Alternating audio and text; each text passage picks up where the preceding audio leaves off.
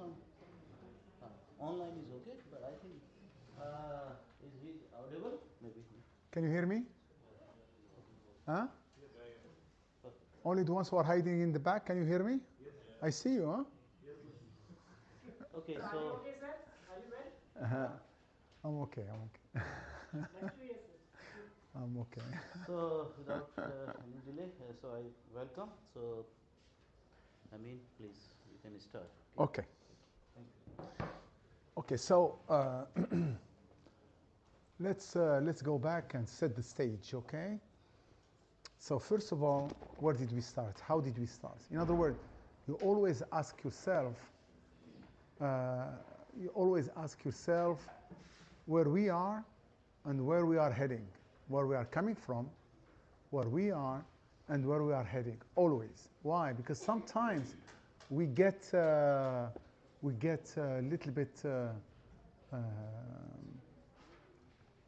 We get distracted and we start going without knowing where we are going. Okay? So, what did we do so far? Where did we start? How did we start? I'm asking you. How? Tell me.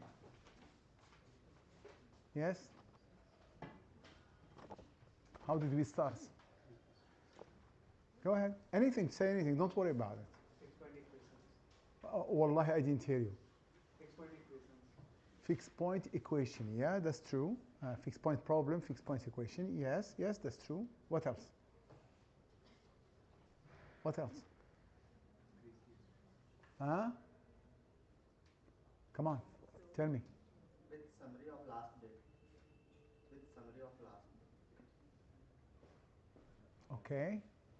Anyone else? What did we do? How did we start?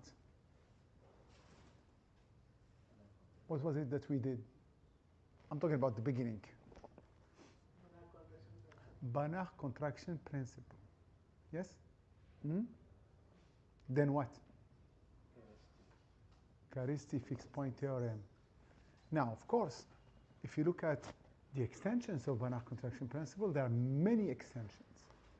But I gave you the most beautiful one of them to learn something from it. Not we want to learn the technicalities, no. That wasn't the point, okay? You can do a better job, I have no doubt about it.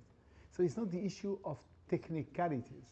It's the issue of what was behind it, the story behind it, how it moved the area into something big, which is the echelon variation principle, okay? What else?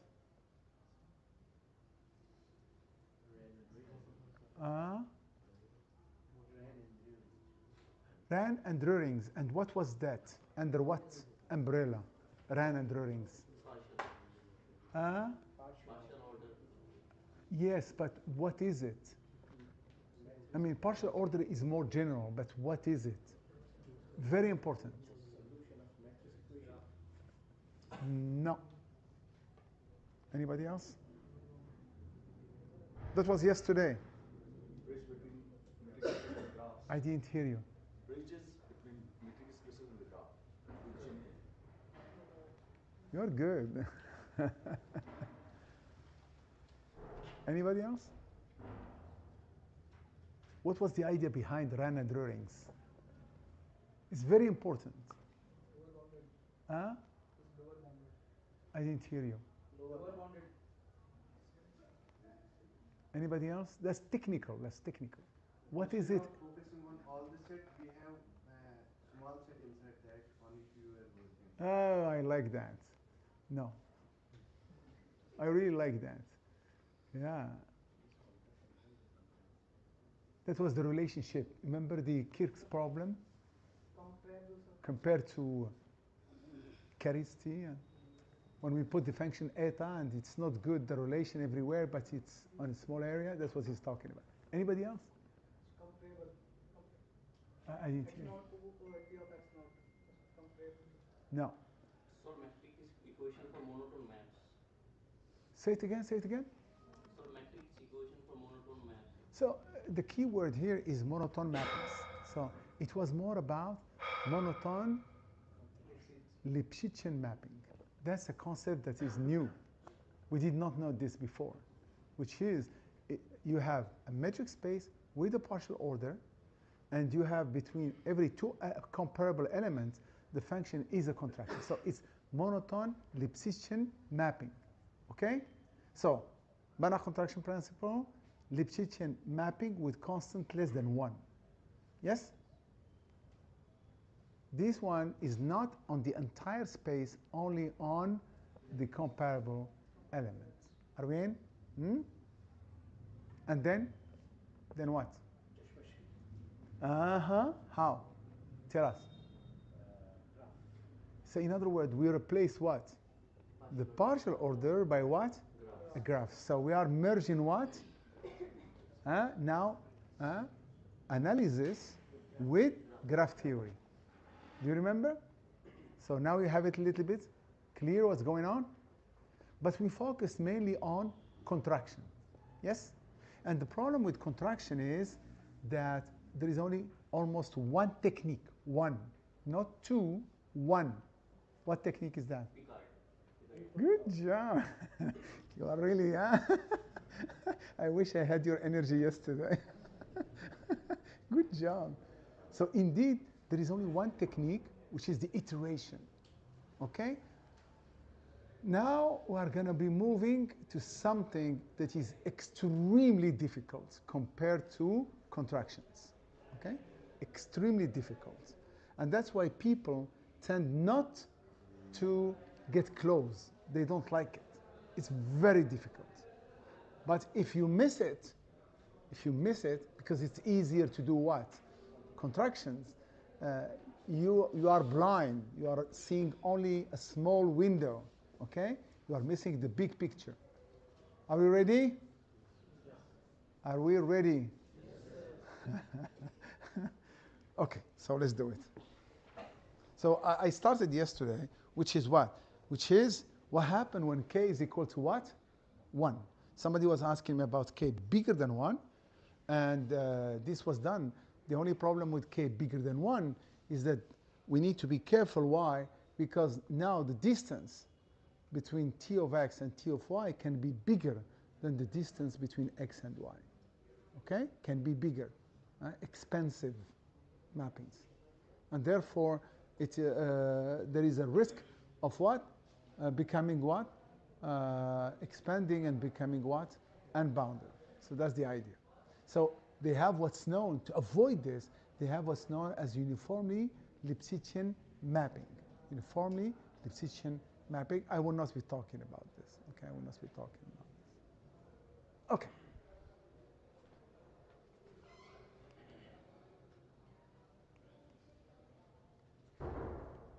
Muhammad, is it working? Yes. It's not working. Okay. So non-expansive mappings. Okay, k equal to 1. And as I told you yesterday, I explained it. Naturally, on a metric space, it's easy to build a counterexample, even if the metric space is compact. Okay, very easy. But if you start to put convexity, you can approximate. That's the reason why. Okay, you can approximate the non-expansive mapping by contractions. And therefore, you can use what? You can use the Banach contraction principle to have a fixed point. There is a lot written about this. What is the behavior? Because it's not just, you can like find a curve in the metric space. Epsilon, x epsilon, the fixed point. So this was done. People did work on this, okay? But I'm going to move on. So what's important about non-expansive mapping in a convex setting is that you have that minimal displacement equal to what? To 0. And there are some people, including Goebel and his students, they worked on the minimal displacement, okay, for some mappings. How do you find the minimal displacement? But let's move on. That's not what I want to. Okay, so here the main questions are, under what assumptions, whether on the domain, on the map, can we secure a fixed point? Okay, that's the idea. Okay, so this is old. This is not 1965. This is old. From the beginning, they asked this question, but they couldn't. They couldn't do except under strict conditions. Like, for example, the epsilon approximation was known. No, was known. Okay?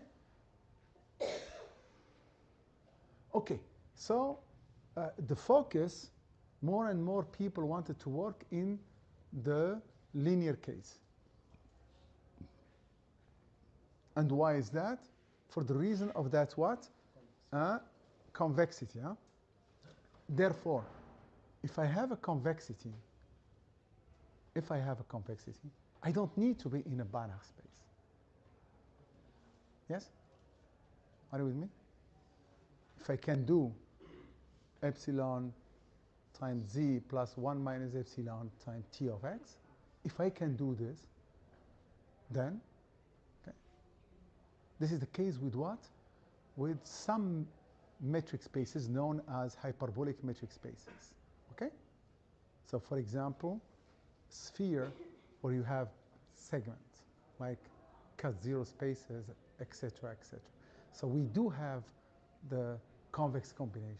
We don't have linearity, but we do have convex combination. We can do the same. Okay? But at that time, they did not know about this. They were just doing it in the linear case. Okay? Because they didn't know what to do. Okay. So this is what I told you. And as I said, if you look at epsilon positive 0, 1, epsilon positive, so epsilon gives me x epsilon. Yes? So this is a curve. What are the properties of this curve? Some people did this. Old, before 1965. Huh? Okay. So the first result known before is the fact that the infimum, which is the minimal displacement,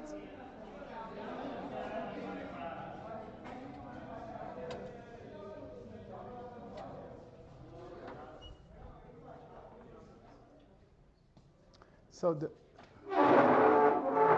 the minimal displacement is equal to what? The minimal displacement, this is the minimal displacement, is equal to what? To 0.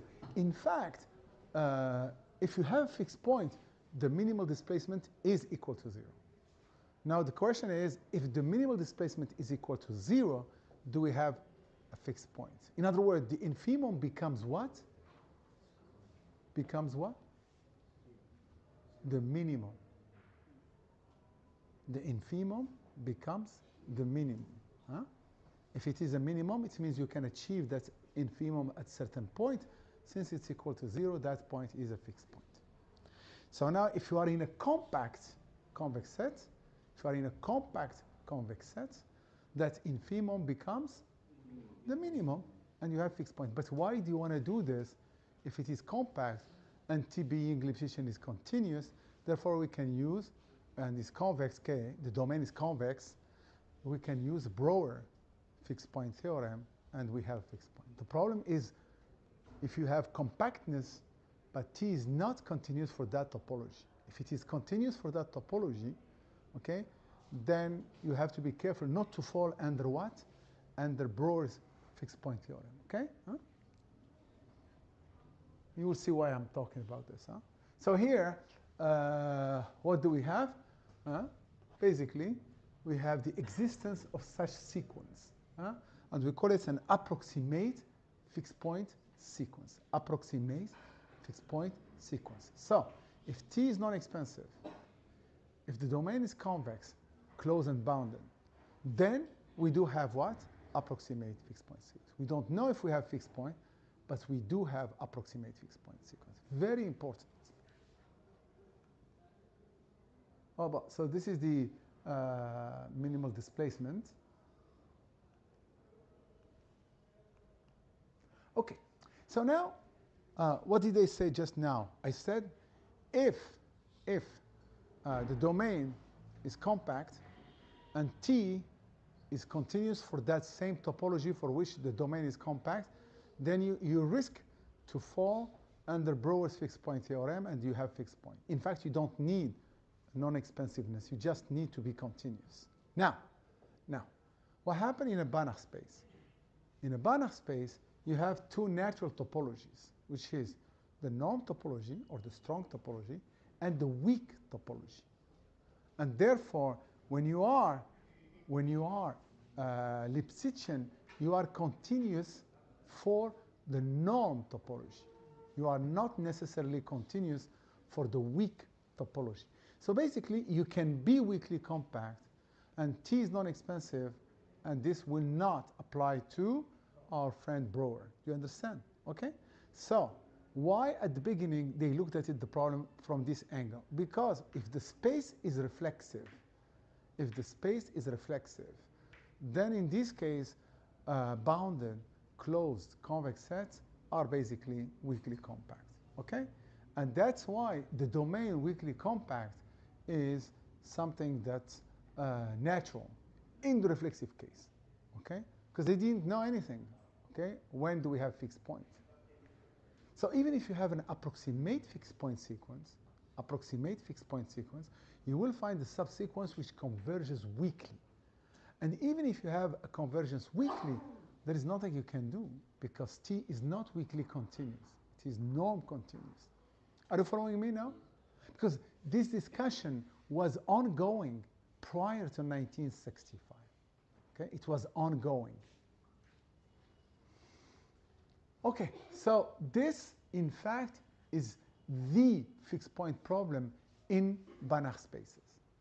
Okay, what you see there in the box, that is exactly the fixed point problem in Banach spaces. And some people will call it, including myself, the FPP or fixed point property in Banach spaces. Okay, so basically, okay. So now, 1965, the main revolution of 1965. Okay? Yesterday, I was not feeling well at night, and these guys came to bother me with Javid, and I couldn't find the information. I wanted really to look for the information for you, but I couldn't find it. You will see in a second why. Okay? I'm saying this. So maybe before I leave, I will find it. So, 3 names: Browder, Good, and Kirk. Browder and Kirk, they were in State, and Good was in Holland, Dutchland. I consider Good to be the one who did it. Okay? Meaning he set the stage for what's going to come after 1965. So let's move on. So here we are. So we have what? The first result. This was done in Hilbert space. So again, Hilbert space is reflexive. Therefore, when we say convex closed bounded domain, it's the same as weakly compact. Okay? So Browder, while he's looking at a differential equation, okay, he needed to find a solution to an operator. Okay? So he looked at the properties of that operator, and he used, without knowing, a property that is non-expansive but not fully non-expansive. Okay? Non-expansive is weaker. He had a stronger property. Okay? But if you look at his proof and you just assume non-expansiveness, it works. But it wasn't like looking for a fixed point. He was interested to find the solution to a differential equation. Are we in? Huh? Huh? That's what he was looking for. Right after that, okay, right after that, I forgot this. If you're convex in Hilbert, very interesting. Let me show you this. This is very, very interesting because this has something to do with hyperconvexity, okay, and ANR. So here is your convex, okay. So it is what? Closed and bounded, convex, closed, and bounded. Since it is closed and bounded, it sits inside a ball. Yes? Hmm? So, in a Hilbert space, the projection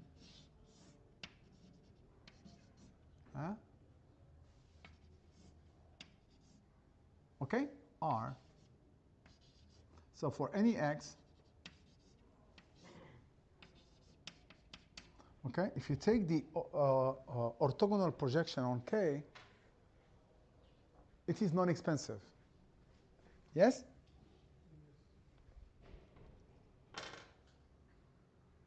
So what you do, if you have a map, so this is K. If you have a map that is non-expensive,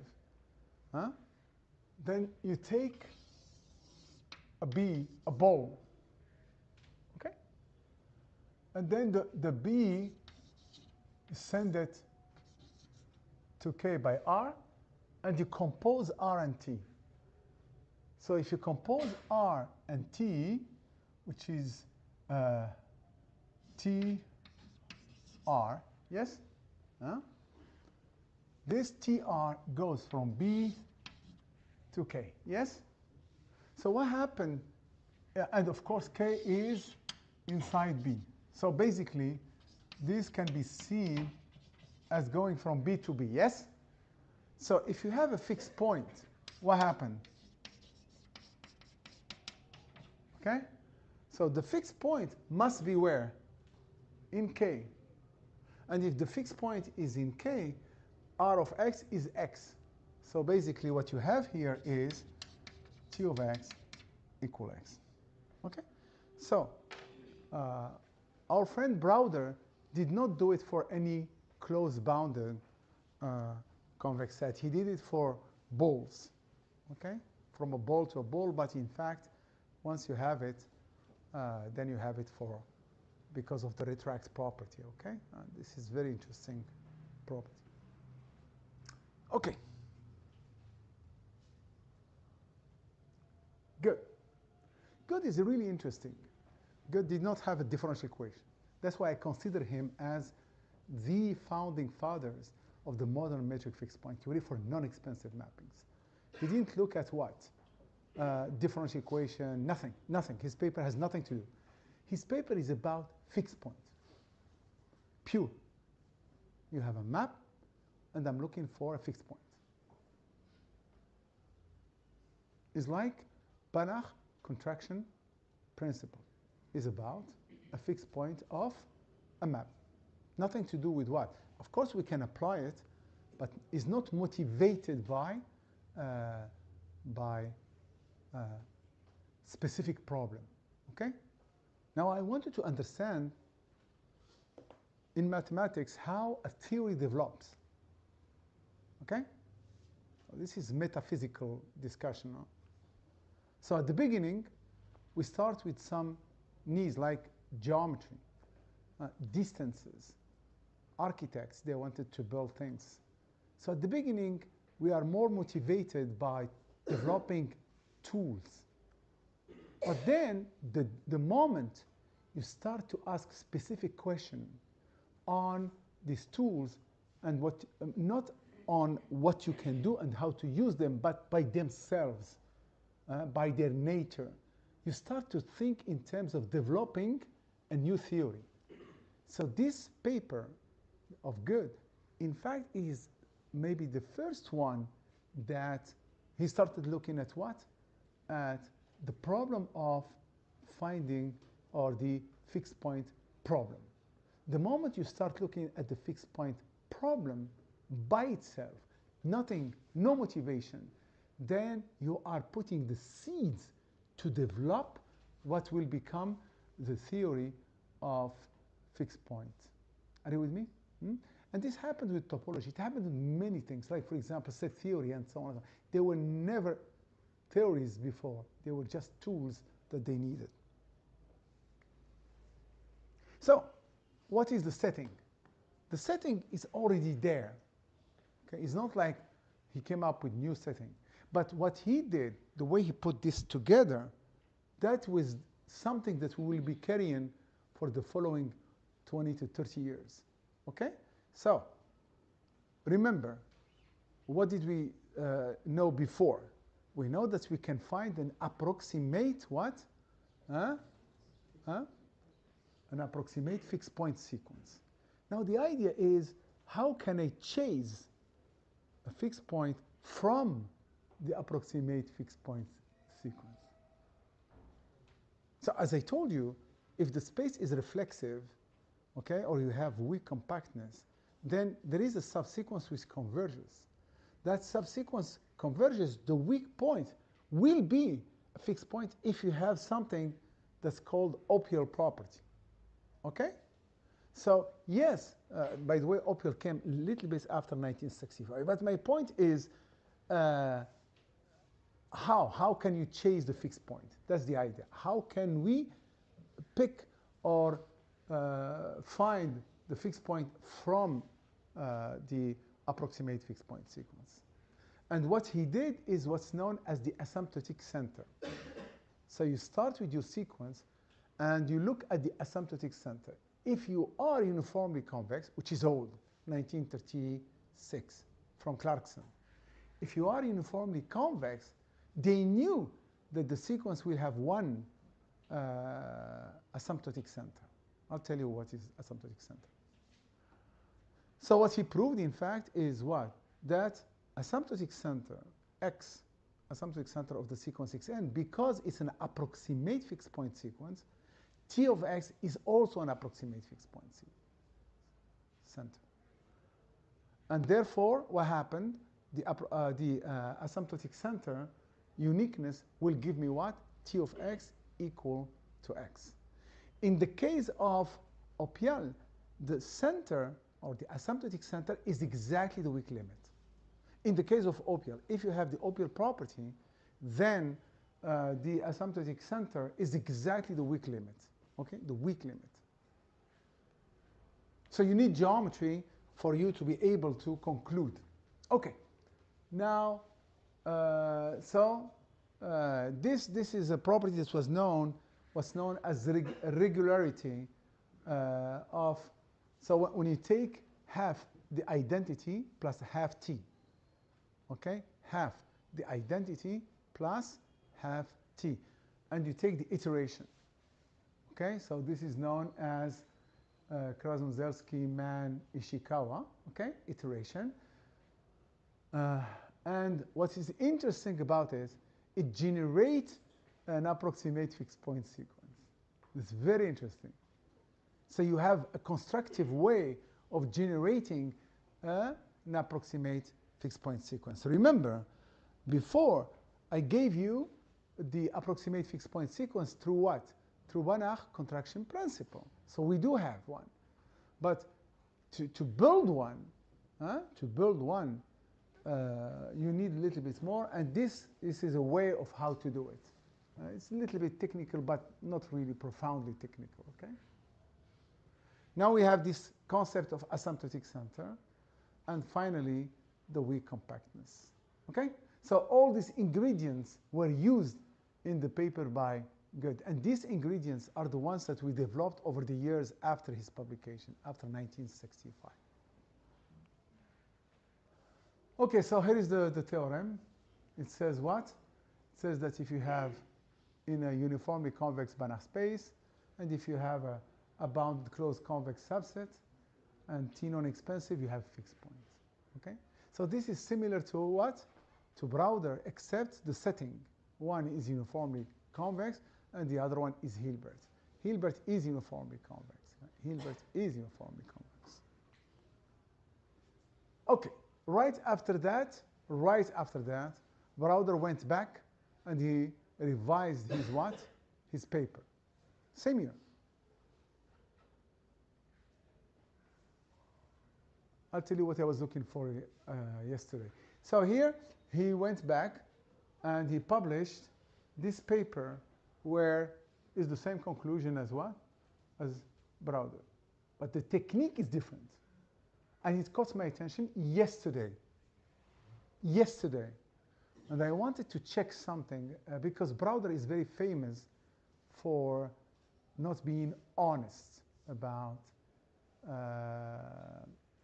prior knowledge. He will not mention any prior knowledge. Anyway, I wanted to go back to find the date of submission. Okay? And if you don't find the date of submission at that time, something is fishy, it's not normal.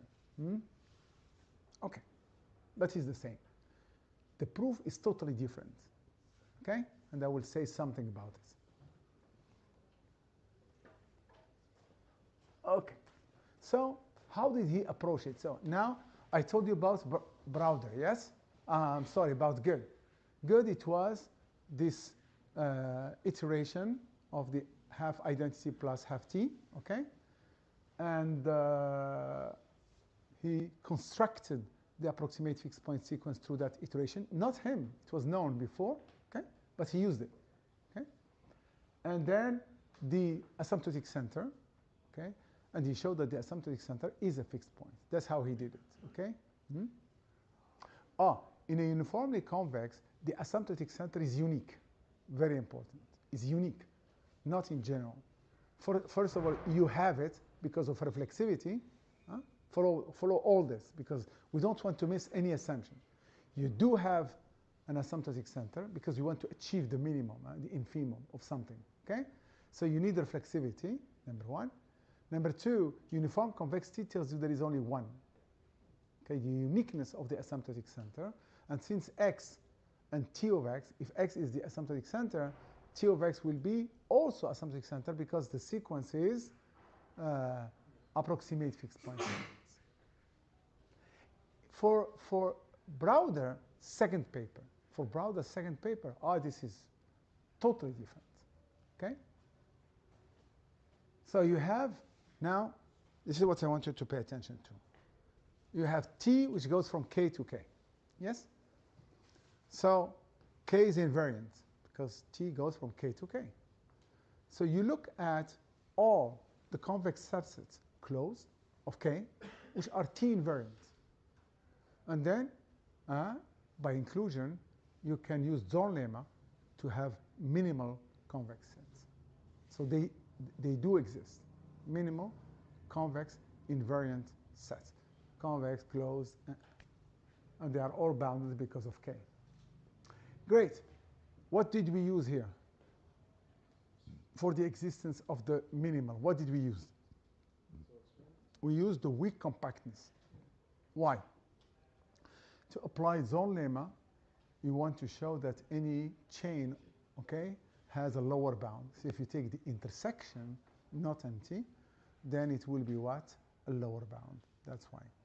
Now, the beauty is, what are the properties of the minimal element? Why? Because we want to show that the minimal set is 1 point. Because if it is reduced to 1 point, a singleton, it will be a fixed point. See? That's, you're chasing your fixed point this way. So what did he do? He took that minimal one and he built one that is smaller. Okay? He built one that is smaller. How? It's very important. How did he do it? He said, okay, either we have 1 point and the job is over, or we have more than 1 point. Either we have 1 point or more than 1 point. How do I know how to characterize that you have 1 point or more than 1 point? Is by looking at the diameter. Either the diameter is equal to what? 0, or the diameter is what? Positive. So if you have a diameter that is positive, he used uniform convexity to what? To reduce the diameter. So the set you are generating is smaller. It has a smaller diameter. Are you with me? Huh? And then, of course, if you build another set inside that one that is minimal, T invariant, then you get a contradiction, and therefore that diameter of the minimal one is 0, which means you have fixed point. These are the ingredients. What caught my attention is that these are exactly the ingredients of Kirk's fixed point theorem. And this is what really yesterday caught my attention. And then I started looking, before Izhar and Javid came, started looking when was it submitted, that paper. And I did not find it yet. Okay, so let's move on. It's totally different from good, yes? I told you, good approach, and this approach which is similar to Kirk's approach. Okay, so this is what I was telling you. And now we go to our friend Kirk. Same year. 3 papers, or 4 papers if you want. I always ignore the first one, because it's very technical to a differential equation. So 3 papers. They set the stage for the development of the theory of fixed point for non-expensive mapping. Okay? So now we go to our friend Kirk. Same year. So what happened? Kirk was was a geometer, was not fixed point theorist. There was no such thing as fixed point theorist anyway. So he did his PhD in geometry, and he was doing geometry, pure geometry, with a famous mathematician, by the way.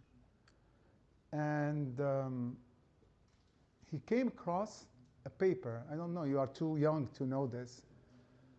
Russian publications in the old days, I'm talking about in the 80s and earlier, 60s, 70s, 50s, what they used to do in the old days, 30s, 20s, Russians, they were publishing in French because the aristocrats in Russia, they spoke French, not Russian. So the intellectuals in Russia, they were speaking and writing in French. But after the Bolshevik Revolution, they started to write, because of their national identity, in Russian. The problem with the Russian language, which was the masses language, is not commonly known, okay? And therefore, they wrote in Russian, but not that many people read their work. So this paper was written in 1948 in Russian. And what the Americans will do, they did not translate all the Russian publications, but they put the abstract and the theorems in English. So you will find a volume with all the Russian publications that came, for example, in a quarter, like 3 months time interval, and they will put the abstract. You can find them in the library. I'm pretty sure you can find them in the library, where you have the abstracts, the authors, the journal, as well as the main theorem of the paper in English. Okay? So Art found this paper by Brodsky and Millman, where you have geometric property. Geometric property. I told you that he was a geometer, okay? Geometric property where the convex set has a point that all the group of isometries acting on the set, they leave invariant. That point stays invariant by all isometries acting on the set. In terminology that is modern to us, it means that point is a common fixed point for all isometries. Yes? That's what it means. So Art was interested to understand how, what is this geometry, okay, this property, and how the proof. But he couldn't understand it because it was in Russian, the paper. So what do we do when you don't know Russian or any other language? Like Javid was asking about good paper. He thought it was written in German, but it was written in Dutch. I sent it to him. What do you do when you have a paper that is not in your native language or your language or even a language that you know? What do you do, mathematically speaking? What do you do? Tell me. I'm just curious whether what Art did is natural and normal. That's why I'm asking you. I'll tell you afterward why I know this. But anyway, tell me. What would you do if I give you a paper in Russian, mathematical paper in Russian? What would you do? We will just look at the equations. That's exactly what he did. That is exactly what he did. And I am glad and thankful to God that he did that. Wallahi, I am glad he did that. Why? Because if he knew Russian, if he translated the paper, he would have stayed with that property and geometry. That's it. But because he just took the math and he ignored the text, yes? When he did that, he discovered by putting the stuff together, trying to understand, putting the stuff together, step from step from step, that in fact he does not need an isometry. So he starts with one map, one map. So instead of proving, which is the center, the Chebyshev center, so what he did, he worked with them one map, and then he came up that there is a point that is invariant by that map.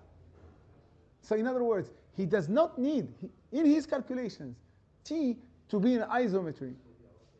So what does he need? He just needs norm of Tx minus Ty less than the norm of x minus y. Meaning what? Meaning what for us? Now, it means what? Non-expensive. His paper does not talk about non-expensive. He talks about a map that do not increase the distance. That's exactly the title. Because there was no non-expensive at that time. So how do I know about this story? Because we were in Chile, me and Art, and we were having dinner, and he was relaxed, and we start talking about stories, including Caristi and so on and so forth. And I asked him about this theorem, so that's why. And he told me the story behind it. Okay, so what is now normal structure property? Okay, so this is it. So this is the property of Brodsky and Millman. And this is what he discovered by looking at the math, not the translation of the whole paper. If he did, I assure you, we would never have seen this theorem. Never. Because who wants to look at normal structure? For us, people working in Banach spaces, in fact, Browder, he used what? Uniform convexity. That was commonly known in Banach spaces, not normal structure property. Okay? You see the theorem, a fixed point theorem for mappings which do not increase distances. Do not increase distances. So again, if you have a bound closed or convex subset of a reflexive Banach space, okay, reflexive Banach space, and why is that? Why? Because he wanted to have weak compactness. Yes. So it's enough to assume that K is what? Weakly compact. We don't need the space to be what? Reflexive. But this refinement came afterward. At the beginning, he was so proud of himself, so happy to prove this theorem, he didn't care about optimizing the assumptions. I know only one mathematician who is amazing in optimizing. He will never publish a paper till he optimizes the assumptions in his paper. If you change anything in the theorem, you will find a counterexample. And his name is Pekilin. Okay, let's move on. And the reason why, because I was told, don't try. I was working on his papers when I started my PhD, and they told me, be careful about this guy, okay? Okay, I'll come back to the normal structure property, but let's go to uniform convexity now, okay? I want to go to uniform convexity. So what do we know? This is our friend, what's his name? Clarkson, okay? So you have the parallelogram identity. Everybody knows the parallelogram identity, yes? So what happens if you divide by 4? If you divide by 4 here, you get what? X plus y over 2, x minus y over 2, and 1/2, 1/2. Yes? So what is the geometric meaning of this? So this is, I'll show you this way now. What does it mean? It means that if you have a ball and you have x and y, and you have the distance between x to y, which is bigger than epsilon. So in other words, they are a little bit far from each other. The middle point will be where?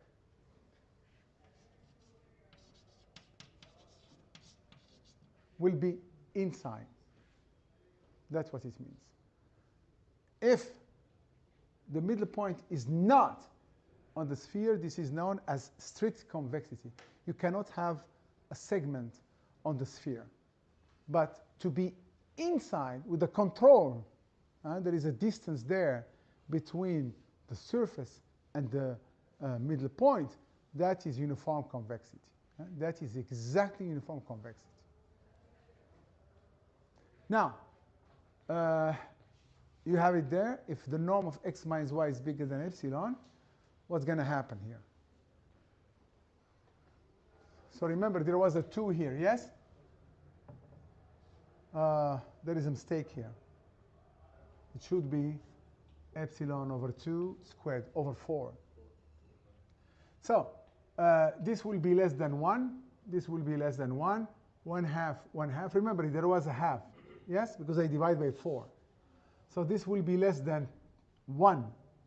1 plus 1 over 2, 1. Minus this is bigger than this over 2. So to find this, you take the square root, yes? You see it, huh? So you have a control. And this control is less than 1, yes? Yes? How far you are from the surface?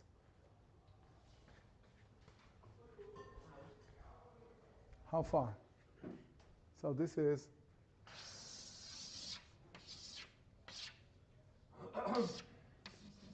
how far is this distance?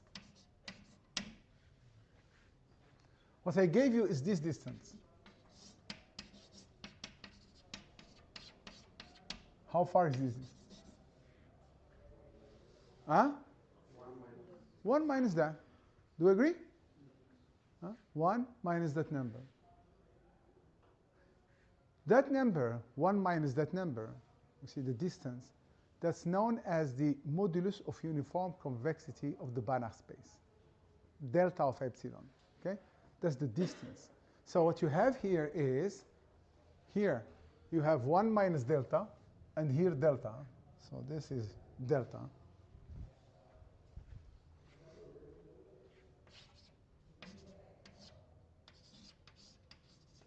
And here you have 1 minus delta. Okay? Of course, this is in Hilbert. So you can do exactly the same, and that's what Clarkson did, in any Banach space. Okay? So here is the definition that he offered in 1930-something. Okay, Clarkson, 1936. Sorry, because I tried, my AI assistant gave up on me yesterday. I tried to, the reference is hidden under this definition. I have the reference, yeah. Okay, so you see it now. Huh? The norm of the middle one is less or equal than 1 minus delta, yes? So uniform convexity means what? The delta is not equal to 0, yes? Because if delta is equal to 0, then we are going all the way to what? To the sphere. Okay, let's change it, and you will understand in a second why.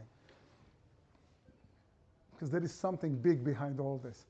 Let's change it from norm 1 to norm R. Are we in? Norm 1 to norm R. In other words, I'm looking at the sphere centered not anymore at 0, at certain point. Okay? So as you can see, here in this picture, I did not say we have 0 here as the center. I can say any point. And now I change this into radius r. And the distance between x and y, I can say,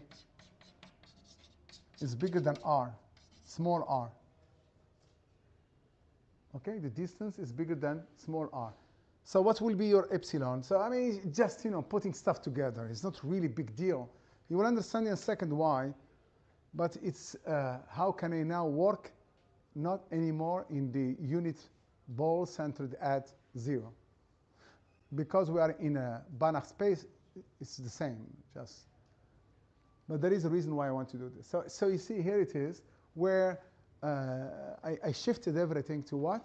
To a ball with center P and radius r, capital R.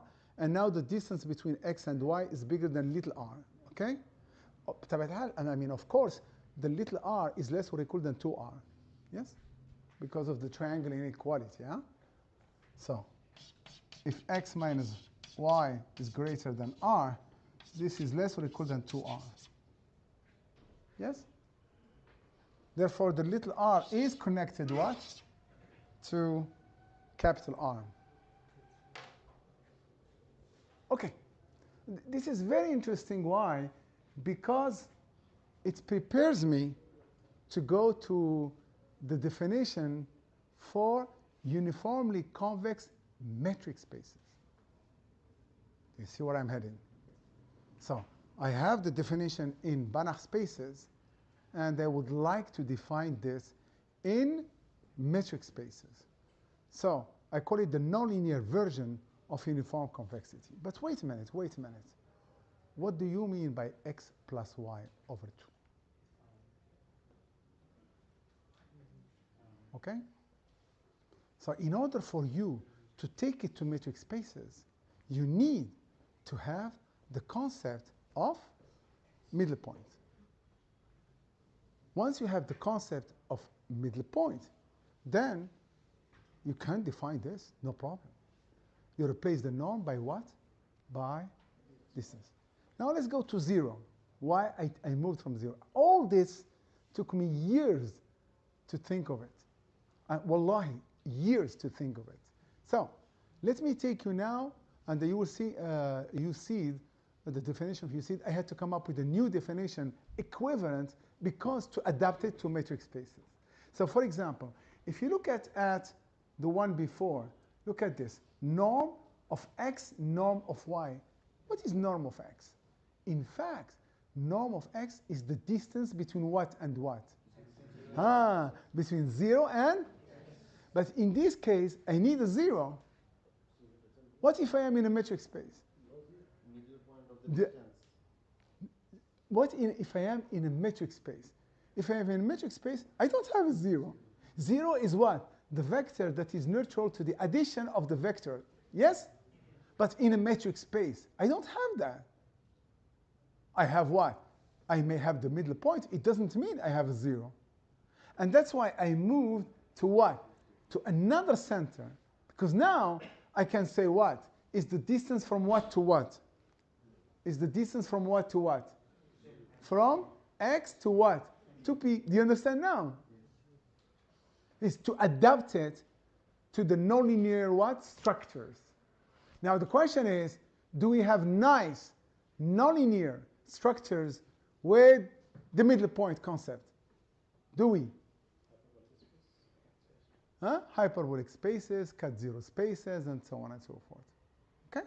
So we do have non-trivial books are written. If you go to Javid's office, you will see it on his desk, a book dedicated to metric spaces where you have it's not the only one. You have another one by Goebel and Shimon and others. Okay. Now,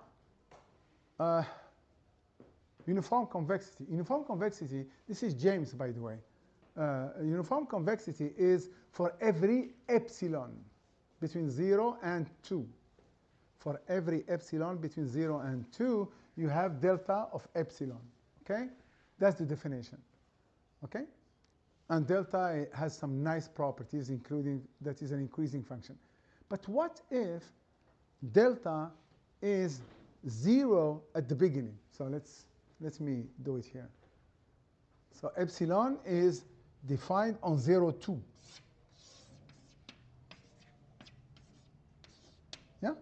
So the uniform convexity tells you you have something like this. Increasing and non-zero for, of course, 1 is the biggest value. This is delta epsilon. Okay? But what if I am equal to 0 here? And then I take off. Allowing ourselves to be equal to what? To 0 at the beginning. So you are no longer what? You are no longer uniformly what? Convex.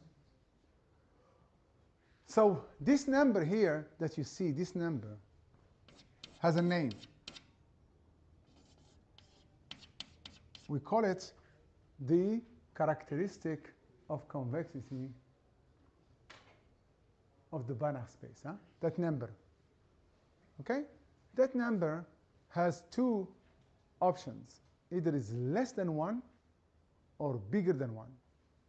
If it's less than 1, it's beautiful for fixed point theory. If it's bigger than 1, it's beautiful for, but not 2. It's beautiful for the geometry of Banach spaces. That was James who did it. Less than 1, us, we did it.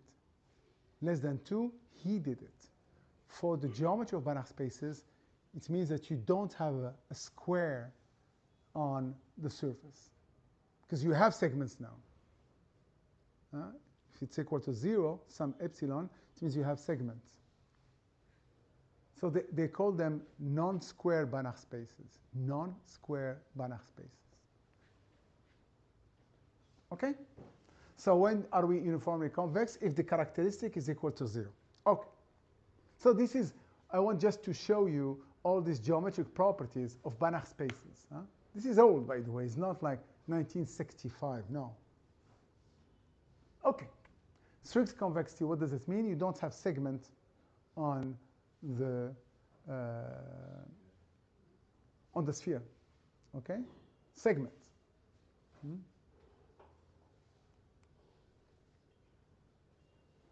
Now, this property, strict convexity, and this property are similar. You should see them. This property and this property are similar. One is uniform of the other one. Okay? So R, capital R, is this number here. This one and this one. That's R. And this one is R. This must be equal to 0. Okay? So it's some kind of uniform strict convexity.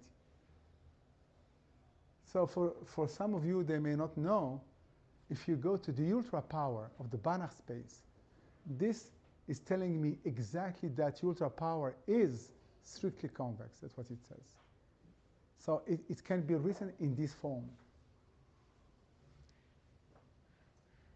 Okay. I'm showing it to you because this will be important. That's why. Again, if I want to have this property in metric spaces, what happens? I will have to shift from xn to xn minus p. Do you understand? Huh?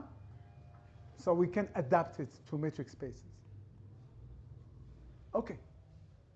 Now, in a uniformly convex, what happened? Convex sets are proximal. Strict convexity tells you that you have at most one point, the projection of x on C. Okay, you have at most one. That's strict convexity. But uniform convexity shows you there is one. You see the difference? With strict convexity, you may not know if you have a projection. Okay? But in the case of uniform convexity, then you do have what? A projection. Since you are strictly convex, it is unique. Right? Or if you want, the projection is single valued, not multi-valued. Now, how do we prove this? Very easy, from the theorem before. Why? Because, okay, it's an infimum. Yes? What did they write here? Ah, okay, there exists y, yes? Y is unique. So anyway, so let me show you how to do it. You take Zn, a sequence in C, such that this distance goes to the infimum. Okay? So what's what we call an approximate sequence. You are approximating the distance, yeah? And this Zn is Cauchy. That's uniform convexity. Okay? And since it is Cauchy, it converges to this one. You got it? So you assume it's not Cauchy, and what does that mean that is not Cauchy? It means Zn minus Zm will be bigger than what? Epsilon. That's part of the definition of uniform convexity. Are you with me now? Huh? And you will find that Zn plus Zm over 2 gets closer to x. Anyway, so that's number one, property fundamental. Okay? Property number two, if you take a family of bounded closed convex sets that is nested going down, their intersection is not empty. If you remove bounded, it's false. Are we in? Because you can take the closed intervals on R, 1 to infinity, 2 to infinity, 3 to infinity, their intersection will be empty. Are we in? Okay. So if it's bounded, these closed intervals, convex sets that are nested going down, the intersection is not empty. Okay. That property, according to Shmulian, that property gives me exactly reflexivity. Okay? Now, this is very important when people, after the publication of Kirch's theorem, they wanted to have Kirch in metric spaces. Okay? The theorem of Kirch, you need weak compactness. So the question was, what is weak compactness? This is very important. You will not find it anywhere. What I'm telling you, you will not find it. It's not written. So let me rephrase what I'm saying. Kirch's theorem says what? If you have weak compactness, convex, weakly compact, and you have non-expansive mapping and normal structure property, T has a fixed point. This is Kirch's theorem. So what is this theorem in metric spaces? So first of all, I need a convex. Yes? So a convex, if you have x and y, you can have x plus y over 2. Yes? Yes? That's one way. That's Takahashi's way. But there is a guy, he came with a totally different what? Approach. And he called it a fixed point theorem without convexity. That's exactly how he called it.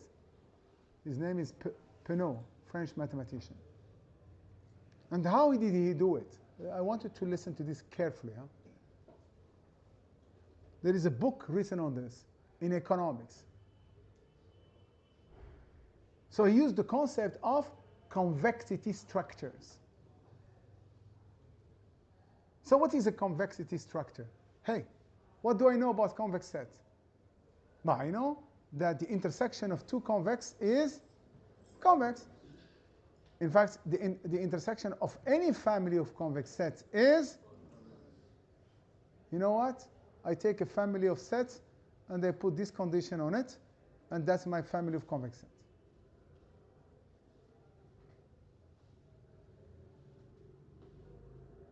Now, what's interesting about this definition, and there is a book, I have it by the way, about convexity structures. It works in discrete sets. It's set theoretical approach of convexity. And now, imagine all what you can do. The door opens into something big, meaning what? What is a convex function? Every x, every r, the set of x for which phi of x is less than r is convex. If I know I have my family of convex sets, it means it belongs to the family. Of course, you do not have what? X plus y over 2, because you have now a definition of convexity. Yeah? You have no idea how profound this changed our view of Kirk fixed point theory. Do you remember yesterday I told you about Tarski? Yes? What was Tarski? Does anybody remember? I'm just testing you. What does Tarski say? Order preserving map Order preserving map, monotone, has a fixed point. On a complete lattice. on a complete Lattice. lattice. Guess what? This is Kirk's theorem. This theorem is exactly Kirk's theorem.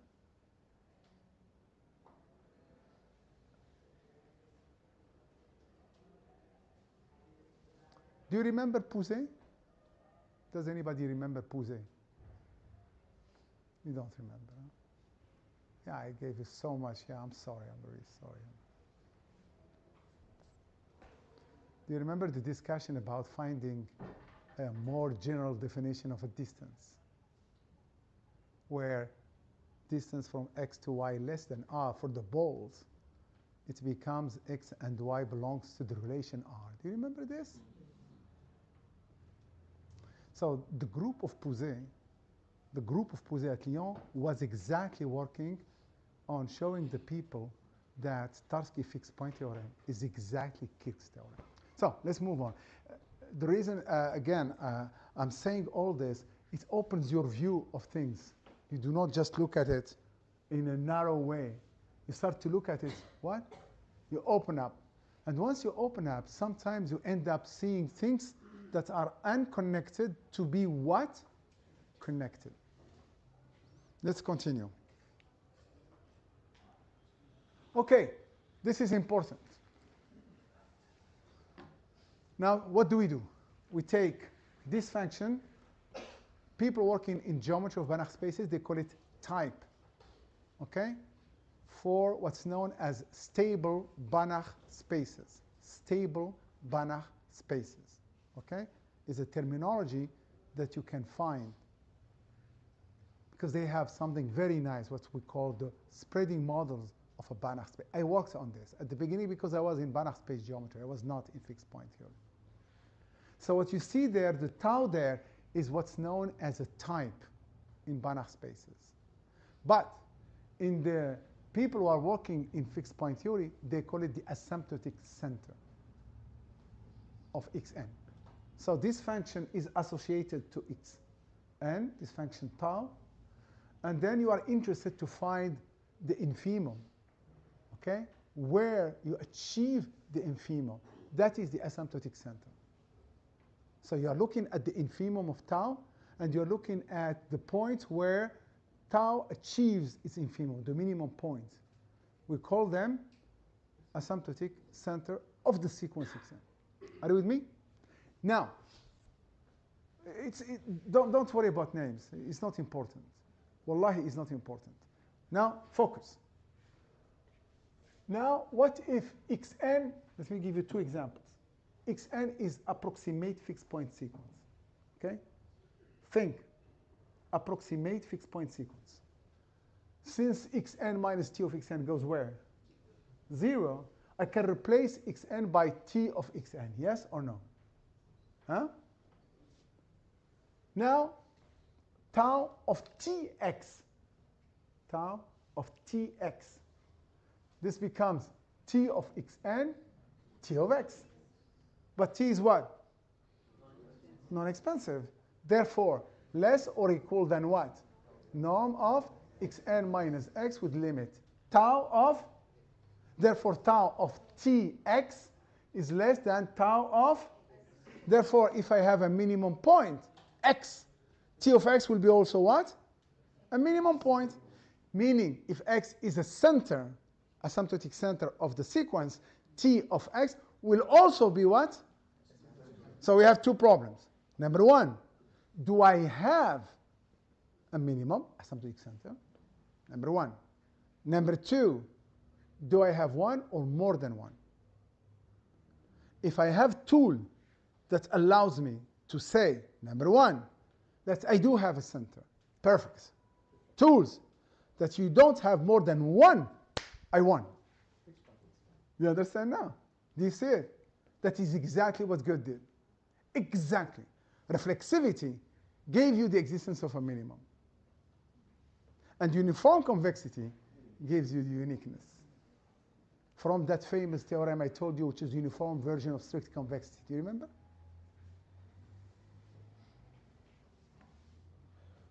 You got it, huh? Without going to technicalities, huh? That's what I was just saying right now. Okay. Now, I told you if xn is what? If xn is what? Approximate fixed point sequence. But there is another one that is a lot easier, which is Tn of x.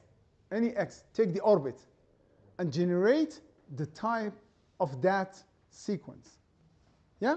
So think of it now as you have Tn of x0, Tn of x0. Now what is tau of Tx? It's going to be Tn of x0 minus t of x. Again, t is non-expensive. Less or equal than what? Tn minus 1 of x0 minus x. But lim sup of Tn or Tn minus 1 is the same. Therefore, tau of Tx will be less than tau of x. So there are two ways you can do it. Either by what? Taking approximate fixed point sequence, or taking the orbit. Now you tell me. Now I'm testing you. Do you remember the famous test about what made Banach contraction principle famous?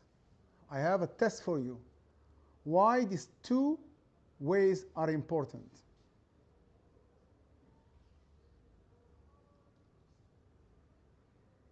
So one, I'm using what?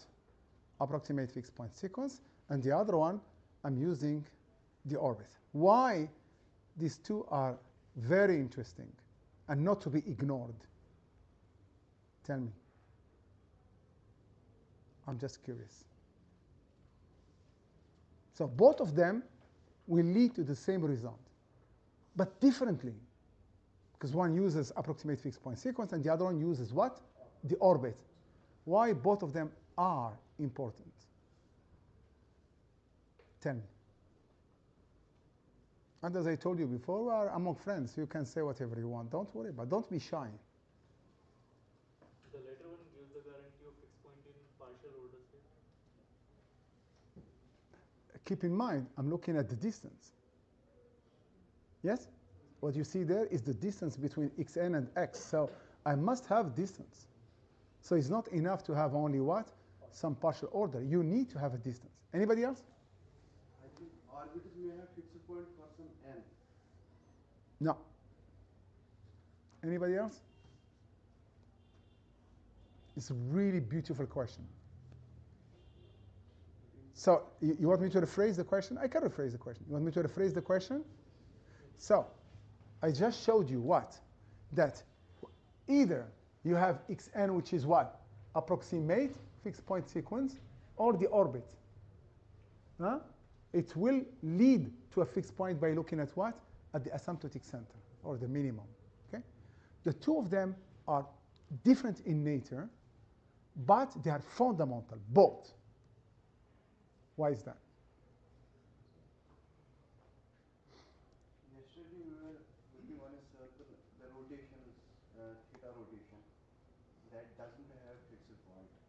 But No. if theta is rational, we can add some orbit, add some n, it may have fixed point. I like what you're saying, honestly. I really do. So, very simple. What do you see there? What do you see here? Here. What do you see here? What do you see here? This. What is this? No. Distance. Between what and what? That's what we do in metric spaces. This concept of type is well defined in metric spaces. But you see, in a metric space, I can work with the orbit. I cannot work with approximate fixed point sequence. Because the existence of an approximate fixed point sequence is ensured in a convex set in the Banach spaces. So I may not have what? I may not have in the nonlinear structures, I may not have an approximate fixed point sequence. If I have it, perfect, but I may not. But the orbit, I can. Do you see now? So if I have a means in metric spaces to ensure what? There is an asymptotic center, and it's unique. Hey, we made it. Through what? Through the orbit. Do you see now? So keep in mind, whenever I do something, I am keeping my eyes on different structures. So at the beginning, when I was a student, I was only looking at the asymptotic center in Banach spaces. Do you understand? But more I learn, more I get to learn, I start to connect all these concepts together. Because by connecting them all together, I get a better view where I can go in cases I am not in Banach space. Do you see what I mean? Are you with me now? Or I'm bothering you? I'm bothering you. Well, I am bothering you. Izhar, you should stop me. Come on. Okay, so let's continue. Here it is. What I just told you is right there. So whether you have an approximate fixed point sequence or you have what? An orbit, the asymptotic center will be a fixed point. You got it? That's what it means. Okay, now what is this, the normal structure property? Now let's go to our friend Kirk. Ready? I need your attention now. This is serious now. Why? If you remember, what did I tell you? Pay attention to what I'm saying now. This is serious now. I told you that Brodsky and Millman was looking at a property from a geometry point of view. Yes or no? That's what I told you. Huh? Kirk was looking at that paper from what point of view? Geometry point of view. Yes? That property was unknown to whom? To the people working in Banach spaces. What they knew was uniform what? Convexity. They have no clue or anything to do with what? With normal structure property. Now, if you do a search on normal structure property in Banach spaces, it started in 1965. So at the beginning, nobody knew about this property in Banach spaces. Guess what? It is the single property that is totally misunderstood till today. It's simple, but extremely difficult, and I will tell you some of the open problems about it. So here it is. So what is now the normal structure property? You take a convex. Okay?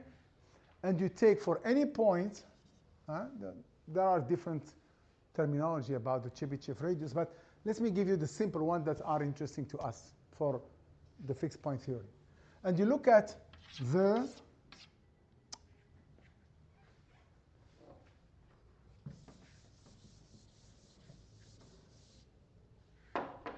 So we have a convex. Okay. For any point you look at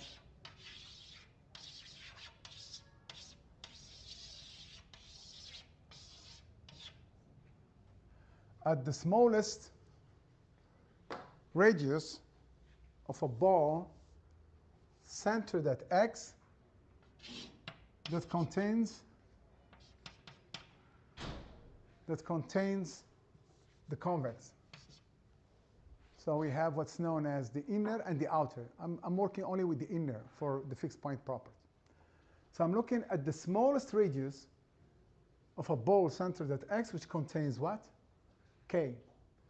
So if you want to find it, Rx is exactly the sup of the distance from x to y. That is exactly what it is. Okay? So the smallest ball centered at x, which contains your convex. Yes? And now you take the infimum of these radiuses, and you call it the Chebyshev radius of K. All right? The Chebyshev radius of K. Now, this Chebyshev radius, in some cases, including the Hilbert space, is going to be less than the diameter. In fact, in the Hilbert space is less or equal than square root of 2 over 2. So it's not just less. It's less than square root of 2 over 2. Okay? So this is what's known as normal structure property. Whenever you have this property, we call it what? The normal structure property. Wait a minute. What was R of K? R of K is the infimum. And you are saying that this is strictly less. When this will happen? This will happen if I can find one x such that what? See? This happens if there exists x in K such that this is less than diameter. Yes or no? Because it's the infimum, and the definition of the infimum gives me this. This is exactly this. Now, what is the not normal structure property? It fails. What does it mean? But it means that R of K, because these numbers are all less than diameter. So this less or equal is obvious. And also it's bigger than half diameter by the triangle inequality. Okay? Now, what does it mean equal? Means that every x, Rx, is equal. Yes, to the diameter. Which means that when Rx is equal to the diameter, we call it a diametral point. That x is called diametral point. So what does that mean? It means that any x in K is diametral. The normal structure property tells you that there exists an x which is not diametral. When every x is diametral, we call it diametral set. So when you have normal structure property, you do not have what? Diametral set. And if you want an example of a diametral set, you go to little L infinity and you take the unit ball. The unit ball is a diametral set. Are you in? Okay? Now, let's continue now. So these are just the definition of the Chebyshev point and so on and so forth. And where you achieve the infimum is called the Chebyshev center of the set. X such that Rx is equal to R of K is known as the Chebyshev center of the convex set. Okay? So just terminology, Now look at this. Do you remember the characteristic less than 1? Do you remember? I told you if it's less than 2, people, James, working in geometry of Banach spaces, this is non-square Banach spaces. But if it's less than 1, it has an impact on fixed point theory. Do you remember? Here it is. If it's less than 1, the Chebyshev center, you see it, is this inequality here. There is a non-diameter point that satisfies this inequality. Epsilon is to be taken between epsilon 0 and 1. It's less than 1. Less than 1. So if you take epsilon between the two, you can find an x for which you have this inequality. What did they tell you about Hilbert? How much do I have here? Square root of 2 over 2. Huh? That's what you have right here. Are you with me?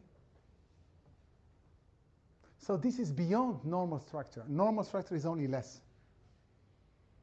What happens when you have a number here? Square root of 2 over 2. Or this one. This is known as uniform normal structure property. Uniform normal structure property. Okay.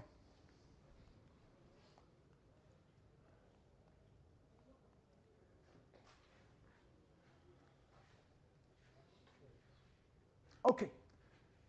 What did I tell you about Browder in the second paper? I told you that there was an analogy with what? With Kirk. Yes? So he took the minimal what? Set. Do you remember the minimal set? So what's interesting about that minimal set, and that was in the paper by Kirk, he has these two, for Kirk only. He has these two properties. Property number 2 is that it is diametral. Yeah. So at any x, Rx is equal to the diameter. And property number 1 is beautiful. It's just set approach. You have K is convex. You have, it's very, very simple. And it's very important because it's set approach. You have K, T of K included in K. Yes? The minimal, the minimal. So the conv of Tk is going to be included in K because K is convex. Yes? And therefore, what is T of this? But it's going to be included in T of K. And T of K is here. So this is included in the conv. Therefore, conv of Tk is invariant. And since it is included in K, then we must have a biminimality equal. So that's why. And that inequality there is fundamental for the second property. So the property number 1 is important for the second property. Now, if you have normal structure property, what does it tell you? They only said that is diametral if the diameter is equal to what? To 0. So if the diameter is not equal to 0, you are not possible to have this. Do you see what happened? So if you have normal structure property, that minimal set must be reduced to 1 point, therefore you have a fixed point. You see how? Of course, we want it to be non-empty. We need what? Weak compactness. So weak compactness tells you that the minimal, remember, exists and is not empty. Okay, here is the theorem. Property B is crucial, but you cannot get property B if you don't have property A. Okay? Now, I didn't have time to put more. No, I have more, but I didn't have time to tell you about, is there anything else we know about that minimal set? Every time we discover something about the minimal sets, it opens the door to something big. So we know of one more property, one more. So we have A, B, and there is one more that was discovered in 1975 by Karlovich. And Goebbels claimed, which by the way, I'm one of the people who believed him, is fine, that he published it in Eastern Europe and it was not known, and he showed it to us. So now we call it Goebbels-Karlovich lemma, after he showed us that. But for a while, we used to call it only Karlovich lemma. In fact, in my first papers, I was just writing Karlovich lemma. one tiny property about approximate fixed point sequence in the minimal set. In the minimal set. Beautiful. Let's continue. Now,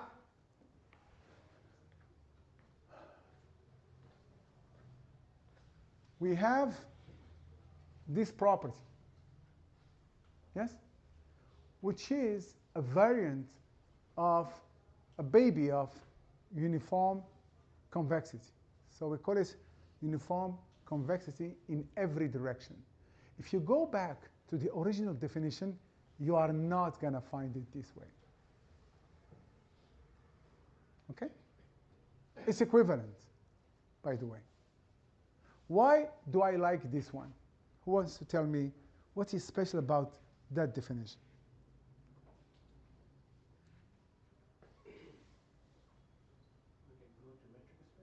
Exactly. The other one, it uses the direction. And do you know what the direction is? If you go back to the original definition, it's Z1 minus Z2. And the problem I have, if I am in a Banach space, I'm sorry, in a metric space, non-linear, how do I define Z1 minus Z2? But in the case of this definition, I have the distance from x to Z1, the distance from x to Z2, and the distance from x to Z1 plus Z2 over 2. I just need the middle point. I don't need the difference. This definition, I just used it not too long ago. It was more convenient to work with this one. They are equivalent in the case of Banach spaces, except one is good for metric spaces, the other one is not good for metric spaces. So, again, if you have UC uniformly convex in every direction, you have the normal structure property. In fact, you have more. The center cannot have more than 1 point. You only have 1 point in the center. But we don't care about what? Having 1 point. We may have more than 1 point as long as the radius, Chebyshev radius, is less than the diameter. That's the normal structure property. I'll come back to this point.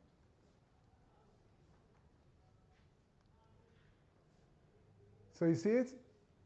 This shows you that what? That the radius is less than what? 1 minus delta times r. It depends on Z1 and Z2. Don't think you have what? Uniform normal structure property. You have normal structure property, yes, because Z1 and Z2, this delta here depends on Z1 and Z2, depends on the point. So if you have UC'd, you have normal structure what? Property, okay? But it's too strong. I'm almost done. The question became, does any reflexive Banach space have normal structure property? So do you remember what I told you about normal structure property? It's very important. I told you that it was discovered by Brodsky and Millman in 1948 and connected to to fixed point property by Kirk, pure accident. Yes or no? If you do a search on normal structure property in Banach spaces, you are only going to find things done after 1965, not before. Okay? Great. Now, this problem by James was solved after 1965. So when they asked a reflexive Banach space has normal structure property. Why? Because they thought that normal structure property is equivalent to fixed point property. They really, I mean, it took center stage because we know that uniform convexity implies UC implies normal structure property. And they thought for a while, for quite a while, that these two are equivalent. Yeah? So James told them, no. Not no. He answered the question whether a reflexive Banach space has what? Has normal structure property. It took center stage. All the research at the beginning, from 1965 to 1979, 1980, it was mostly about normal structure property. Mostly about normal structure property.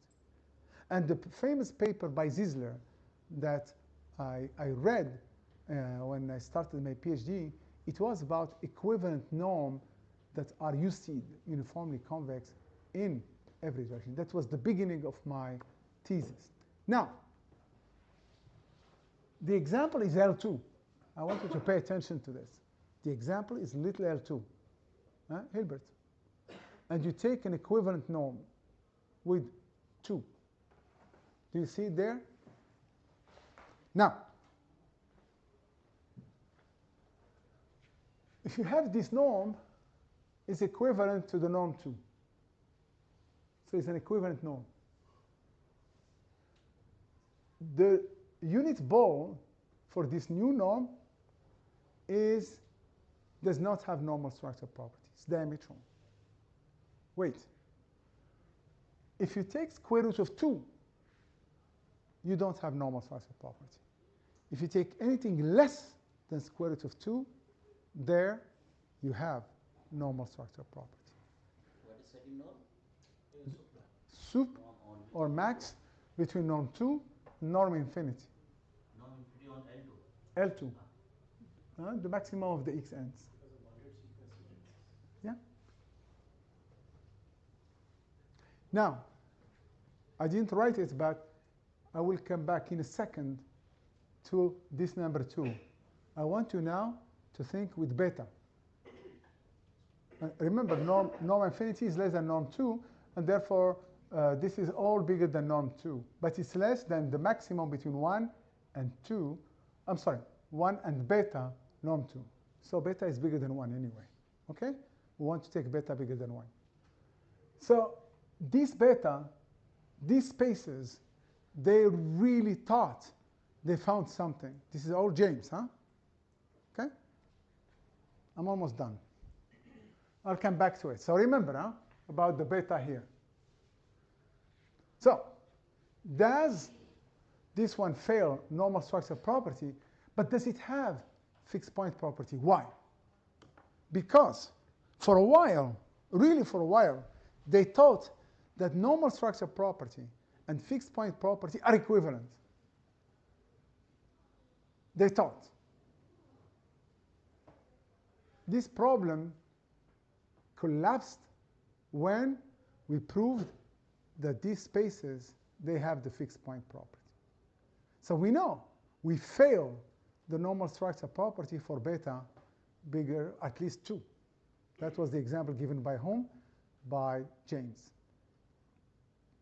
But Picquelin, the famous Picquelin, proved, in fact, that for any beta, this space has the fixed point property. What's interesting about this, and I wrote a book on this, an entire book that Izhar keeps reminding me about it, dedicated to that. Entire book dedicated to that, which is non-standard what? Techniques in fixed point theory, okay? So why I'm saying this, not because I want to show you I wrote a book or this or that, no. What I want to show you is behind this is something very profound. That's what I'm trying to say. To prove it, very complicated, okay? So I'm almost done. 2 more slides and I will be done. Yes. Okay? Yeah? So just 2 more slides and I will be done.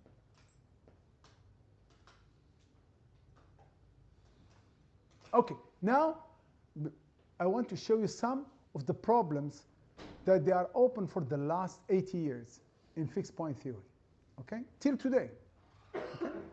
So the mother of all problems, okay? The mother of all problems is the one that you see there, okay? Now, if you go back to the original problem, I don't want to do it, but do you remember, if you go back to the original problem, what was the original problem?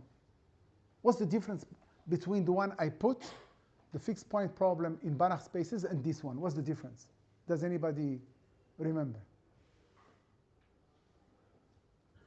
There was a box, and they told you this is the famous FPP in Banach spaces. Do you remember?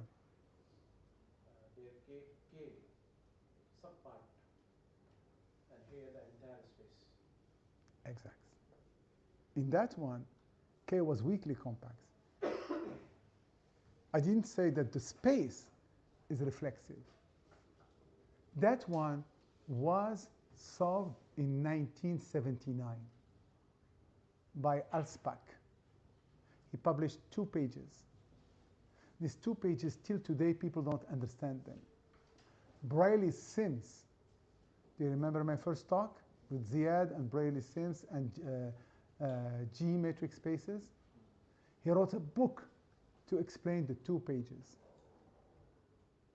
The problem of finding a weakly compact and a map T till today is still people are looking for it. A simple example. And that simple example is related to what you see there. Does any reflexive Banach space have the fixed point property? This is the mother of all problems in fixed point theory. Now, one of the biggest mathematicians in France, his name is Moret, okay? And I worked with him when I was doing my PhD. He's the one, after Alspach found a weakly compact convex subset in capital L1. And what he showed them, reflexive subspaces of capital L1, they have the fixed point property. So it's almost a positive answer. Not fully, almost positive answer. He's the one who did introduce non-standard techniques in fixed point theory, 1979.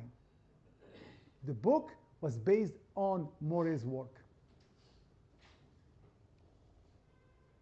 So that's the first one. Now, you have reflexive Banach space. What about even smaller family of Banach spaces, what we call superreflexive? So what is superreflexive? Superreflexive, according to Gilles Pizier, there is a formal definition, okay, using ultra powers. But there is another way that you can see is you have an equivalent norm which is uniformly convex. A superreflexive means you have an equivalent norm which is uniformly convex. Keep in mind, for the fixed point property, once you change the norm, you may not prove that you have the fixed point property. It's really proper to the norm, okay? Now, the last one. Okay, fine. Forget about superreflexive. Forget about reflexive. What about L2? Okay? Can we prove that any equivalent norm in little L2, Hilbert, has the fixed point property? Still open. The one I showed you is a special equivalent norm, not any equivalent norm. So the Spanish people, the group of Garcia Falset and Enrique, they worked on this problem. They worked for years. And they are able to prove some stuff.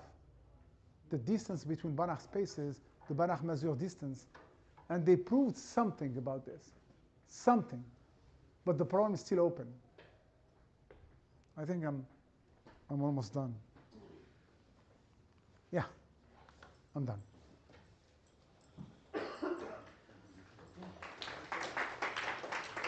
you very much for this important talk. And of course, this is one of the toughest and important research area in fixed point theory. Yeah. Very important. Yeah. Reasoning property, Yeah. problem, and connect with the fixed point property. Yeah. No way you can look at this only from the point of view of contractions. If you publish only one paper, that's Oof. maybe whole life. Oh. It's like that. Oh. I think so. You will become really the center person, yeah. Yeah, Oh. so No, don't try to solve this problem. No, don't even think about it. I'm not saying this. I'm saying if you can bring an epsilon to the big picture, you will become the center person. Anything about contractions now, people, okay, fine. But this is serious business. So my point is, as I said earlier, there is no way you can only focus on contractions because it's easy. No. If you ignore this part that I described today, okay, and by the way, I tried to show you how big it is and how open it is. For example, what is happening to nonlinear structures in metric spaces? I didn't even touch. But I assure you, if you understand what I just said, and you go there, you will fly. You will really fly. No doubt about it.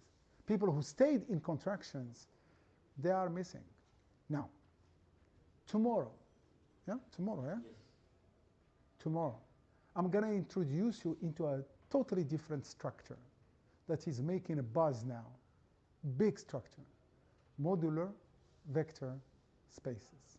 Are we in? Okay, so now it's a tea break for 20 minutes. So tea is ready outside. Just I have one little office. Maybe you can ask them the tea.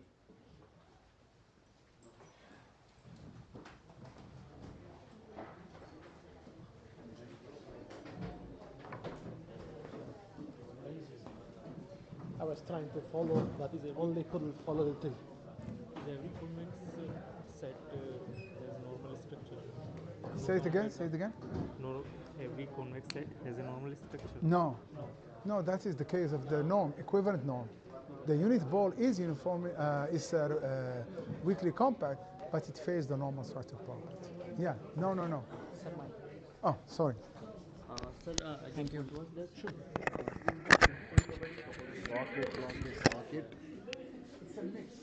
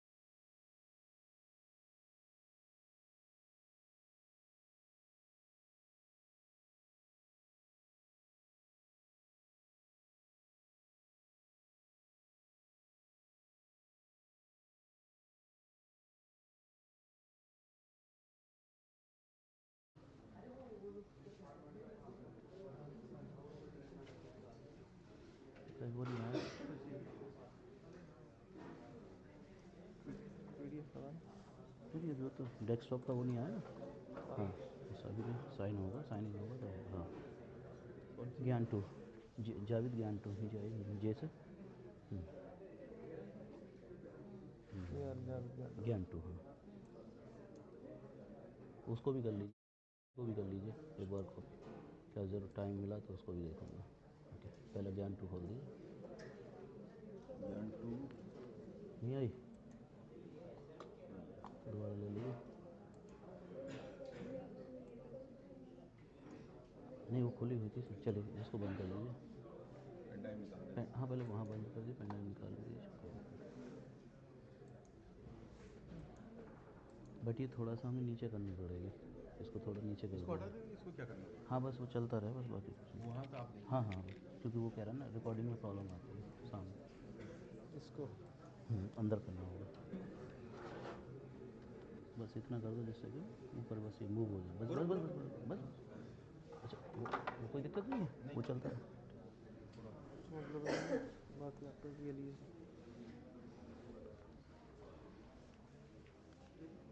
चल रहा है और okay आवाज़ के लिए वो लग गया। it is ready, is it okay, sound is perfect, okay. So in the previous talks you heard about from the professor Amin about the basically existence of the fixed point of contraction map and non-expansive map, and of course a lot of geometry of Banach space is very important issues. They are still open in the fixed point theory, especially this today talk. So this renorming property and fixed point property is very important, but of course on the same time it's a little bit difficult. So in this talk basically I am going to discuss some fixed point algorithms.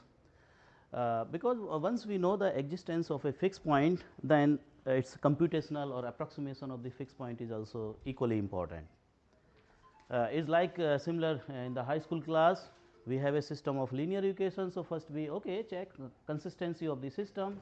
So once we know that system is consistent, then we go for the computation of the solution or like that. Otherwise before that, if there is no consistency, of course we cannot calculate. So by these fixed point theorem, either for the contraction map or the non-expansive map, at least we know a few important result, especially like you can say Banach contraction principle, Browder theorem, or you can say Kirk theorem, so many things. So under some suitable conditions, these mappings have fixed point. So question is that how we can approximate or calculate these means fixed point of these operators. So so as we know that, so just this is again I am recalling the basically statement of the Banach fixed point theorem. So of course majority of the participants, and because you are basically from the fixed point theory area, so you know this statement very well. So of course it has the basically existence part as well as the unique part. And yesterday I discussed the basically Brouwer fixed point theorem or Sauter fixed point theorem, blah blah. They have only the existence part. Of course it was means uniqueness was not there. So that's a different story. But if we come to the basically last conclusion of this theorem, that is the basically this approximation of the fixed point. So suppose when basically this contraction map has a fixed point, then if we choose basically any arbitrary x from the space, then this sequence of the iterates, or you can say Picard sequence, this always converges to the basically fixed point. So this is very fundamental result, and this is very important consequence of the Banach fixed point theorem. And we know that this contraction principle already extended and generalized in the several direction, in the several spaces, or you can say for the several mappings, for the single valued mappings, multi valued mappings, Mander fixed point theorem is there. And of course so that's why this is a very important and most powerful theorem in the fixed point theory due to its application as well. And of course we know that if we discuss about the basically continuity of the fixed point for the contraction map, then fixed point means map is also basically continuous, because overall map is continuous, because this contraction is a continuous map. But later on people came with the basically different class of the map, that is known as the Cannon map and Chatterjee map, and then Jemferscu map, and another class, another generalization of those maps. So, they were the basically class of the discontinuous map, but still they have a basically fixed point. So, this is basically very important direction, because in this class we have only continuity part, but we have a basically discontinuous operator. So, sometimes we call it a basically Kannan contraction or Chatterjee contraction, but they are not contraction in this sense, they are mapping. Okay. And very important examples are given in the literature. Even those maps basically are discontinuous at the basically fixed point, but idea of the proof is almost similar. Means we construct the basically this sequence of the iterates, and after that, due to the completeness, first we may show this is a basically Cauchy sequence, and due to the basically completeness of the space we prove that, and using that particular type of the condition, this type of the condition, of course that is not a contraction condition, but in the case of the contraction, due to the continuity, that limit becomes the basically fixed point. But here this so suppose if I consider Cannon map, this is less than equals to alpha times this is d of x comma tx plus d of y ty. Of course, here alpha is less than half, and of course, this is greater than equals to 0 or maybe positive, because when you take this constant is 0, then map becomes basically constant map, then by default it has a basically fixed point. So, better to take the basically positive, otherwise for 0 it is a trivial thing. So, anyway, so this is called the basically Cannon map. So, using this basically condition, we can basically prove that limit of the Cauchy sequence is also a fixed point and uniqueness from the same one. And then later on we have the basically Chatterjee map, and then other Jemferscu. So, what did basically Jemferscu? So, in Chatterjee this they basically just change these distances. So, just he consider in place of x dx just x dy and plus d of y tx.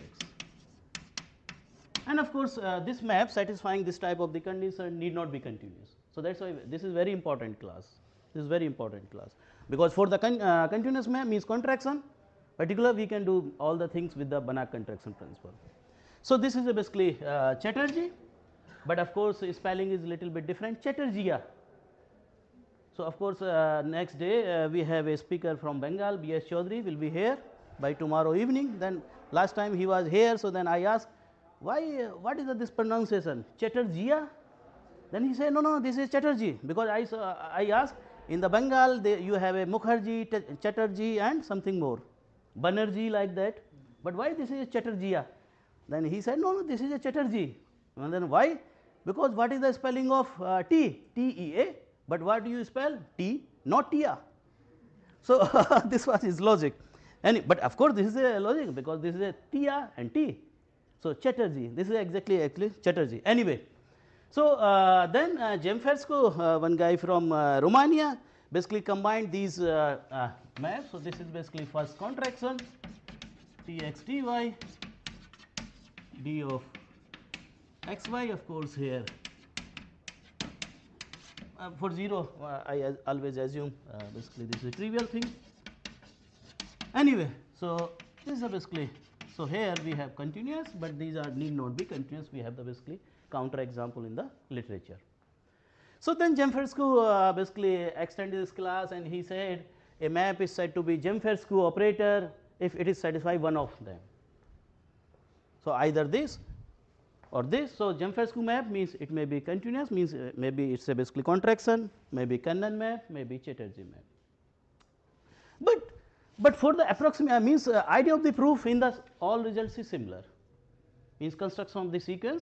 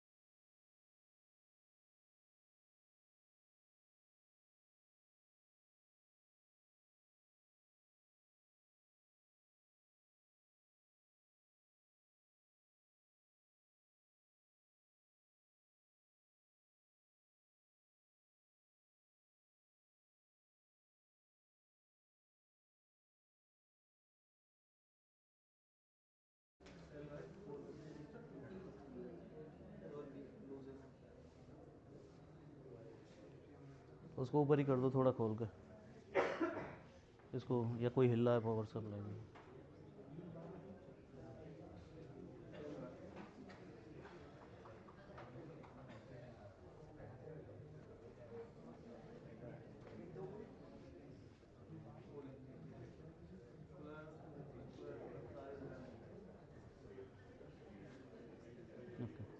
Okay पूरा यहीं बैठे रहो, कहीं जाना नहीं बाहर। Okay so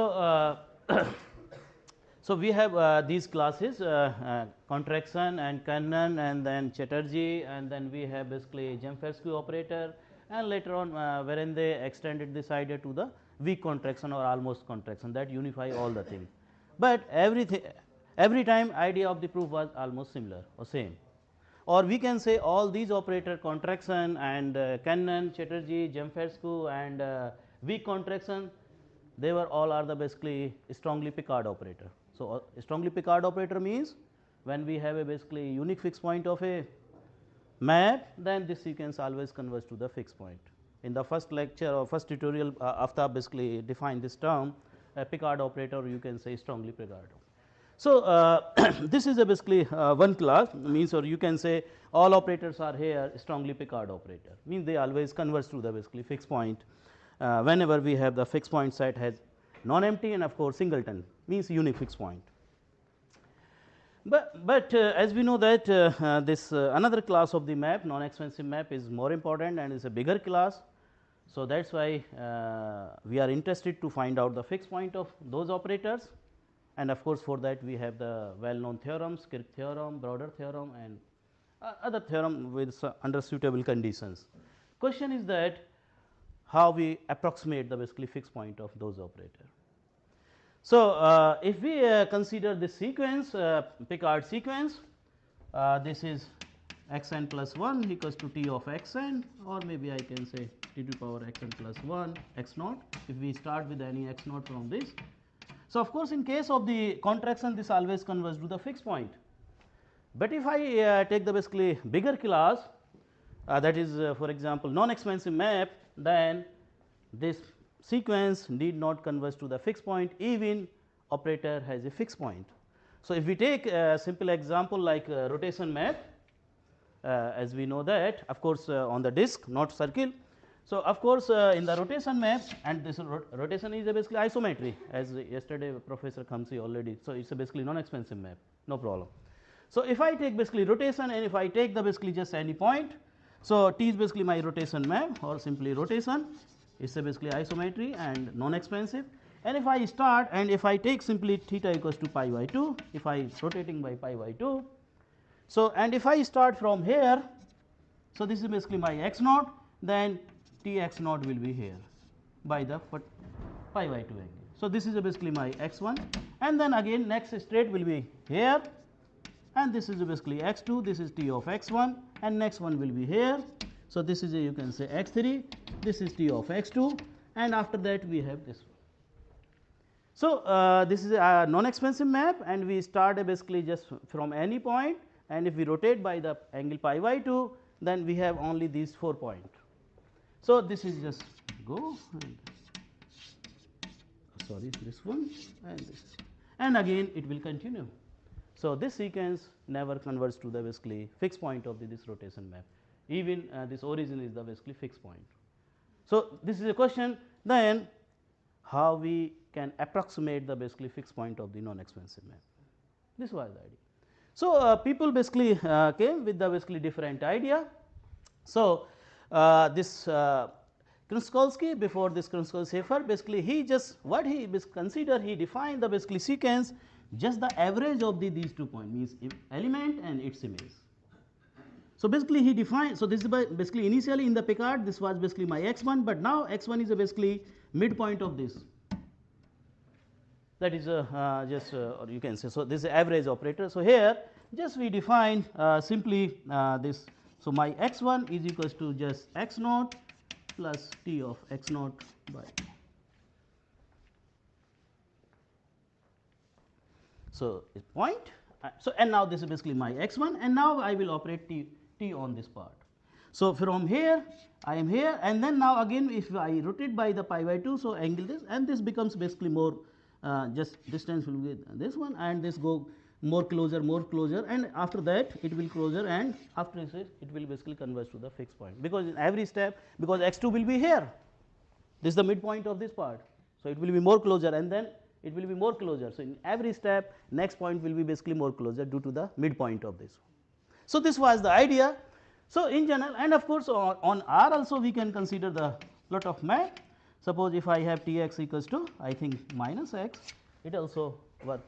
So, 0 is the basically fixed point on interval, maybe we can consider 0 to 1, or maybe simply or minus 1 to 1.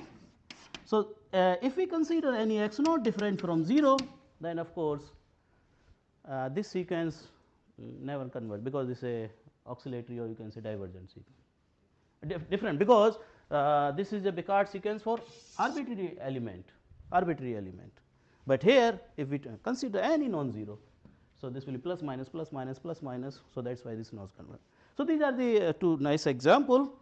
So, what is here basically? So, here basically we consider, so this was the idea here, basically Mann came with this idea, and basically just he defined this scheme to approximate the basically fixed point of the non-expansive map. But before that they basically consider, so if I see like this, half of this x naught and plus, idea was from here. So, this is some kind of the convex combination of these one. So, if we replace this half as a lambda, then we have basically this conspicuous iteration, because if we take lambda equals to half, then we have that average operator, you can say mid value. So, this is a part of research. So, initially it was only true for the basically half, but if we consider convex combination of this one, of course, means there is some, so lambda plus 1 minus lambda equals to 1. So, this is the idea. But Mann came with the basically more different idea, means or more general form. He replaced this constant lambda by a basically sequence, and sequence in between these intervals. So, this is basically more general this case. So, again so of course, by this scheme, this was given in 1952, that was published in American Math Society. But again we have the basically more large classes of the operator, like pseudo contractive operator, you people know about those, and other pseudo monotone operator, other thing. So, and of course, here for the even for Mann, if I have a basically this sequence x n equals to this is x n plus 1 equals to just lambda n x n plus 1 minus lambda n t of x n. For the discontinuous operator, this fail again, of course. But okay, this Picard sequence also work for the discontinuous operator, no problem for the Cannon and this one, that because these are the basically Picard operators. But again a problem for the basically discontinuous map and more general class. So, that is why people came with the basically different fixed point algorithm, so they can approximate the fixed point of the those operators. So, this scheme Ishikawa was basically given by, of course, Ishikawa, and he defined this scheme in the 2 steps. And just he defined first yn, just using these two element x n its image, and using this yn. So, this is a basically one point on the basically line segment x n t x n, some point, not extreme point, because my sequence in the basically open interval 0 1, and now choose this that point yn from that line segment, and now you can define x n plus 1. So, this point is fixed here, and this is a basically t of yn. So, this gives the basically another important result in this direction. And in the literature we have the basically lot of fixed point iteration. If time permits, I will discuss some more iterations in the second lecture, because here I am discussing the things in the geodesic spaces. Okay. If we see basically here, whenever we are going to define the iterations in the, of course, these are the basically schemes in the nonlinear spaces, because we have the basically convex combination, we are adding the basically vector, we are multiplying by a scalar. So, of course, these schemes are in the Banach space, or you can say simply normed spaces, because in the normed space we can do these activities. Okay. So, in the literature we have lot of you can say results, very important results, and they have lot of application in the different directions in mathematics and outside the mathematics. So, these fixed point algorithms, they are very useful in the convex optimization problem and differential inclusions, fractals, discontinuous differential equations, optimal control, computing homology of maps, and designing, and so many things, and even in the economics. And of course, this fixed point theorem also has basically very important linkage with the common fixed point problem. So, common fixed point problem, we know that if we have basically two operator on a space, yesterday Professor Imdad also said something about config. So, a point from x is set to the common fixed point if t of x equals to s of x equals to x. Means whenever we have a system of two linear, so we are always interested in the common solution. Otherwise, for a single equation, how many solutions? Infinite many solutions are there. So, this basically gives the idea just to solve the basically common solution of system of equations. So, this is pointed out by the Takahashi, and these basically approximating the common fixed point also has the basically direct link with the minimization problems. So, as I you see here, we have this is a basically one step scheme, sometimes we call it a one step iteration, and this is a two step iteration, and after that we have some more iteration 3 or like that one, that is a difference. But in 2011 Abbas et al. Define a basically one step iteration scheme for the two multi-valued non-expansive map, not for the basically single valued, for the multi-valued maps, which is basically more simpler computing than the classical schemes of Mann and Ishikawa. Okay. So, but another observation is here, as I said, we have the Picard, we have the Mann, we have Ishikawa, then we have some more iterations. So, once we define a basically new iteration, so there are the basically two purposes, or you can say we face the two difficulties. One, okay, we have a one iteration scheme, and if we consider a more general class of the operator, whether we are able to approximate the fixed point of that operator by the given. If not, then of course, we go for new iterative schemes. So, this is the one motivation. Another, because once we have the basically more iterative scheme or algorithm, so rate of convergence of the iterative scheme is also very important for the computation point of view.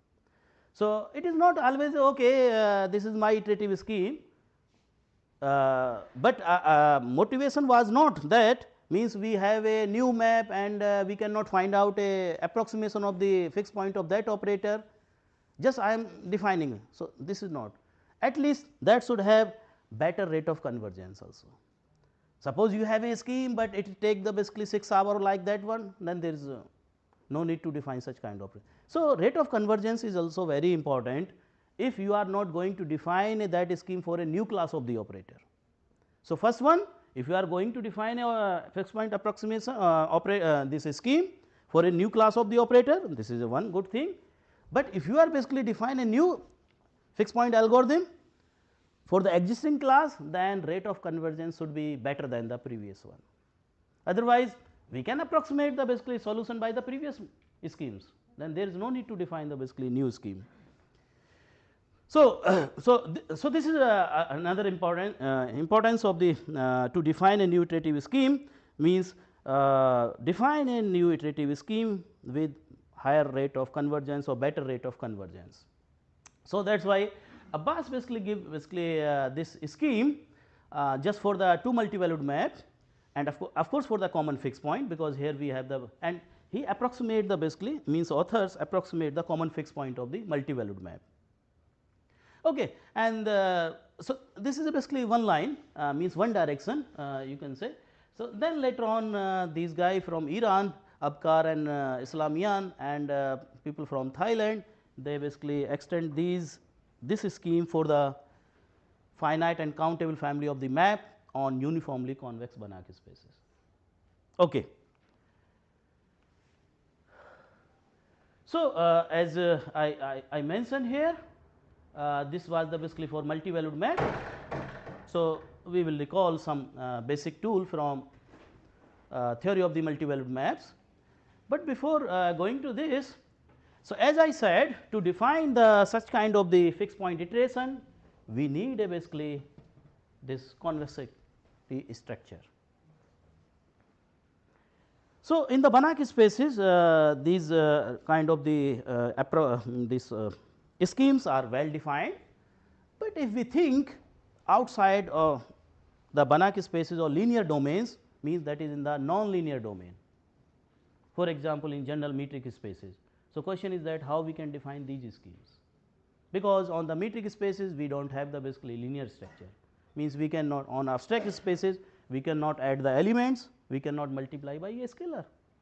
And of course, this is very important, because always our task is always either we go for the bigger class of the map or for the bigger spaces. Of course, Banach space are very important, they have nice geometry, but as a mathematics point of view and something else, these non-linear domains are also very important. For example, this was a question, why Banach theorem is very famous? Why? Because available on the basically abstract set, means metric setting. So, that is why you can apply in maximum cases.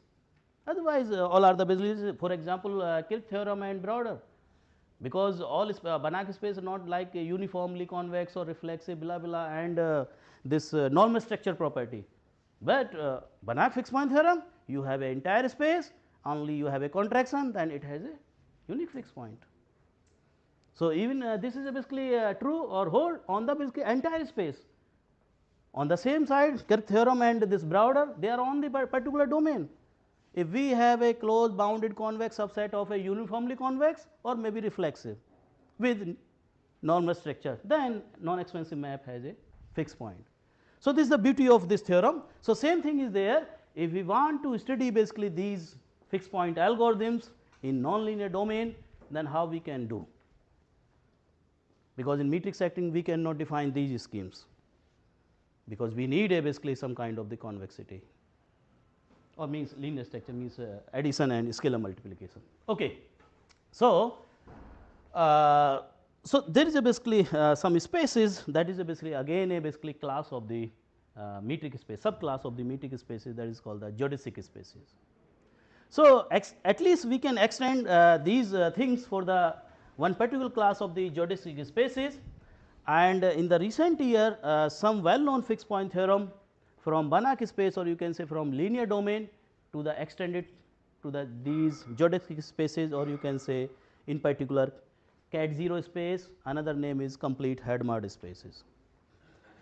Because there we have a some means idea of the convexity, this is not exactly similar to that one, but similar things are there, that is geodesic segments are there. So, I am going to basically define. So, as I said, to study these kind of the results in the non-linear domain and fixed point algorithm, in the non-linear domain we need a basically convexity. So, of course, initially these type of iteration defined in the Hilbert ball, and these are the particular Hadamard manifold.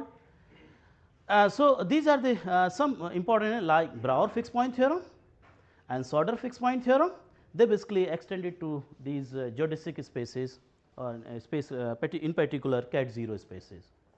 So, I am going to these detail. Okay, before going to define a basically cat 0 space, this is a well known distance function between the two closed and bounded subset, that is called the Hausdorff-Pompey metric on this class of the metric space closed and bounded subset of K. So, we can measure the basically Hausdorff distance between the two sets by this formula, maximum of the supremum of, and of course, here this is basically infimum distance is here. So, infimum of, first we take the basically infimum, and then after that we take the basically supremum, and overall we will take the maximum distance. So, this is a basically your Hausdorff distance. This is very important distance to study the basically fixed point result. and this is a basically multi-valued version of non-expansive map. So, for the single valued it was like d of t x t y, but in case of the multi-valued these become the basically sets. So, that is why in place of d we can write basically h, because my map is a basically multi-valued map and where h is a basically Hausdorff distance. So, if my alpha is less than of course 1, then this is called the multi-valued contraction, and for this one Nadler extend the Banach theorem for the multi-valued map. Nadler in 1969 extend Banach theorem for the multi-valued map, and of course, in that theorem has lot of application in the fractal geometry and fractals. But if we take alpha equals to 1, then this becomes the basically multi-valued non-expansive map. So, its definition is here. So, this is a Hausdorff distance between these two sets T x and T y. So, these are not two element, now these are the basically two sets closed and bounded set of K. So, this is a basically a multi-valued non-expansive map, and idea of the fixed point for the multi-valued map is x belongs to its image set. So, for the single valued map of course, you know T x equals to x, but for the multi-valued map T x of course x belongs to this set. So, and it belongs to the basically set. So, that is why in the case of the Nadler fixed point theorem there is a means fixed point is not unique. Fixed point is not unique because this element can be belongs to the several set. So, in the Banach it was a like it has a existence part, fixed point was unique, but in the case of the Nadler fixed point theorem fixed point is not unique, but of course, we can do iteration and like those things. Okay. And this is very important lemma, very useful to prove the basically Nadler fixed point theorem. If we have the two closed and bounded subset of x, and for each a in A and for any epsilon we can find out or there exists of course for this class B such that distance between the two element, these two element A and B is less than Hausdorff distance between capital A and capital B plus epsilon. Otherwise, without epsilon it may be different, because this is not a natural distance. Of course, this is a metric, and this is basically also metric, and if my x is a basically complete metric space, then of course this CBK with this Hausdorff metric is also a complete metric space. So, if I basically remove this epsilon part, then of course this inequality may be reversed, means distance between the 2 point can be greater than by the distance Hausdorff distance between the two sides. Of course, if we consider the diametral distance supremum distance, then this is always less than, but in the case of the Hausdorff distance, distance between the 2 point can be greater than by Hausdorff distance between the two sides. So, that is why this epsilon is very important, otherwise inequality may be reverted. We can find out lot of points. Okay, this is a one very nice geometric property from the Banach space. I do not remember because maybe Professor Amin discussed this property in the Banach spaces for the fixed point. This is very important property. Once we have the approximate fixed point sequence, then using this property we can have the existence of the fixed point. So, what is this property? A Banach space is said to satisfy OPL condition if we have a sequence which is converges weakly to x, then this implies that lim sup of norm of x n minus x is strictly less than lim sup of norm of y x n minus y for distinct x and y. So, this is very important property to prove the basically fixed point of non-expansive mapping especially, and these are the basically some spaces they enjoy this property.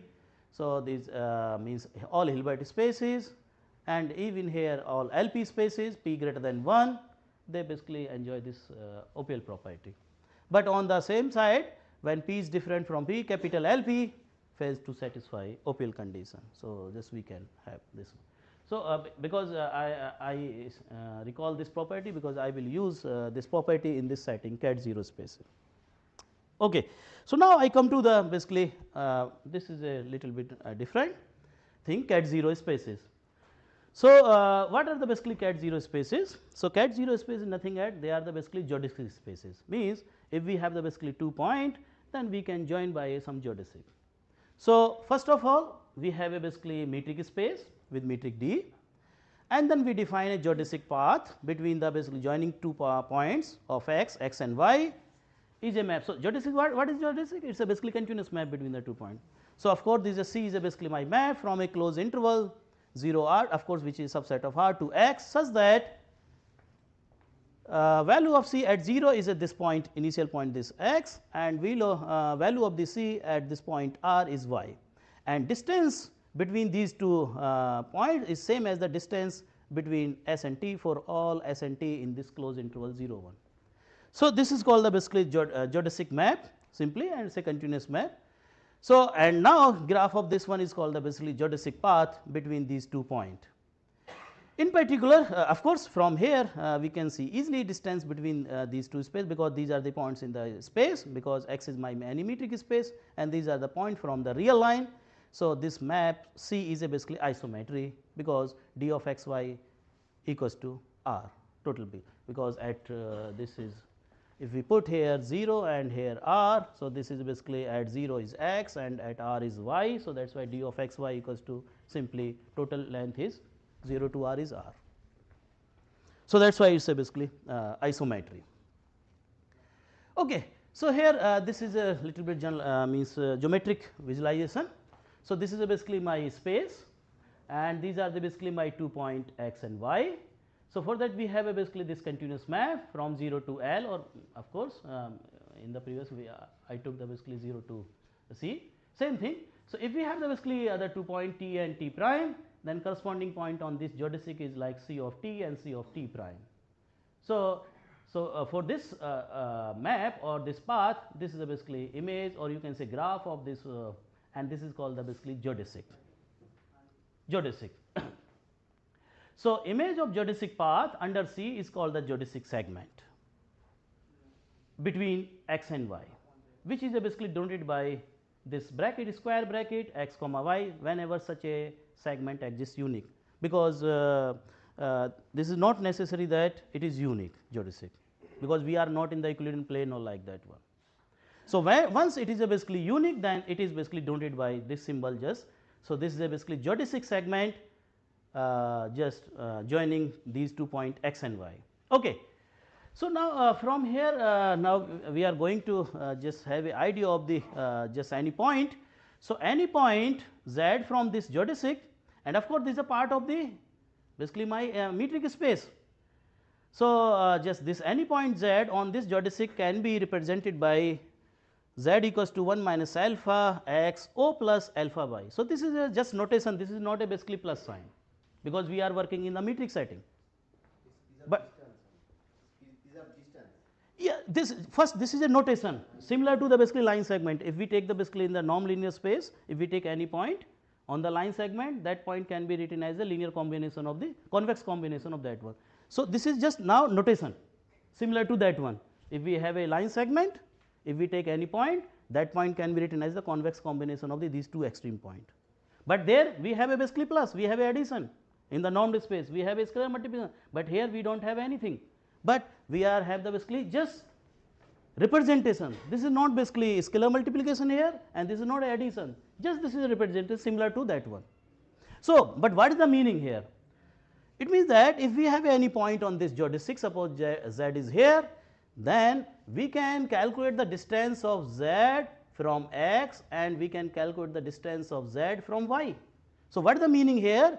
If this z is basically on the basically my geodesic segment, then distance between x and z will be alpha times d of x z, and here now we can do, because this is a real number, this is a real number, so that is why we can multiply, no problem at all. And distance between z and y is equals to 1 minus alpha d of x y. So, this is the meaning.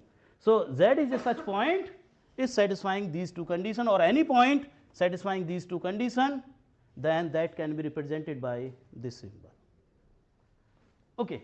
So, because this is a we generally people took this notation due to the same in the non-linear spaces, otherwise it is a basically different meaning. Okay. So, now using these geodesic segment, then we can define geodesic spaces. So, a metric space is called geodesic space if any 2 points on x are joined by a geodesic, for every any point. and x is said to uniquely geodesic if there is exactly one geodesic joining x and y. Okay. So, generally a metric space is said to be geodesic if every pair of the element can be joined by a uniquely geodesic. So, now here we can define the basically convexity in this sense. So, a subset C of x is called convex if C contains every geodesic segment joining any 2 point in C. Definition is similar as in the basically linear case. What is the convex set?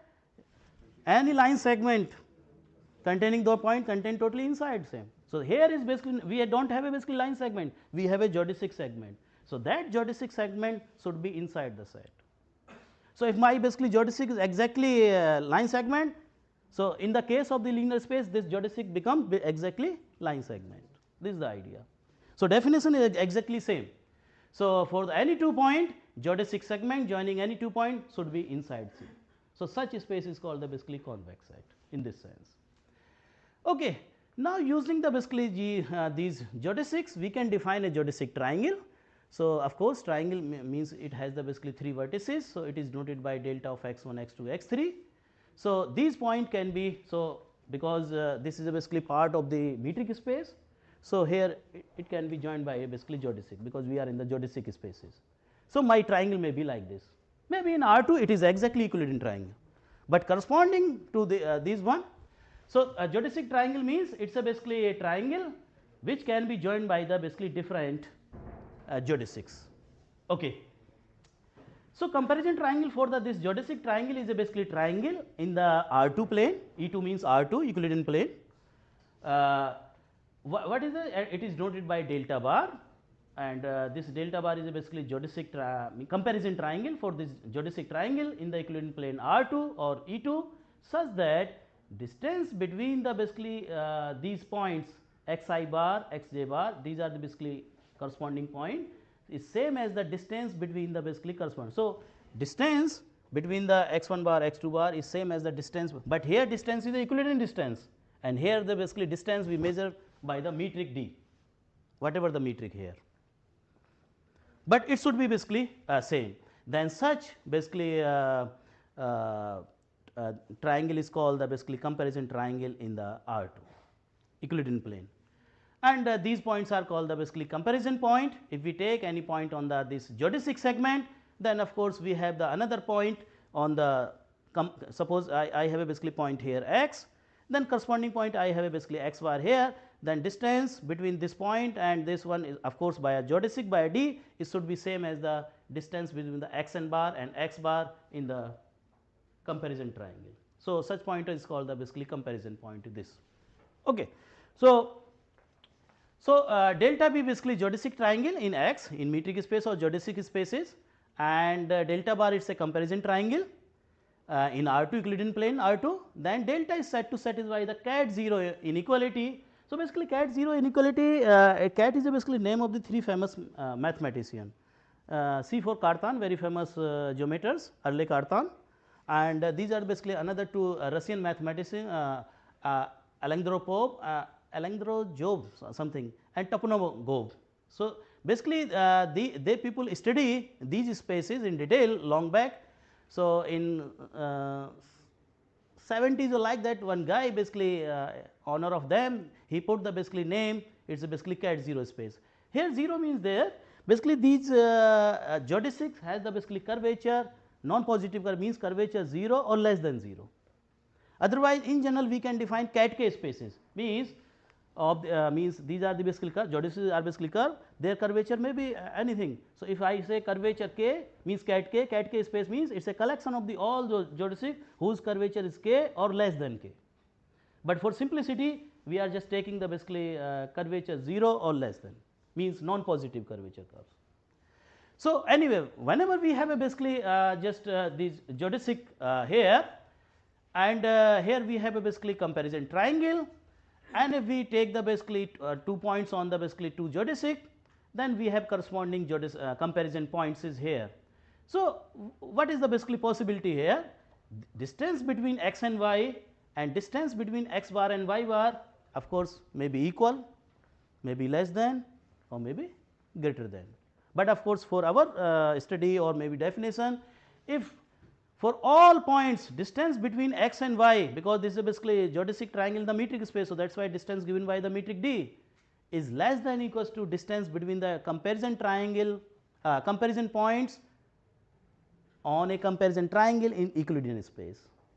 So, if all the basically geodesic triangle, if all x y from this geodesic triangle satisfying this inequality, then we say that delta is said to satisfy the cat 0 inequality, because idea is here maybe my geodesic may be like this one also. Suppose if I have a basically surface maybe concave type and convex type.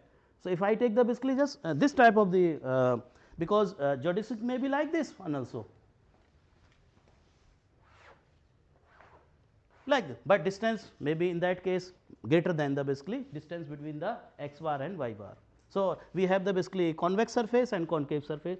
So, if we draw the basically on the concave outside, geodesic will be like this one, otherwise inside. But for our basically study, as we said for commutativity, yesterday Imdad said that to, and of course Professor Khan is also there, idea of the weak commutativity. So, commutativity means okay, this is a very hard condition.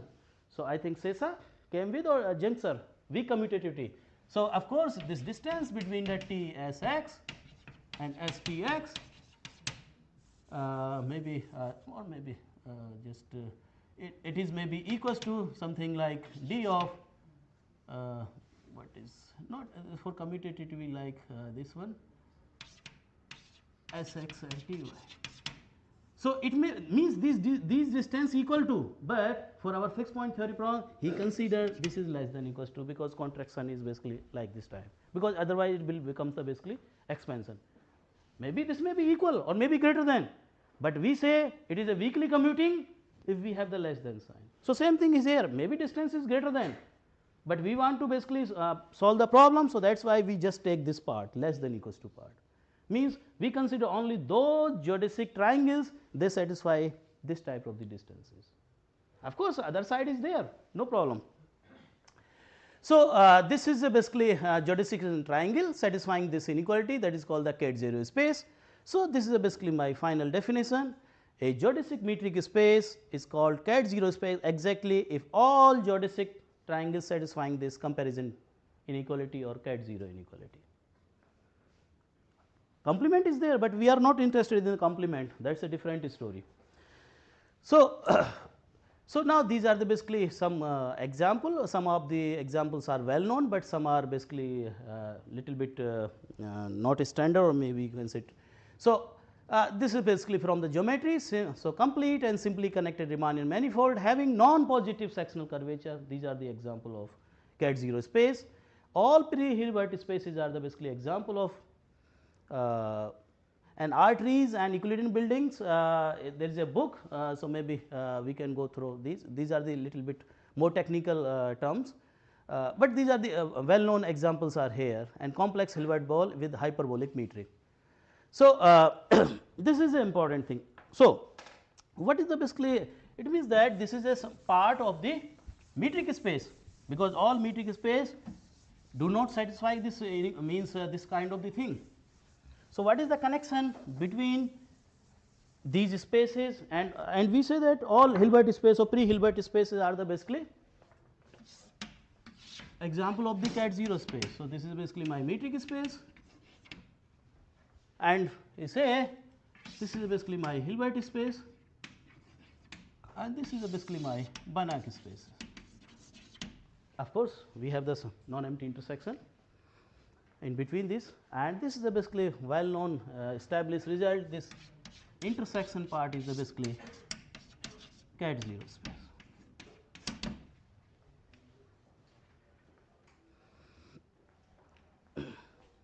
No, sorry.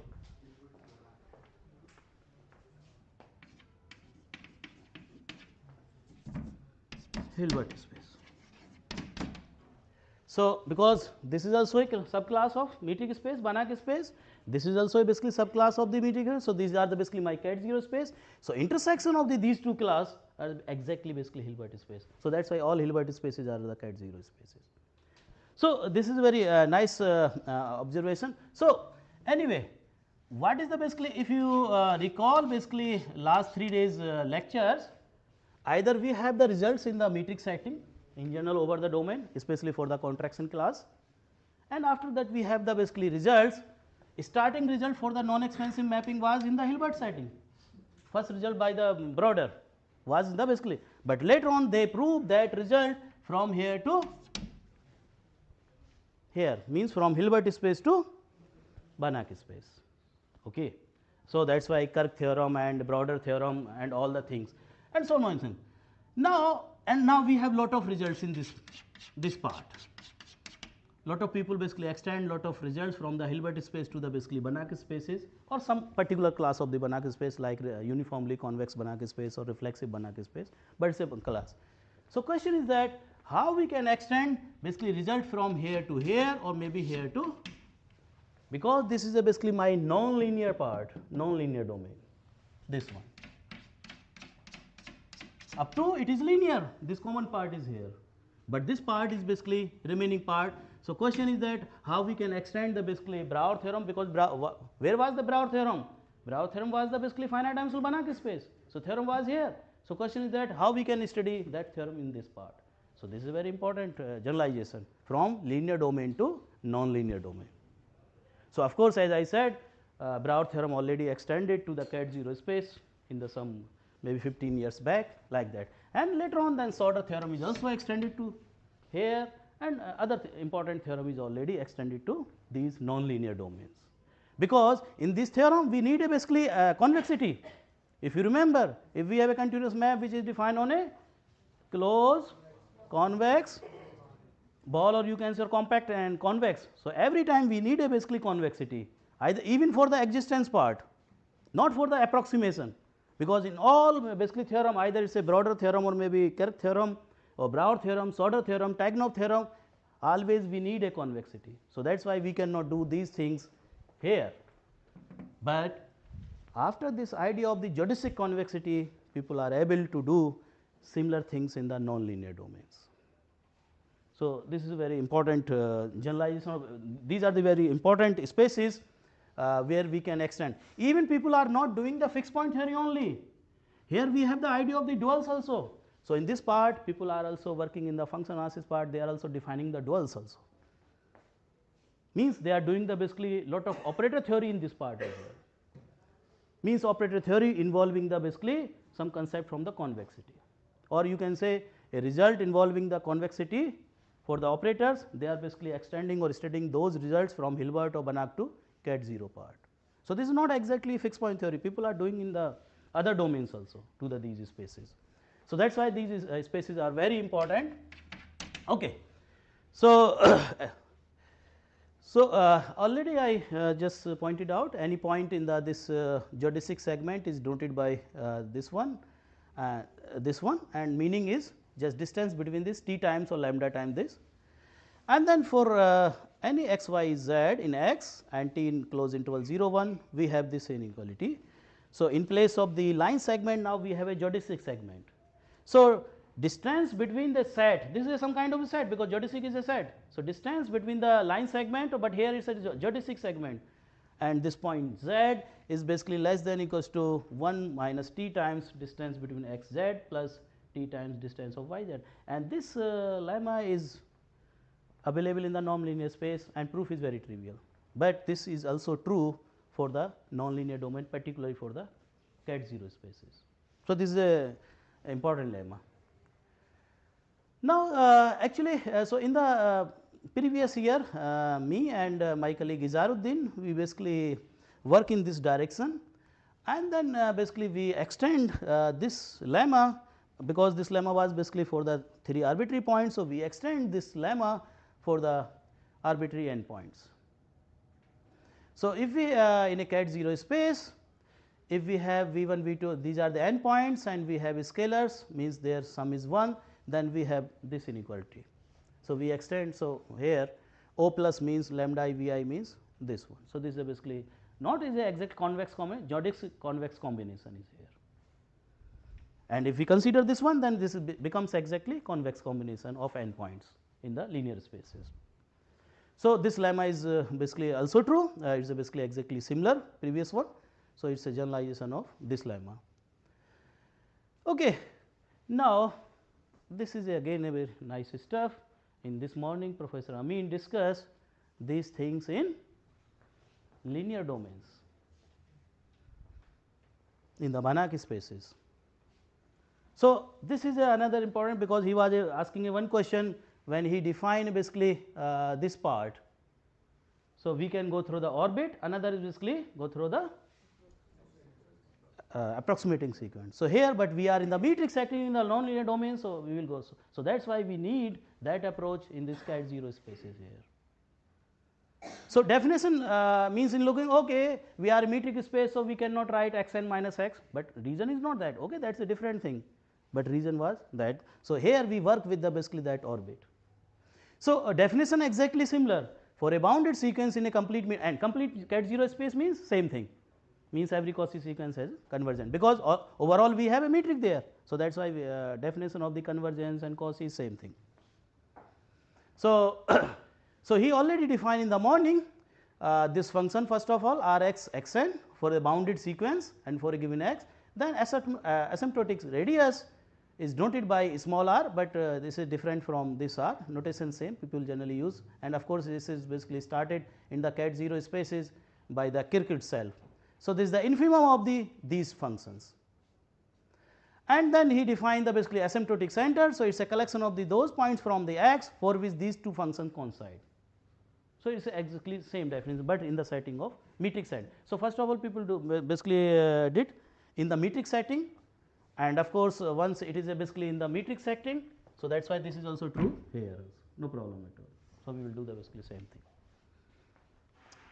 So, now this is a very nice result. In the cat 0 setting, this asymptotic center always has basically singleton, always non empty, and it has a basically single, and that singleton becomes the basically fixed point. So, this is always whatever your map, this is a basically, this is always consists exactly one point, and this is proof is available in the literature. So, of course, I will share the slide, so you can go through the proof. So, this is the beauty of this result, because we always interested in the basically asymptotic center. First of all, it should be basically non empty, and if it is a basically singleton, then that becomes the basically fixed point. But in the cat 0 space, this setting, this is a basically already this is exactly one point. Okay. So, now we are here. So, overall we have a basically strong convergence with respect to metric D, and now in the Banach space, of course, we have the basically, or this part we have another idea of the convergence, that is the weak convergence. So, question is that can we have a similar analog of weak convergence in this part as well? Yes, answer is yes. So, this is a basically another notion of the basically convergence, that is known as the delta convergence. In delta means that triangle, geodesic triangle here. So, what is the basically this one? So, a sequence x n in x means cat 0 space x is delta convergent to x if the unique asymptotic center of u n for every subsequence u n of x. So, x kya ho? X is the unique asymptotic center for every subsequence of this one. Then we say that this sequence is delta convergent. So, this is a basically similar thing in this part, and we write delta limit of x n equals to x, and this is called this. So, this is a basically analog of the basically weak convergence from Banach space, this part to the cat 0 space, and one is already strong convergence is here. So, if you go through the basically these fixed point iteration or convergence analysis of the fixed point iteration, you have the two types of the analysis. One is the basically strong convergence. It is basically available for the Picard operator, because all the basically those Picard operator always strongly converge. But initially for the non-expansive map, we have a weak convergence. Of course, after putting some condition, we have the strong convergence, but initially it was a basically weak convergence result. So, so that is why we can have the two types. One is the basically strong, another we can study the basically, if means convergence is not strong, then we can think about the delta convergence. Similar means if there is no convergence, strong convergence, then generally we go for the weak convergence in this part. And this is a same inequality This is also very nice result. If you remember your OPL property, where is your OPL property? This is in Banach space, and by default this is automatically hold in cat 0 spaces.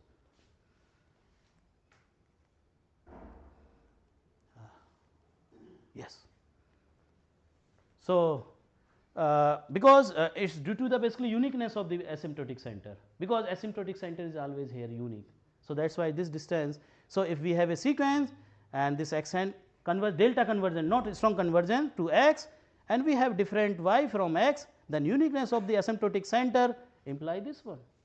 And what is this? This is the basically your OPL property. So, by default we have this property in these spaces.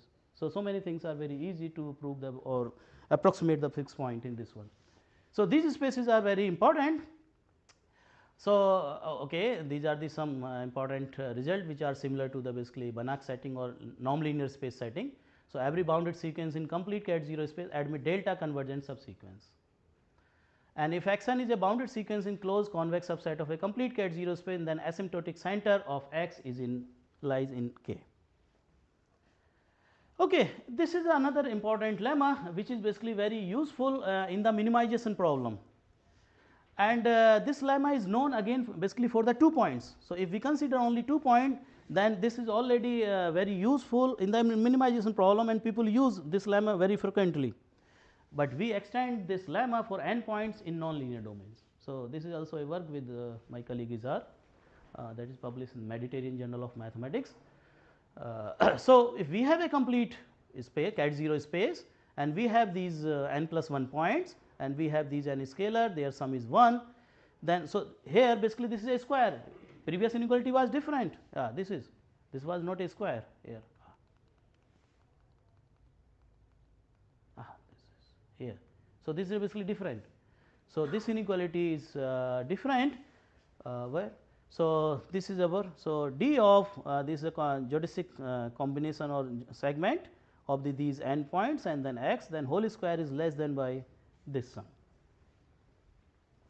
If we take only just 2 points, then it is a basically very important problem in the. So, now I come to the basically, so already existence part for the non-expansive map in the cat 0 space is given by the Kirk and Van Naek, these guys started this study in this direction. And again reason is that why Kirk was interested in these spaces. Initially he was a geometer, he was not analysis. So, that is why he knows these spaces very well. Even when I was a PhD student, I wrote a one paper and I submitted to that paper to computer math application, and paper was on the symmetric spaces, something fixed point theorem on the symmetric space, some kind of the contraction like that one.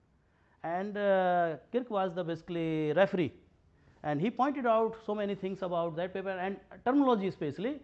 Do not say this is a symmetric spaces, these are the semi-metric spaces, and he defined all the basically these spaces, what the mean by the symmetric space in the geometry and what the mean by the semi-metric space, because he was a basically man. So, now I later on I realized that of course, this is not a man basically from analysis or means a fixed point theory guy, he was a basically from the geometry. So, that is why of course, that paper accepted later on, we did the basically lot of corrections. So, now first so now I just for this talk I just consider the one scheme. So, we have a basically cat 0 space and K be a convex subset of cat 0. So, convex here means by the geodesic segment, not by the line segment. And these TIs are basically my just n map, because I recall a one result by the Thai people and Irani people, they extend that result for finite countability. So, basically we consider for the finite number of map, and of course, these are the multi-valued maps, and we define a basically scheme here like this. So, we define this sequence x n plus 1 by this one. So, this O plus has the basically meaning, and here order is fixed, and where this y I n belongs to the basically image set, because my map is a basically multi-valued map. So, here just we put the basically elements, and this element basically from the this T I x n, such that distance between T I and P is less than Hausdorff distance between these two set plus this epsilon. So, this is a basically we can write this inequality due to the basically lemma by Nadler. I studied it initially, and these are the basically my scalar in this one, their sum is 1, and limit of this eta I n when n tends to infinity is basically 0. So, this is basically my scheme. If I take this scheme in the just non-linear space, then this becomes simply plus sign. Okay. So, for this scheme we have this lemma first of all, because I am going to just say something about the approximation of the common fixed point of these non-expansive map. So, we have a multi-valued non-expansive map which is defined on a closed convex subset of Hadamard space. Hadamard space means complete cat 0 space, as I already say you Hadamard space known as means complete cat 0 space known as the Hadamard spaces also. And their fixed point set is non-empty, because by the existence theorem we know they have the basically fixed point. So, that is why. So, this is the same idea. First of all we check the consistency. So, fixed point is there. Now, we go to the approximation of the fixed point, or you can say to find the solution of the problem. But here we have basically this condition means value of the or action of this multi-valued map on the fixed point is basically singleton set or simply P for all fixed point of these map. Capital F is a set of the fixed point, intersection of these one. Okay. So, if I have this sequence defined by this 3.1 with this condition, then we have these two conclusions. So, what is this conclusion? Limit of the d of x n p for all fixed point exists, and second we have this sequence approximating sequence is also here fixed point, means limit of d of t I x n x is 0 for all I. Proof is not difficult. I am not going, just using some calculations we can do basically these proof. First of all, we prove this sequence is a basically decreasing sequence of non-negative number which is bounded below. So, that is why it is convergent. So, no problem. So, that is why this one has a basically limit, means this limit is exist. And then second part we prove this sequence, and so I am not going into this part as well. So, proof is there. So, now this is a basically Mann theorem first of all. So, let K be a non-empty closed convex subset of a Hadamard space, and we have everything same, then this sequence x n defined by the 3.1 converges to the common fixed point, but which convergence? Delta convergence. So, this sequence delta converges to the common fixed point of these operator T1, T2 up to Tn, means we can approximate the basically common fixed point of these operator using this scheme in cat 0 space. So, this is a one delta convergence result. Proof I am not going again, just this is a line. Now, we have the another important result in this direction. As I said, we have one is delta convergence is here, but we have overall we have the strong convergence as well, because this is a subclass of the metric space. So, that is why we can also prove the some strong convergence result in this setting. So, everything is same, but if we put this condition limit infimum of the d of x n comma f is 0. So, f is a basically set of fixed point. If we have this condition, then this sequence also strongly converges to the basically common fixed point of the T i's with this condition. And this is basically if and only if condition. If we have this sequence is strongly convergent to the common fixed point T I, then this limit of the infimum of the d of x n f is 0, and if we assume this, then we have the strong convergence result. And then of course, we have another important strong convergence result just replacing this condition. So, for the single valued map Center and Dodson they define a basically one condition that is known as the condition A, and Khan and Fakhruddin extend these definition for the multi-valued version, which is basically weaker than the compactness of the domain. And even we can prove the basically strong convergence result if we assume the compactness is here. So, this is another basically form of the strong convergence result. So, we have the different set of condition, then we can prove the basically strong convergence. Maybe in the one situation one result is applicable, another situation another result is applicable, we have the compactness, then we can apply that version. If we have this condition, then we can apply the this version of the theorem, and if we have this condition, this is called the condition A, then we can apply this theorem. Still we have the basically strong convergence result. So, what is this theorem? Condition A. So, a family of the map multi-valued maps is said to satisfy the condition A if there exists a non-decreasing function f from r plus to r, f of 0 is 0, then f t is positive for positive real, then d of x comma t I x is greater than or equals to f of d of x comma means distance between this x and fixed point set. So, using this condition we have the again strong convergence result for the same scheme. So, basically we have the basically two strong convergence result and one delta convergence result for the this scheme. As I said in the previous results, I put this condition, this is called the endpoint condition, and of course, this is a little bit difficult or strong condition. So, if we basically just consider the basically different class from the CBS, basically my result here on the this one closed and bounded subset, but if I reduce the basically this class to the this proximal. So, what do I mean by this proximal? So, a subset k of x is called proximal if for each x in x there exists a element, distance between this element and set k is same as the basically distance element means of course distance. So, there exists a element small k in k. So, distance between this small x and small k same as the distance between the small x and whole set k. So, this is called the basically proximal distance. So, if we take see in the basically R 2, then this become the minimum distance, that is perpendicular distance circle or other things if we geometric this. Okay. And if you remember Khamsi also pointed out this result. Okay, if we have the basically non-empty closed convex subset of a uniformly convex Banach space, then this is basically proximal. So, means we have that point. So, that distance between the point, and we can always find out a point which has the basically minimum distance. So, that is why this is very important. So, in uniformly convex Banach space, every closed convex subset is proximal, and we denote this class by the PB k, and then we define the same thing here, and our scheme becomes like this one. So, now there is no need of this one.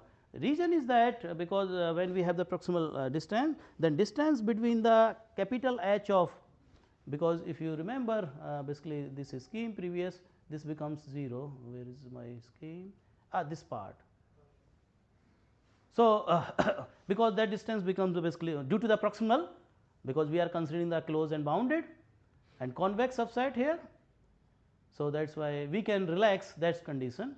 So, everything is same, sequence is same, only just we drop that condition, because here distance between P and this point is same as the distance between the P and this set, because this is a closed and bounded subset in uniform Banach space. So, that is why this becomes basically exactly equal, and then we have the basically exactly similar results without this endpoint condition. So, of course, we have now we have a smaller class, but we remove that strong condition, that is endpoint condition. So, this is the basically of course, in the research sometimes you are generalizing the other side. So, then of course, you have to use the other side of the part. So, same thing is here. Of course, my now class of the operator is smaller, but we remove that condition T P of T of P equals to P, then we have exactly same result. Now, I come to the basically one application of this scheme. Of course, there are lot of applications. So, this is called the image recovery problem, and this problem is already studied in the linear domains in Hilbert spaces and Banach spaces by the Japanese people and other guys from USA, Takahashi group. So, what is the basically just problem? If we have a basically non-empty closed convex subset of a real Hilbert or Banach space such that intersection is non-empty for this finite. Okay. So, problem of image recovery may be stated as original unknown image x, or maybe element, you can say have a basically common element in the intersection, because in the image processing they also use this word, but mathematically we can say we have to find out that common element in this intersection, because intersection is non-empty. So, question is that how to find out that common element. So, so original unknown image x is known a pair to belong to the intersection given only by the metric projections PCJ of x onto Cj. So, using these projection map, metric projection map, we can recover this element x by the iterative schemes. So, for that people use the different iterative schemes, but to study this problem we will use our scheme. So, one of the basically example from the literature is this one. Bregman constructed this sequence using the cyclic projection. So, basically he construct the sequence like this one using this projection, metric projection. So, just he started just any arbitrary element x naught and define x 1, it is a basically image of this projection on C 1 and x 2 x 1 projection on C 2 over this P, and after x m and then x m plus 1, then again repeat the basically projection over C 1. Of course, element is x m, but basically here, so this is a basically cyclic, and after that we have this sequence, and then he proved that this sequence converges weakly to an element of this intersection part, means we can find out the common element in this intersection if intersection is non-empty in the Banach spaces. Okay. So, this was a one problem, and of course, here we have the basically weak convergence. So, this is from the literature, this as I said the Japanese people Kitahara, Takahashi also died, you people know Takahashi, Tamura, they study basically this type of the problems in uniformly convex Banach space using the convex combination of non-expansive retractions and other things. And recently these guys from Spain, Espanola and Fernandez Leon. So, Espanola is basically also work on this renorming problems from University of Valencia and Xavier. So, this guy, but now almost they are also going to retire. Anyway, so they proved the basically this very nice result in the complete cat 0 space. Let K be a non-empty closed convex subset of complete cat 0 space or head mat, then we have basically these two facts. First of all, these metric projection p k of x, of course, of this element onto K is a singleton. This set is singleton. Another this operator p k means this projection is a non-expansive retraction onto K. So, these are the basically two important result we will use. So, just we have this result. Basically, this is an image recovery problem in the nonlinear domains, you can say in the cat 0 setting. So, what is we have exactly a family of the closed and convex subset of a cat 0 space, complete cat 0 space such that intersection is non-empty. Problem is same, how we find out the common element in this intersection, and if we if pi is a basically metric projection onto Cj, then for any x naught in x we define a basically sequence, it is exactly same. Then this sequence always delta converges to the common element of this intersection, means similar to the weak convergence result due to the Bregman. So, proof is not so difficult. So, idea of the proof is very simple. So, in view of the previous lemma, these operators are the non-expansive retraction onto Cj, and as these are the non-expansive map. So, fixed point site of P is Cj, that is why the letting, if we take in place of the means this a singleton, and then single valued version of our result means just proximal point last second result we obtain a basically desired result, because when we because this sequence is same as, and if we take this is a single valued version of our result, then that sequence converges to the delta converges to the common element, or we have a basically common fixed point, or we can approximate the common fixed point of these family. So, this is nice. For that just we can see this with a simple example. So, for simplicity we have a one example in higher dimension also, but for simplicity we take here x equals to r with the usual norm. Then we have a basically family of the closed and bounded convex subset Cj 0 1 upon j is non-empty closed and convex subset of x. So, of course, intersection is non-empty. Okay, so define the mapping Tj from x to Cj metric projection by this rule Tj x equals to mod of sin x up over j for all x, and we easily just prove that these are projection map and which are the basically non-expansive map. And using the basically MATLAB program, and if we choose the basically different sequences. So, of course, here we basically just consider the format. So, yes, 4 AN1, AN2, AN3, AN4, and we have the basically this sequence, and of course, their sum is 0, and if we start the basically with some initial guess, then always we have basically common element, because what is the basically common element of this one is 0, because if we change the basically s, 0 is always common element. So, this sequence always converges to the basically common element 0. Of course, when we have the basically different because it depend on the basically 0 is common element, but from where I am basically taking the point. So, it may be very far, then it will take the basically more steps or iteration. If it is very near, then it take the basically less, but every time this sequence is converged to the basically common element of the this intersection part. This is just graphing, and of course, in the just some previous year we also did, utilize or apply this kind of the iterative scheme, of course, in the linear domain for the OD and PD fractional differential equation, and some people are working in the basically signal processing problems, image deburring problem, and this is a very nice paper. Sir, this is that paper, I will send you. Okay. So, this is the by Patrick, Combat and Poscat, fixed point studies in the data sciences. So, this is basically IEEE transactional signal processing. So, in the first maybe 10 pages they just recall the fixed point problem, and then after that they use fixed point algorithm, proximal point algorithm just for the this kind of the problem, especially image deblurring problem and signal processing problem. So, these schemes are very useful basically in the data sciences as well. So, they have very nice book also from the Springer, and basically initially I think one is French, another is this is French, and this is now work in the University of British Columbia. So, this is very important reference, so you can go through this reference. Okay. So, as I said, it has basically lot of things in the minimization problem. So, idea is there basically just we have to minimize the basically sum of the two operator f x and g x, and so where f is a real valued and proper convex lower semi continuous, and g is a real valued and convex differential function. So, some of our students are here from convex optimization area. So, they are very used to this type of the problems, and so what the game here. So, to find out the basically minimizer or minimization of this one is same as the to find out the fixed point of the proximity operator of g. So, this is the basically proximity operator. So, fixed point of this operator is same as the basically minimizer of the basically this or minimum value of this operator. So, that is why this problem is very important. As I said, it links with the basically minimization problem as stated by the Takahashi. So, lot of students from our department working in this area in various inequality side. Convex optimization problem.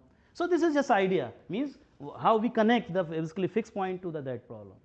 So, of course, there is a different literature, for that we need another GIAN program, because it is a very vast area, it is not a, but this is the idea, means how we connect the fixed point to that problem.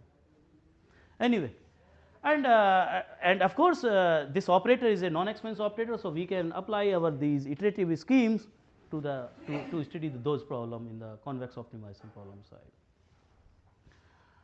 This is something for the hybrid non-expensive mapping, so I am not going. This is another important thing just for the future point of view. So, here we define some kind of the convexity, that is a geodesic convexity, but here we have basically some other spaces we have different kind of the convex structure. So, we can think these result for these other type of the structure. So, this is the hyperbolic convex metric space. Of course, this is a part of the cat 0 space, but maybe first we think from Banach space to the hyperbolic convex metric space, then we can go to the cat 0 spaces, and life is of course there. After cat 0 we have cat 1 also, that is a little bit more complicated. So, Professor Kimura from Japan is doing some work in the cat 1 spaces, So, these spaces are more important than of course a cat 0, because here calculations are similar to the Banach setting, okay. But in cat 0 cat 1 space life is a little bit different. Some tools are similar. Yeah, something, but here almost make some changes are things. So, but this is basically what it is. So, this is a basically paradigm, but convex metric space is also given by the Takahashi in 1970. So, he has some kind of structure, and metrically convex space by the Karl Menger.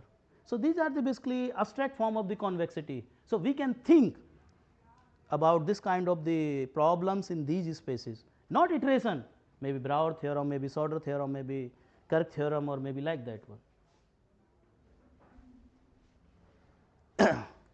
Okay, so these are some references I use. Okay, thank you very much. So I have another talk on iteration. So in that one we consider the some different iterations and then prove, because there are two important aspects of the fixed point iteration. One is the convergence, another is the stability analysis. That is very important for computation point of view. So in that talk I think I don't have a now chance to deliver that talk, because every talk is already scheduled in the academic calendar, academic program. So stability means that whenever we have this sequence, this is a theoretical sequence, but when we go to implement this sequence, we never get a basically theoretical sequence, we have an approximate sequence. Reason is that when we have in the operator we have a sine, cosine, trigonometric function, logarithm function, so we always just consider their approximate value. So in place of the theoretical sequence, we always get approximate sequence, and of course in the real life approximate sequence is important. Okay, on paper theoretical is okay. So question is that whether that approximate sequence converges to that fixed point or not. If converge to that fixed point, then that iteration is useful for practical life problem, otherwise that is not, because if deviate from that solution, then that iteration is not useful. So stability analysis gives the guarantee that approximate sequence, if converge to the basically same fixed point, then this is useful for practical point of view. So stability analysis gives this guarantee. So there are some stability result. Then in computer science we have data dependent set, because sometimes is like that. Okay, I have a operator, I want to approximate the fixed point of that operator, but it is difficult. So question is that first we define approximate operator corresponding to that one, and by using that approximate operator, we can approximate the fixed point, and the fixed point of that approximate operator and fixed point, this one is very close, means you can choose any epsilon very by some distance, not for every epsilon, because it's every epsilon this is exactly same, but that epsilon means distance between those two fixed point very small. So idea is that if you are not able to basically approximate the fixed point of operator, first you define a basically approximate operator, and from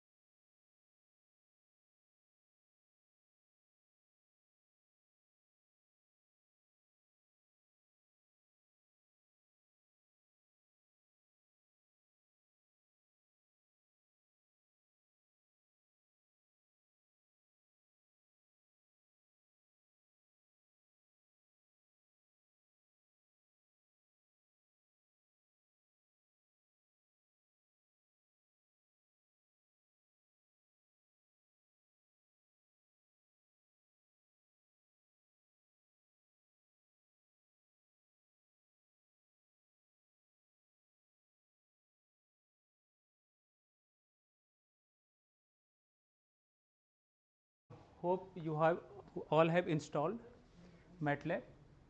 But before starting, let us understand that. Am I audible to everyone? Yes, sir.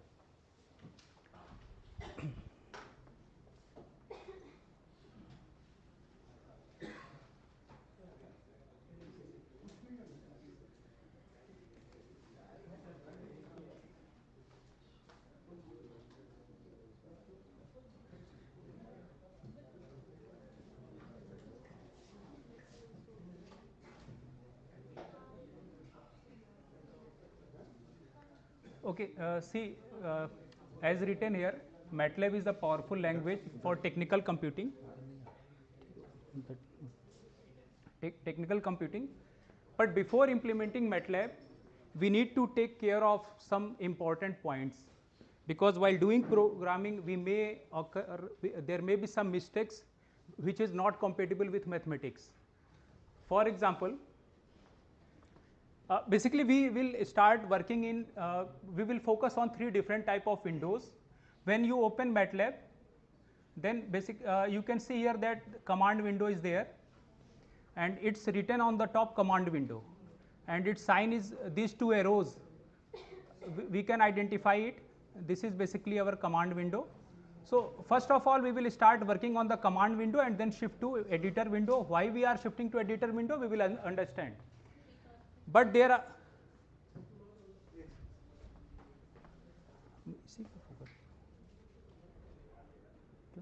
screen share. वो उन्होंने वो वाला set कर दिया ना, मुझे तो direct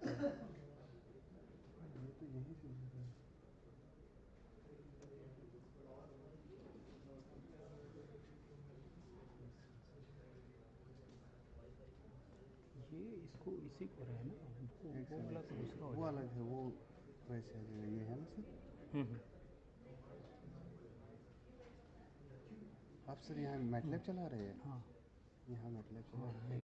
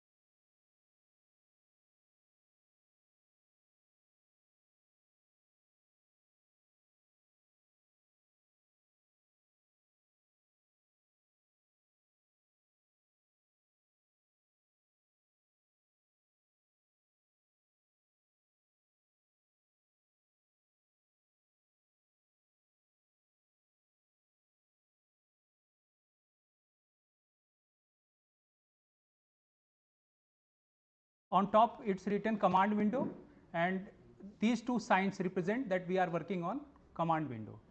But before working on command window, let us remember that mathematically, suppose we are assigning 5 to x, or we are calling 5 as x, both are same thing mathematically, but this will not work while we are working in MATLAB. Why? Because as per the protocols, because we are working in MATLAB environment, so we need to follow some rules, and as per those rules, whatever assignment, this equality is used for assignment, and whatever written on right side to equality, this has to be assigned to left hand side. So we need to take careful of the first basic rule where we can do mistake while doing a program. Is it clear to everyone? Equality will be used as assignment.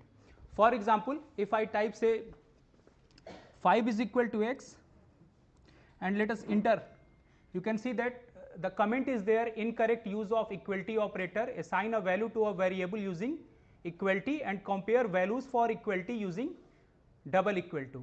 So remember that double equal to we are using for comparison and single equality we are using for assignment, but whatever written on right hand side, that has to be assigned to the variable on left hand side. This one is important because mathematically both are same, but this will not work in MATLAB. Okay. Second rule, I will implement everything, try to understand those requirements while working on command window. So suppose y is equal to x plus 6 and let us take x equal to 5 here. So mathematically there is solution to this one, y is 11, but when you type it on command window or editor window, you will see that this is not allowed. Why? Because the first thing is that MATLAB works in sequential order. So before assigning this, the value of x, this has to be written above this line. X is 5, then this 5 will be assigned to this one, and value of y equal to 11 will be displayed. Why? Because MATLAB works in sequential order. So before evaluating y, this x as input, it has to be written on the top before this line. Is it clear to everyone? I am starting with very basic, assuming that suppose you don't have earlier worked on the MATLAB. So this one is the command window, but there is drawbacks, some drawbacks with command window. Say x is equal to 5 and y is equal to say x plus 7.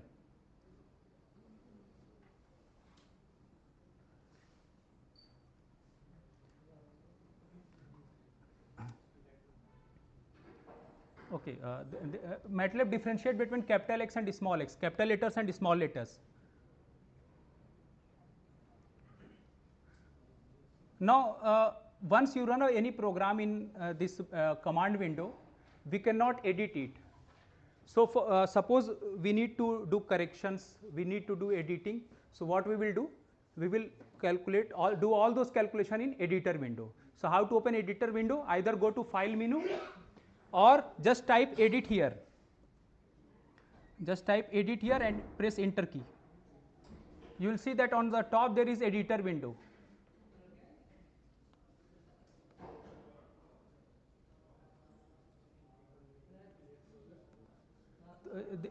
One can open this window from here, editor window.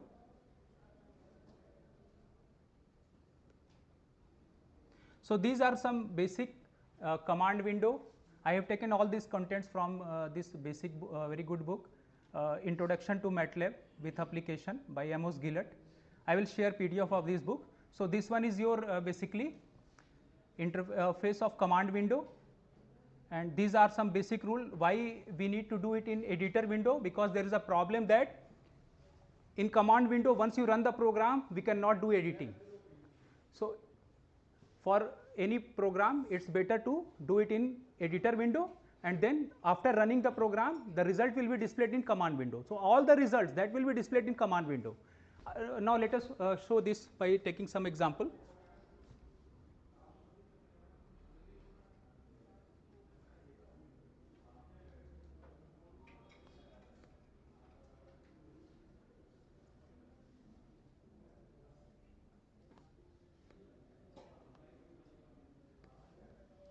So this one is your editor window on the top.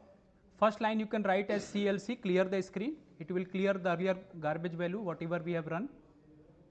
Second line, just for the same, say x is equal to 5, and the next line we can give y is equal to say x plus, I am starting with very basic x plus 7, then you cannot directly run from here.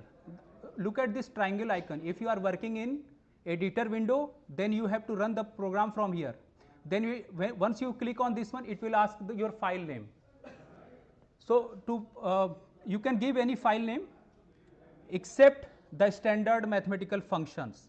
For example, I cannot write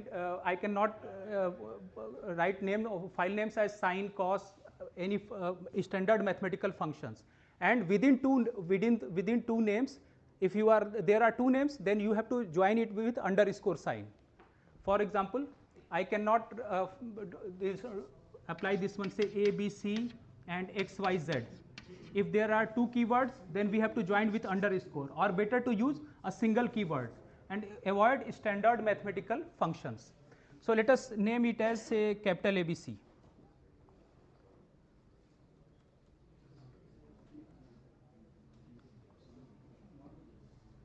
Now save. abc.m is used for MATLAB extension file, just like we are working in Word, PDF, then .pdf. Similarly, abc.m, this one is the MATLAB file, and its result is already displayed in command window. Look here in command window.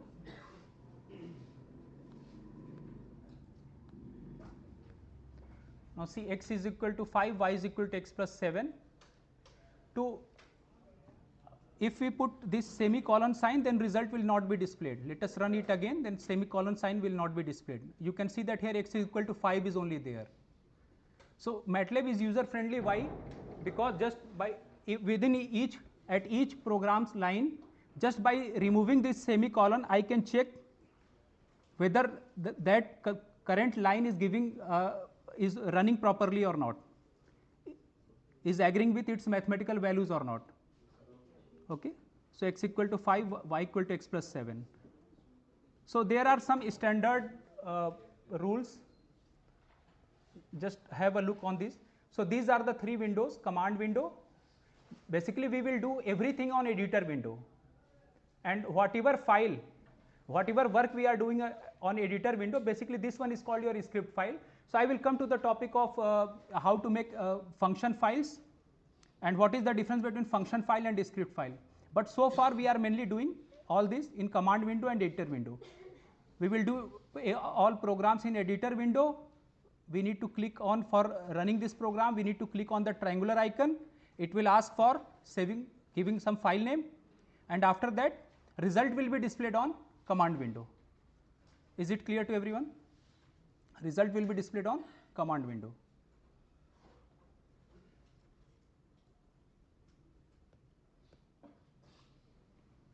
So this one is, you can see the interface of this editor window. Here you have to run by clicking on this triangular icon, but before clicking you have to save it by some name. Now percentage is basically used to comment on a line. Once you comment on a line, it will not be part of the program. CLC command is used for clear the screen, and semicolon, if you remove semicolon after a particular line, the result will be displayed on the command window. So these are some signs, mathematical operations. Here plus, subtraction, multiplication we will use for star, for right division, this one, and for exponential, this one. Say 5 cube, we need to write 5 ways 3. 5 ways 3. And again the same rule, order of precedence. Parenthesis has to be given the top priority.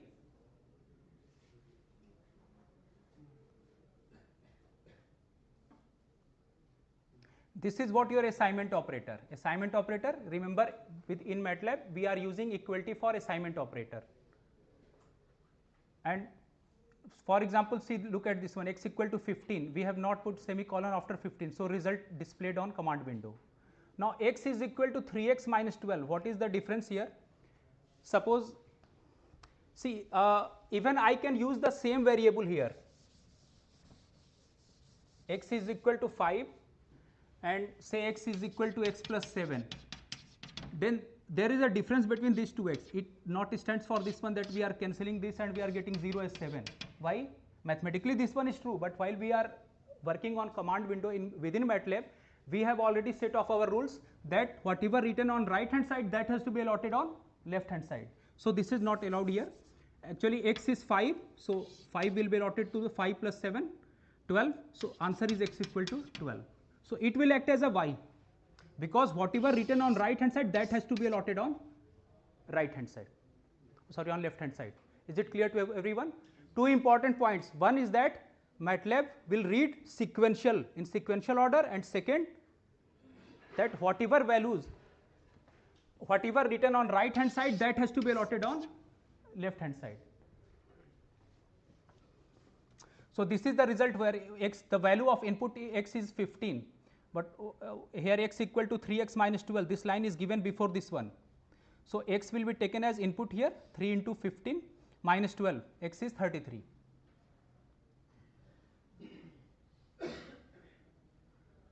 So this one is rules for variables name, already I have explained you. See, we will use it in approximation that the minimum value of epsilon allowed here, the epsilon is greater than 0, but in MATLAB difference between two numbers, minimum value of epsilon allowed is 2 raised to the power minus 52. This much minimum tolerance. So that is written here. INF will be used for infinity, NaN stand for not a number. Pi, we write it in MATLAB as pi. So there are several functions, but I am recalling some of the. Now these are elementary math built-in functions like square root of x. Whenever you are calling a function, see these are already inbuilt functions in MATLAB. So if you are calling some function, say square root of x, then this one is the sign. You have to put the argument, the input within a bracket. So here x is your input. I need to write square root of x. So you can comment on the previous line by putting a percentage sign here, and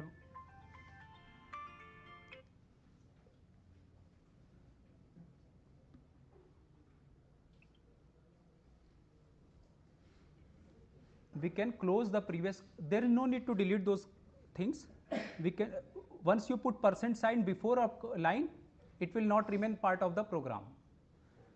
Now suppose I am interested in computing, say square root of 2. So you have to give input in bracket, and then again you need to run on this one, because we are working in editor window, and the result is displayed on command window. Result is displayed on command window. So there are several inbuilt functions available in MATLAB. I will come to script file.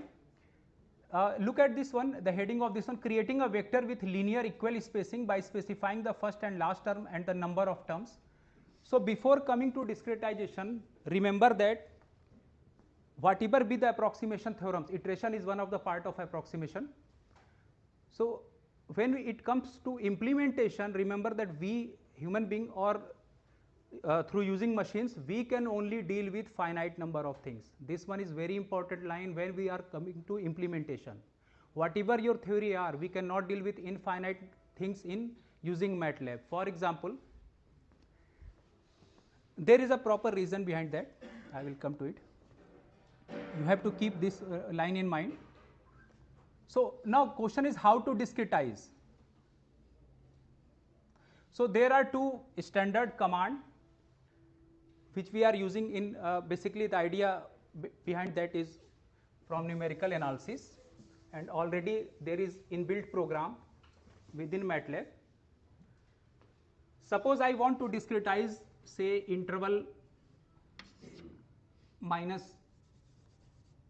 say minus 3 to 3 in say okay, let us start from this one, 1 to 10 with equal spacing, say 1 2 3 4 and so on up to 10. So you can see that if whatever be the interval, say a and b including the endpoints, if we know the step size, This one is the length of interval. If we have A and B, it is known, H is known, then I can compute the number of terms.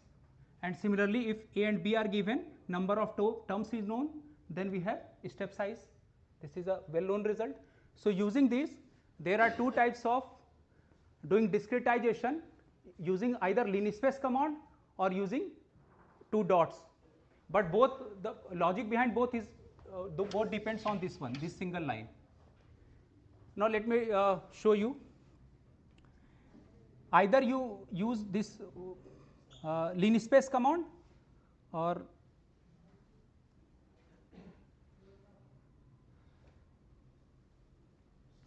let us come to this one, creating a vector with constant spacing by specifying the first term, the spacing and the last term. For example, this one is your syntax for doing discretization. Why we need discretization, I will come to this. Variable underscore name is equal to m is to q is to n, or simply one can write in this way. Suppose we want 1:13 with a spacing of 2. So I need to write x equal to 1:2:13. It will give you 1. This one is your first number, then add 2, 3, keeps on adding 2 until 13. And if you are not mentioning the step size, see here step size is 2. If you will not mention step size, by default MATLAB will take 1 as step size. We will use it in iteration, your iteration program within for loop. Okay.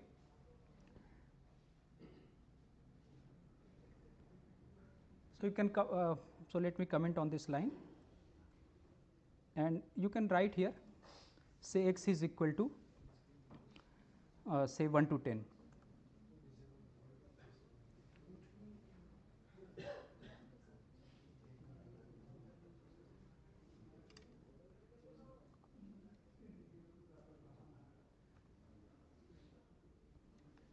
So results are displayed here, है ना? हाँ. ये clear नहीं आ रहा है zoom कर लीजिए थोड़ा इसको करवाने सर ये डिस्प्ले में दिक्कत आ रही है लैपटॉप दूसरा कनेक्ट करें सर कलर थोड़े से वैसे है ना, थोड़ा जूम भी हो जाएगा सर ताकि वो वाला लैपटॉप का ये वो साफ नहीं है तो एक सेकंड वो करते हैं प्रॉब्लम होगी कनेक्ट करने, फिर पूरा बैक. सर नहीं कोई मसला नहीं है 100% है, उसको जूम को थोड़ा सा 100 को दिखाएं? 150 कर दीजिए. इनका पीपीटी में दिक्कत आ रहा है नहीं नहीं, एक मिनट में बता दूँ. ये जो ये जूम है ना, ये चेंज होता है, इसमें तो नहीं हो रहा है. एक सेकंड 150, इसमें 150 में. एक सेकंड रुकिए मैं करके देता हूँ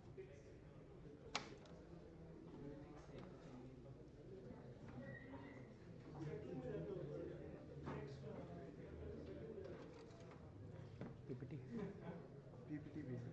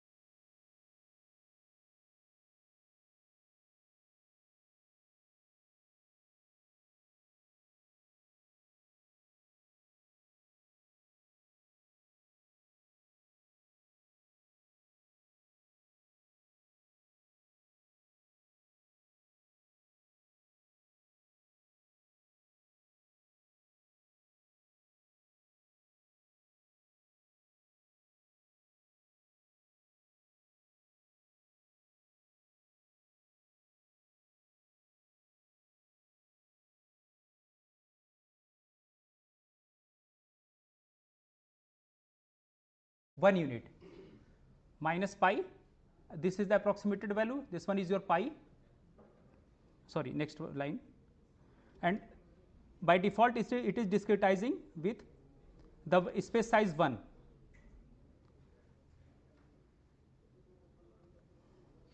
So obviously look at the size of this matrix, how many elements are there stored in this matrix. So you will see that it is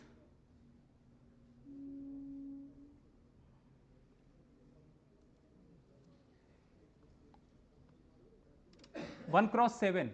This is one dimensional row with 7 columns. Now, so corresponding to those 7 inputs, I will have 7 outputs. So just remove this sign,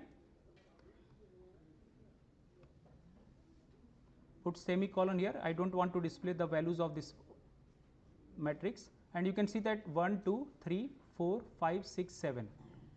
So whenever we have, this is the technique to do partition, and after this I can suppose I want to, because already I have the values of x and corresponding values of y. So you can get the plot command,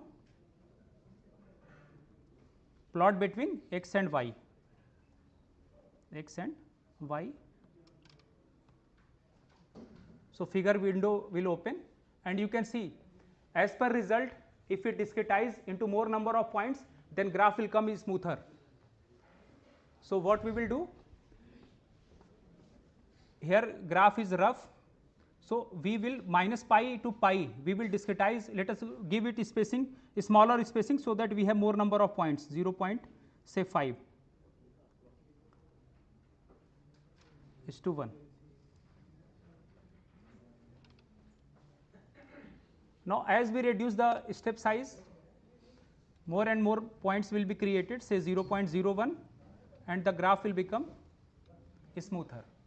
So this is one of the way to discretize a given say domain. Now there is another command for discretizing, that is say x is equal to using linspace command.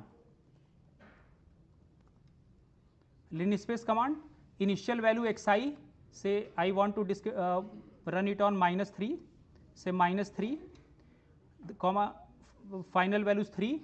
I want to plot sin x within the range -3 to 3 with certain number of points, say let us, those points are 10. Again with by discretizing the interval, say -3 to 3, -3 to 3, -3 to 3 in 7 points, and correspondingly we are joining, we will get the value of sin x, and it will be rough. So to create say 100 points, you have to just change here number of points. So let me write here 100. So you can see that graph will become smoother. Why I have emphasized on say this how to discretize. So there are two commands, say m is to q is to n. M is the initial point, n is the final, and q is the space size. Second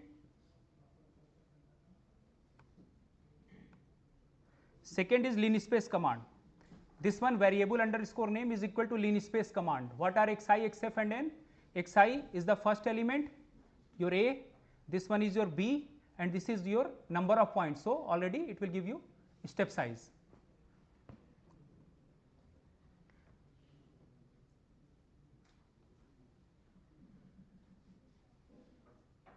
So there are several examples here. I will share this book, you can go to. This is the standard command to create your null matrix, zeros 3 4. So it will create a 3 cross 4 matrix with each entry as 0. So there are for identity matrix we have ones command. Now we already know, see this one is the notation for matrix. Say I want to write the elements 1 2 3 here, say 4 2 3. This has 1 rows and 3 columns. I have saved it, allotted it to the A. So A is a matrix here. Similarly B, let me write it as 3 5 7. So we already know that how to add two matrices, how to subtract two matrices. Obviously their size has to be same. We can do term by term corresponding addition as well as corresponding subtraction. But when it comes to multiplication, remember that there are two types of multiplication, inbuilt multiplication in MATLAB. One is your matrix multiplication and another one is your term by term multiplication. So you have to specify that which multiplication you are using. By default, for addition as well as for subtraction, it will take, you don't need to mention, by default it will do term by term addition as well as term by term subtraction. So remember that if I take here say A dot B, let me take start from the 2 cross 2 matrix and look at the result. These are the basic you need to know. A is equal to say 2 1 3 4 and say B as 1 0 2 1 1 0 2 1. I need to write, so in MATLAB I will write it as, I will write the first matrix as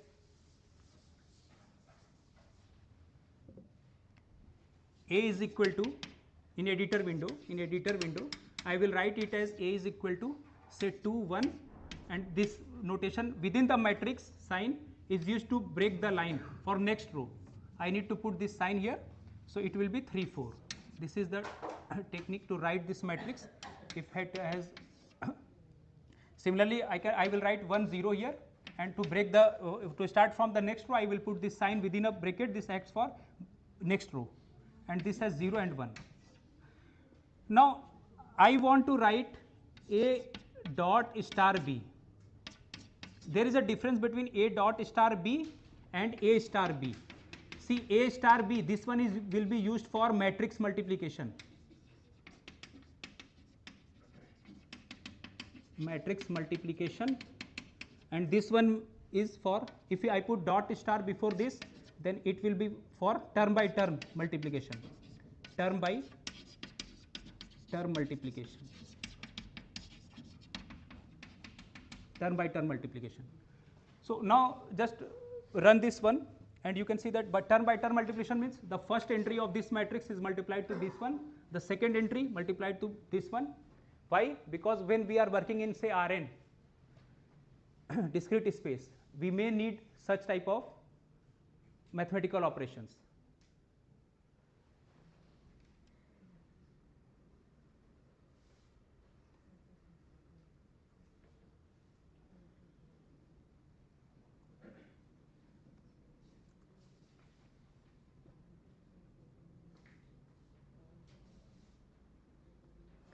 So you can see that this one is the notation for element by element operation.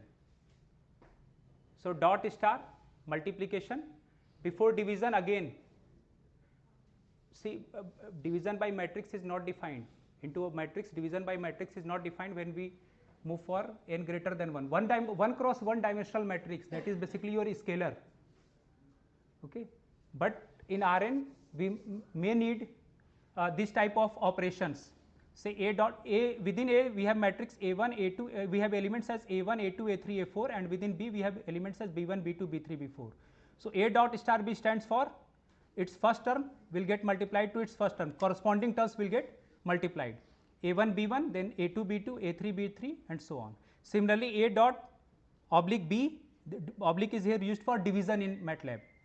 So it will give you A1 by B1, A2 by B, corresponding division, term by term division. And A dot wedge B is used for A1 raised to the power B1, A2 raised to the power B2, and so on. So you can run this, but if on these two operations, one is to how to do partitions, and second is how to do element by element operation. One need to expertise in these two. For example, say A is 2 6 3 5 8 4. So you can copy and paste it on editor window and run this. And suppose within B we are allotting this matrix to B and this to A. We are working on here command window. This is a sign for that we are working on command window. So A dot star B stands for, remember 2 is multiplied to 1. So we have 2 here. Is it clear to everyone? If I put dot before any mathematical operation, that stands for term by term, whatever be the operation, its multiplication division. Now if you have exactly one element, say what is the first line stand for? This within matrix, this H2 is for discretization, and I have not mentioned here the step size. So it will by default take 1 unit. So first value is 1, 2 up to 8. Now suppose I want to compute the corresponding values of this polynomial at those inputs 1, 2, 3 and so on. So remember, whenever you have more than one element in your matrix, you have to use dot sign before that wedge operation used for power or multiplication or division. This one is an example.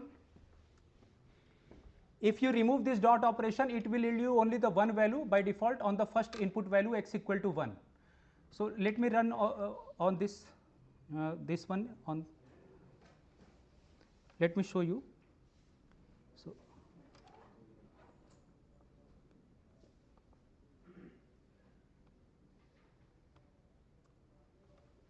say x is equal to say 1:10.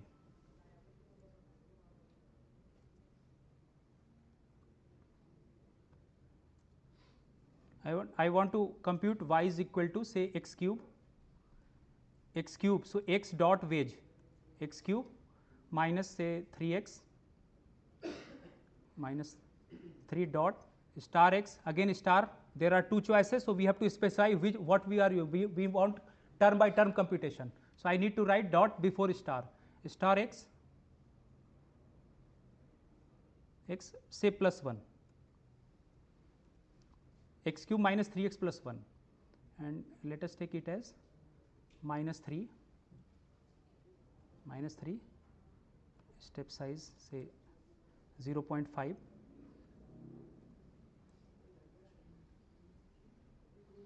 to 3.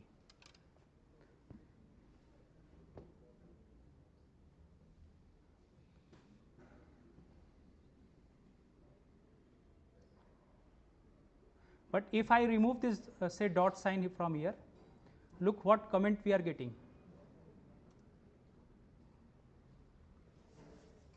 Now read those comments. Try to understand these important points while doing a program. Incorrect dimension for raising a matrix to a power. Check the matrix is square and the power is scalar. To operate on each element of the matrix individually, use power dot wedge for element wise power.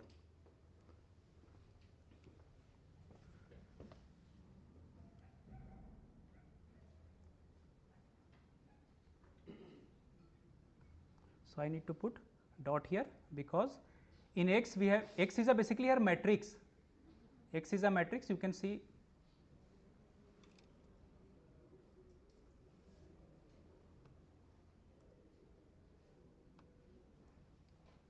because we have discretized with the length of 0.5, or I can close this one and let us open the first one. So on minus 3 to 3 I have created 100 points and I want to plot this polynomial. So this is the way how to discretize. There are other discretization like exponential discretizing in exponential format, and there are but if you want apart from this one, then you have to create the user defined function that is called as your function file. The only difference is that in the first line you have to give the command that what are your inputs and what are your output. Rest all those things are same. So just like on command window we are calling factorial x or square root x, we will name those function files and call it on command window, and then we have to give the values of input, it will be displayed. So whenever there is such a situation that you need to run a program several times, then it's better to create function file. Now question is that why we are doing this and all. So let me just give you a brief idea. Basically working in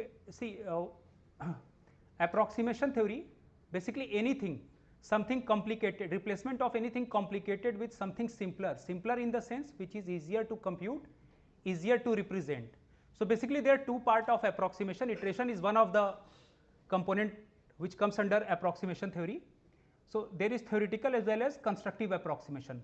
So we are here in constructive. Constructive approximation deals with computational practicalities, precise estimations of error and so on, whereas the theoretical side is more often concerned with existence and uniqueness question and application to different theoretical issues.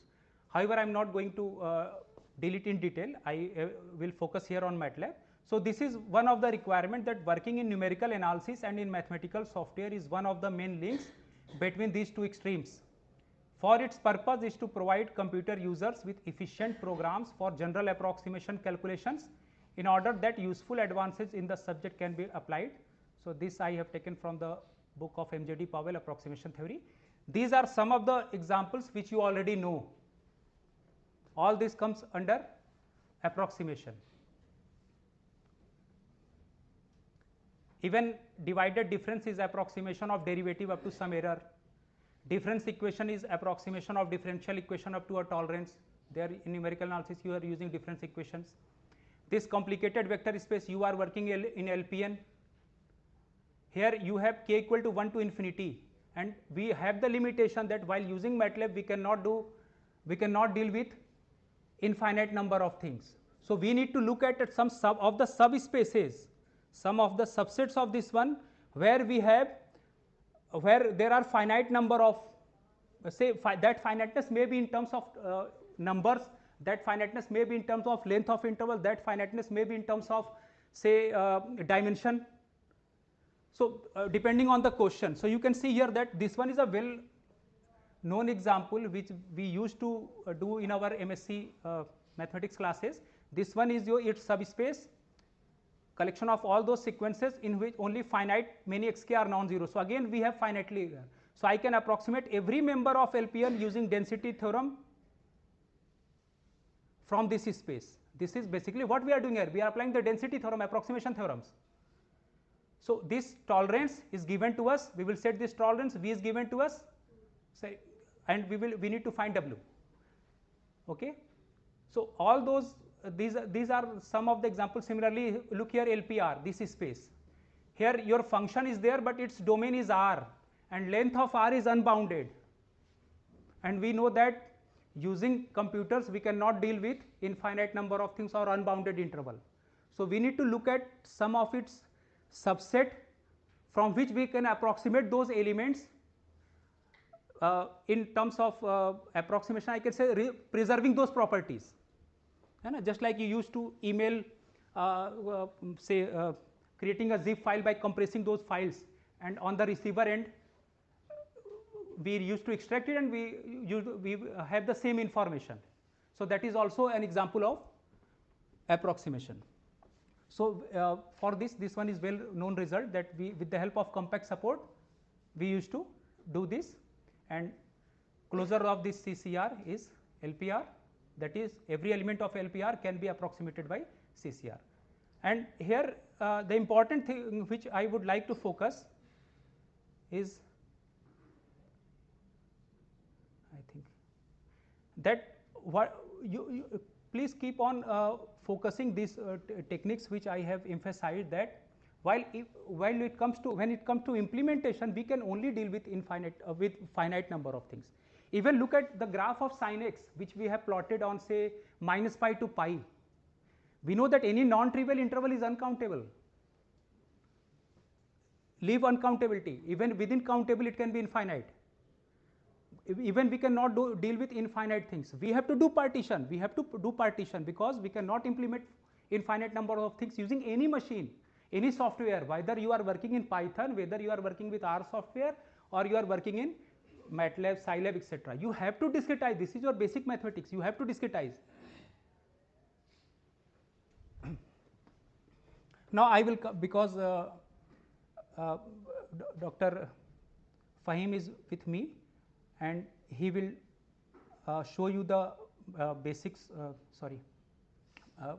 program code of those iteration algorithms. So, before that I need to focus on some more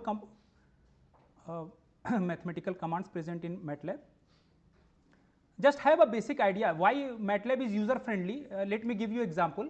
Just overall have an idea that what are the commands available in MATLAB. Suppose you forget the syntax of linspace command. Then look at on the right hand side there is search documentation. On this just type linspace command. You will get several examples here. This is why MATLAB, many of the scientists are using MATLAB. And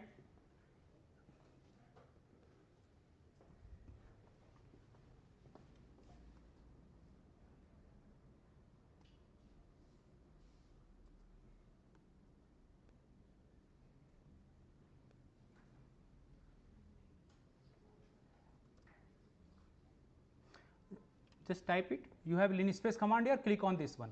You will get several examples. Look at y is equal to linspace command x1 x2, here about x1 x2 information is given. Click on this linspace command which I discussed. Now by default y is equal to linspace command -5 to 5, it is discretizing with the space of that one is step size I have not mentioned. So it will by default discretize into 100 points, -5 to 5. If you already this one we are discretizing -5 to 5 within 7.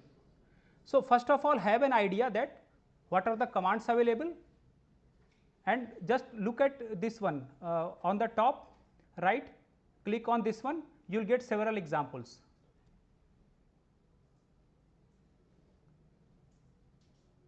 So already discretization I have already discussed the use of that term by term multiplication, term by term, element by element operation. Now another important one which we will use in those fixed point algorithm, iteration algorithms, is the use of input command. Very useful command. Suppose you have prepared a program, next time you want to change the inputs, then again you have to write the program. So to avoid that, we will give input command, and whatever within input we will give within text, whatever text we will give, it will be displayed on your command window. I will show you. And before running the program, computer will ask you that what are the required inputs. So as you enter the inputs, it will give you the required result. For example, so its syntax is variable underscore name input, and within these two you have to type the statement whatever you are doing. So these two, this line will be displayed on your screen while running the program. For example, look at this one. Suppose we are interested in a game in computing average of 3 games. Now I want to, so each time there is a game and I want to enter the value of by 3 candidates entered in, scored in game 1, game 2 and game 3. So what I will do, I will take help of the input command.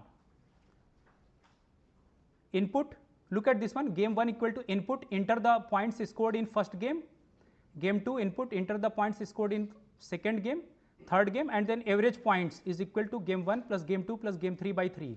So whatever written on left hand side, that will be assigned to game 1.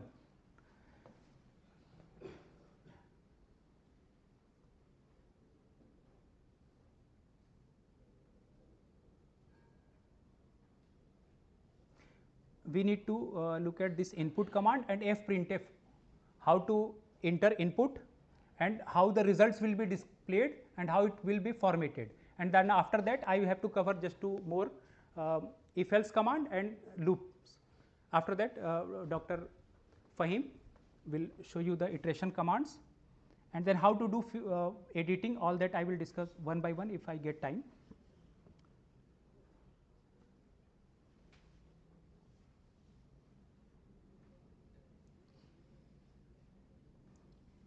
Let us do typing of this one, because this one is important point, I cannot skip it. Say game 1, you need to understand this one. These are some of the result. Say input, I restrict it to just 2 games. Input,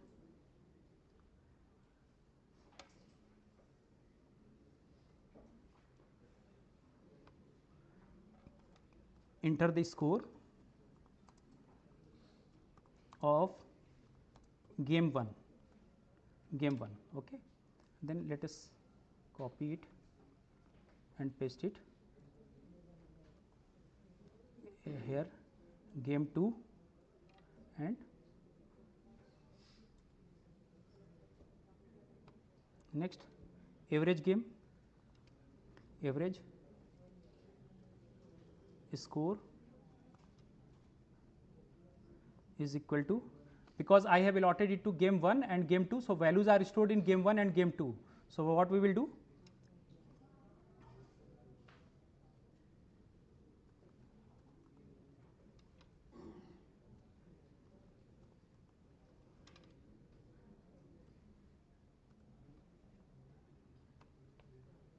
Now, run this program. Look what is displayed on the command window. Enter the score of game 1. Now, system is asking that what is the score of game 1. Let us do it manually. Let us give the values as say 4 and then again press enter key.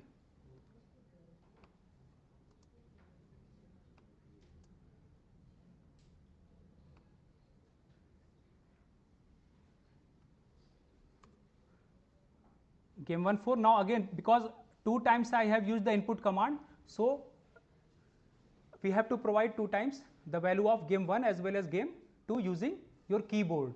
This is the difference there. So, game 2, let me enter 6 here. So, your average score is already I have executed it. So, let me again give the value 6 to first one and enter the score of game 2. Let me give 8 and enter, then you can see that average score is 10.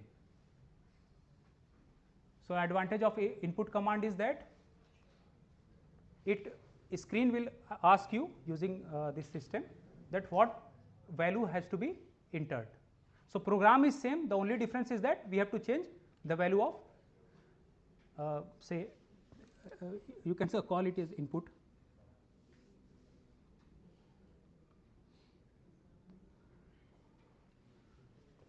Now, how to format the display, the results whatever displayed here, how we will format those results.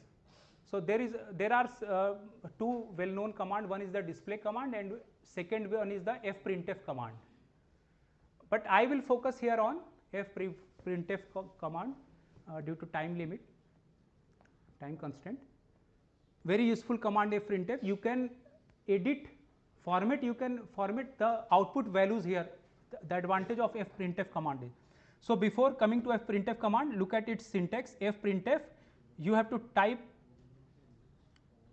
whatever values you want to display, text type in as a string. This is the standard command fprintf, text as a string. This one is basically used for formatting. Here remember here f is used for, so whatever variable name we want to display, I have to specify it after comma. This one is to edit, format the values to be displayed in the format. Here f is used for floating numbers, simply understand that real numbers in decimal form. Okay. This percentage is used here for to address the result. Where I want to print the value of variable underscore name at this percent. So, here within fprintf command, percentage is used to assign the address at which value to be printed, and if you give percentage command outside the line, that is used for comment. That line will not be part of your program. Okay? And what it we stand for minus 5.2f. Remember that this 2, I think as I remember this, I will check it. This 2 will be that after decimal 2 values has to be displayed. Suppose you are doing some numerical calculation and you want your answer up to 4 decimal places. So, you can write there percentage say 8.4. So, after decimal it will take only 4 values, and this 5 is basically including decimal sign, the total digits will be 5. So, remember within fprintf, percent is used for printing the value of this variable at this percent address within fprintf command. So, within this program I am taking, let us add here fprintf.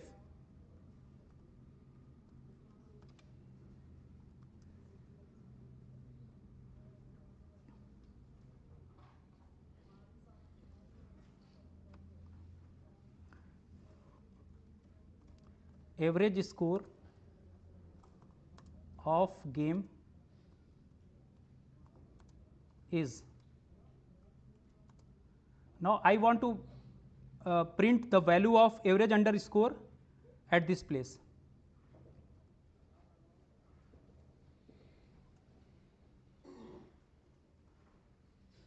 Let us understand 5.2f. Since there is only one output, so I don't need to mention here.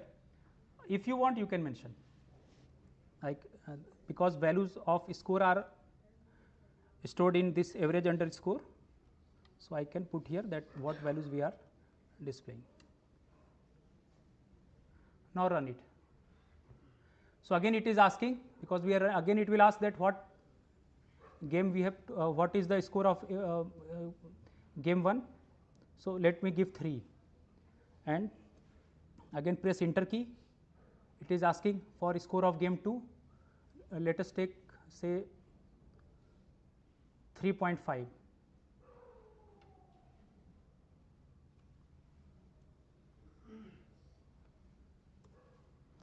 Now look at your average score of game is whatever I have given within this text, the same thing is displayed here. Average score of game is, look at average score of game is, and the value of this average score is displayed where we have given the percent sign. Is it clear to everyone? The same percentage sign within fprintf is used to denote the address at which value to be printed, and the percent sign outside will be used for commenting the line, for closing a line, which will be not the part of the program. So average score of game is this. Now look here, after decimal we have 7.5. Average score of game is, because already I am formatting which value, average underscore. Let me close here, otherwise it will make it will confuse you. Now again say 3, enter, and 3.5.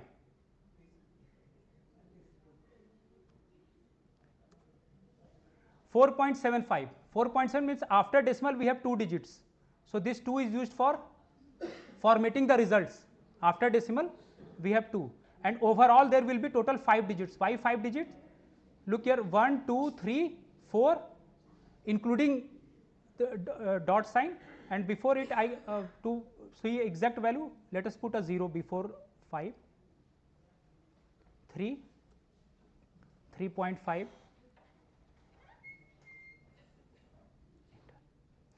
Now look, the total number of digits are 5. 1, 2, including decimal 3, 4 and 5. ये समझ में आ गया? Now let us change here. 8. Run this program. Again, let me enter 3 here. 3.5. Look at the pattern here. You are getting total 8 digits, and after including decimal, total 8 places including decimal, and after digit only 2 digits are displayed. So if I change this to 4,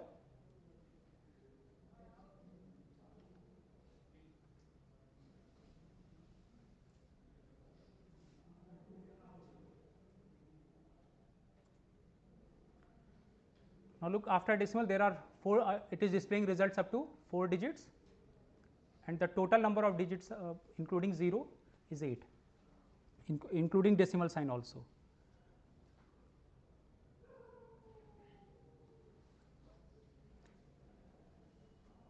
So there are several rules here. I will share you the book, how to do further editing, how to make tables and so on. This is what written here. If you give %5.2i, then all results will be displayed in integer. Look here, this one, x equal to 1:5. 1:5 stands for discretizing from 1 to 5 with spacing one size. So result displayed here 1, 2, 3, 4, 5. I want to find the square root of those 5 numbers. So square root of x function has to be allotted to y. Within T we have saved x, and this is used to break the row x y. This is allotted to within T, matrix T. And fprintf, if the number is %i, I want to print values in integral form, its square root is %f I want to print square root in decimal system and the values input 1, 2, 3, 4, 5 in integral form, backslash n, this is used for new line, and we are printing the values of t at t x, okay, in t, within t already x and y are saved, otherwise you have to specify x comma y, because we are interested in printing the value of input, those numbers from 1 to 5 as well as their square roots. So we want to print two values, so clearly we have to use 2 times percentage sign. Why? At first percentage sign the value of x will be printed in alpha in that order in which it is given, and the second percentage is used to print the value of square root. Look here, within t, try to understand this, all these will be used in understanding that program. Within t, x is written first and y is written at second position. So here within t, x and y are there. So the first percent sign, this percent is used to for address within fprintf. So at first percent sign I will print, output will be displayed, the value of x will be displayed here, and the second y, the value of y will be displayed at this sign in float format, in floating decimal number. Now look at the result here, this is already the result of your command window. Try to understand this logic, everything is given in the book, just start running those programs, you will understand all the my idea is to just inform you about those available tools. So if the number is 1, the first value stored in this x is 1, look here, this is 1, so 1 is printed here, its square root is %f, and the second value of y, square root of 1 is 1, and because here we have written %f, so it is displayed by default in decimal system. If the number is 2, next time it will execute backslash n is there, so from the new line it will start from the new line. So we have studied about input command, that is how to provide values using your keyboard, and second fprintf. Actually formatting option is available in fprintf.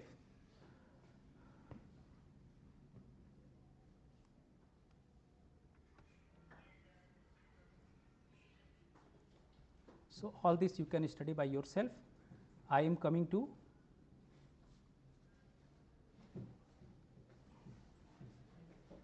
if I will get time I will come to plot function, but before that, actually there are several ways how to plot several graphs on the same say figure, or how to suppose we are dividing your screen into a block of 3 cross 3, and I want to put a certain figure into say second block, then that can be used using subplot command. To compare several graphs, whether it is for some operators or for functions, you can use the hold on hold off command. So that I will come to later on. It's very simple, in place of plot command you can use the subplot and all those.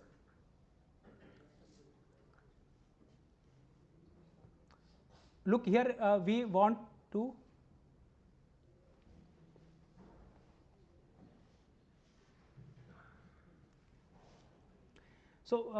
first of all look at those which we need exactly in program, and then I will show you how to.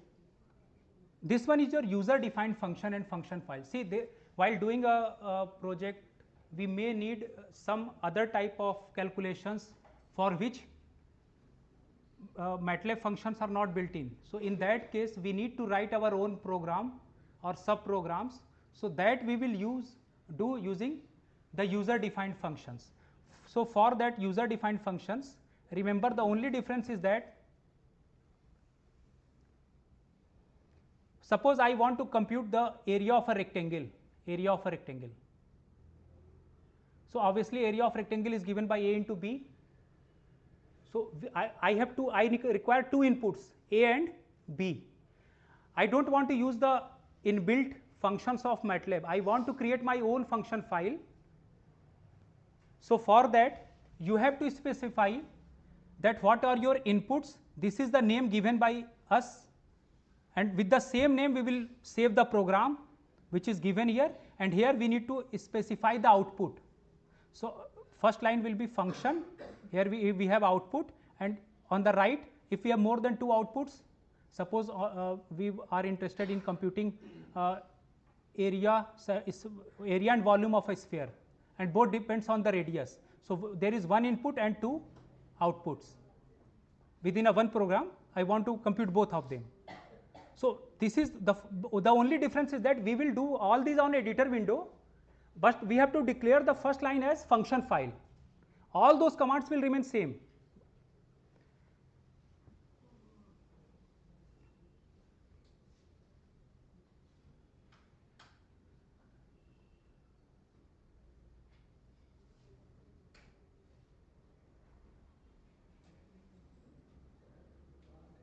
So, this is the command for subplot MNP. MNP stands for, we are dividing our window into m cross n. Assume that suppose you want to insert a figure in certain section of your page, then what we will do, we will create EPS file and call EPS file using include graphics in your text studio, in your latex, and you want to place your figure in this block. So, in place of plot command you have to give subplot mn. It will this will be your first block, second block it will assume moving left to right, first block, second block, third block, fourth block, fifth and sixth block. So, if I want to place the value the graph of sin x into this plot, so I have to specify that within 3 cross 2 matrix I have to put the figure of sin x into the 6 blocks. So, this MNP stand for this one. This we will use while comparing different figures, while doing comparisons, because in while submitting papers to general we used to do these commands. Subplot command is there, and there is hold on hold off command that will be basically used to, let me give you a basic idea of hold on hold off command also. I think suppose I want to plot this polynomial, this cubic polynomial, as well as its first and second derivative in the same plot on this domain, on the common domain -2 to 4. So, what we will do, we need to first discretize, because we cannot write this interval, we have to discretize it. So, let us discretize -2 to 4 with a spacing of 0.01, with a spacing of 0.01. Now, this is y, its derivative. However, there is also diff command directly to compute differential of any function, the number of times, but we already know the differentiation of this one. So, let us write directly yd, this first derivative is stored in yd and this one is stored in ydd for double derivative. This notation we have chosen. Now, plot xy, color it with blue, join it with dash, xyd on the same input we are using yd, it will plot with x with its first derivative, color it with r with double dash, then x with the second derivative. I think this case for magenta color, I do not remember, black or. So, you can see that the graph, all the graphs will be pasted within a single plot. There is already available tools that while running a program, once your figure file is there, you can do editing, label it as what your x axis denote, or your y denote, how to put title here, and from these figures legend command, that which one is representing your polynomial, which one is representing derivative polynomial. So, all you can do either in the EPS file, sorry, either in the figure window, or you can use those commands for. Now, before ending,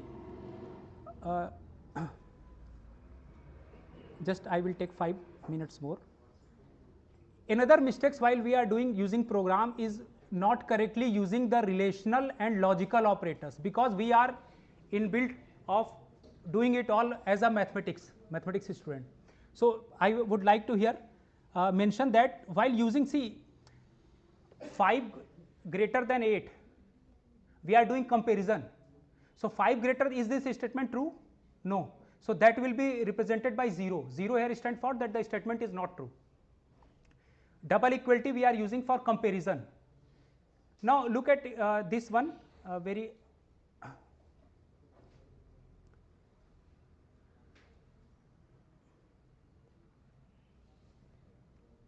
B is equal to C, suppose,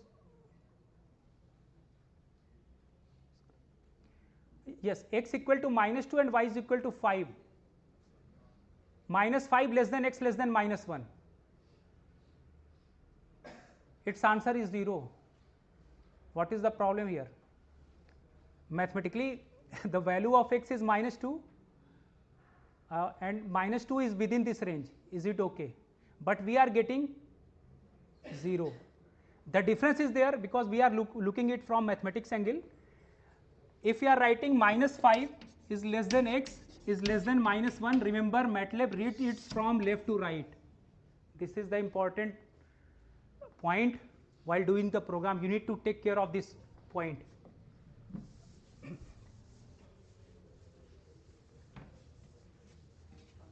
So if x is -2, if x is -2, suppose I write here 5 is equal to 5.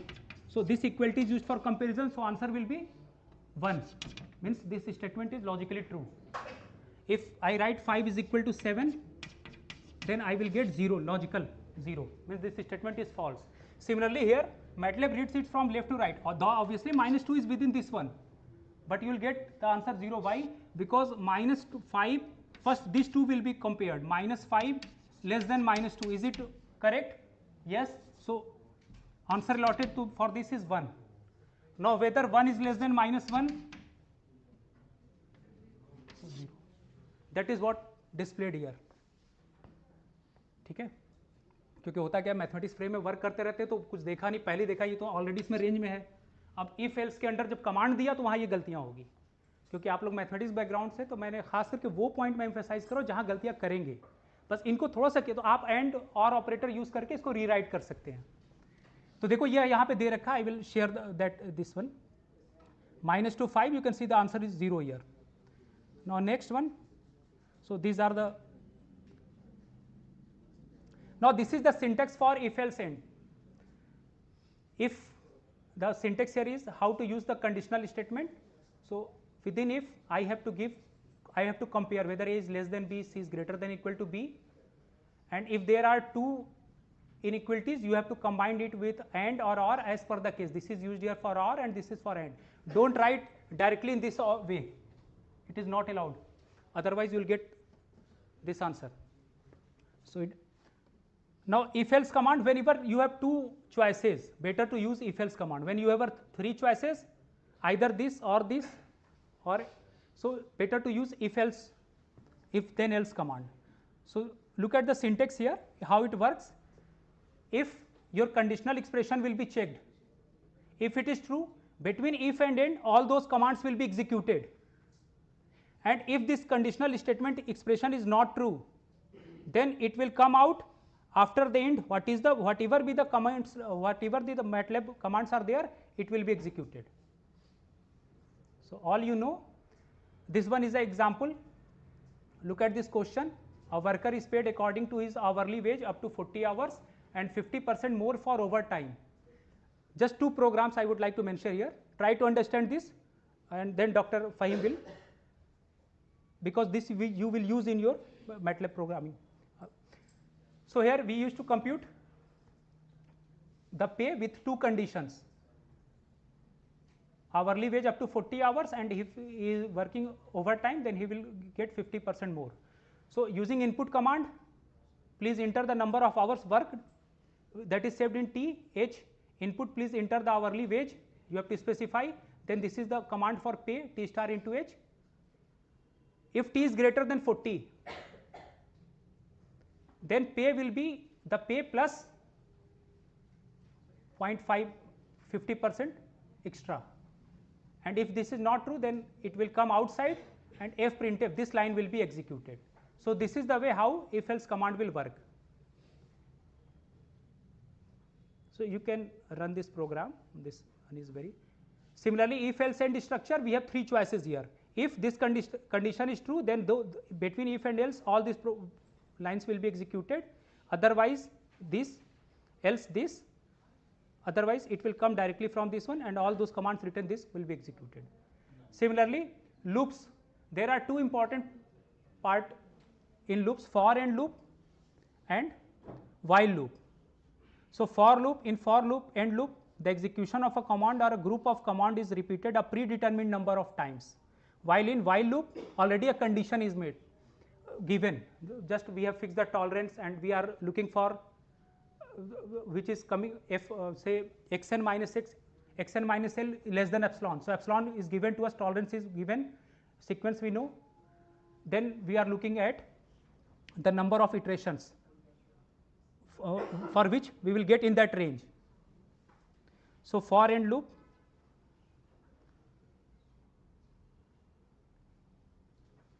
so look at how it is how it works.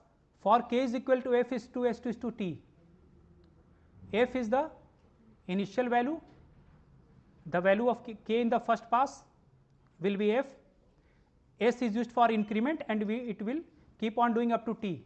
So, in the first loop f k will take value f and it will be executed.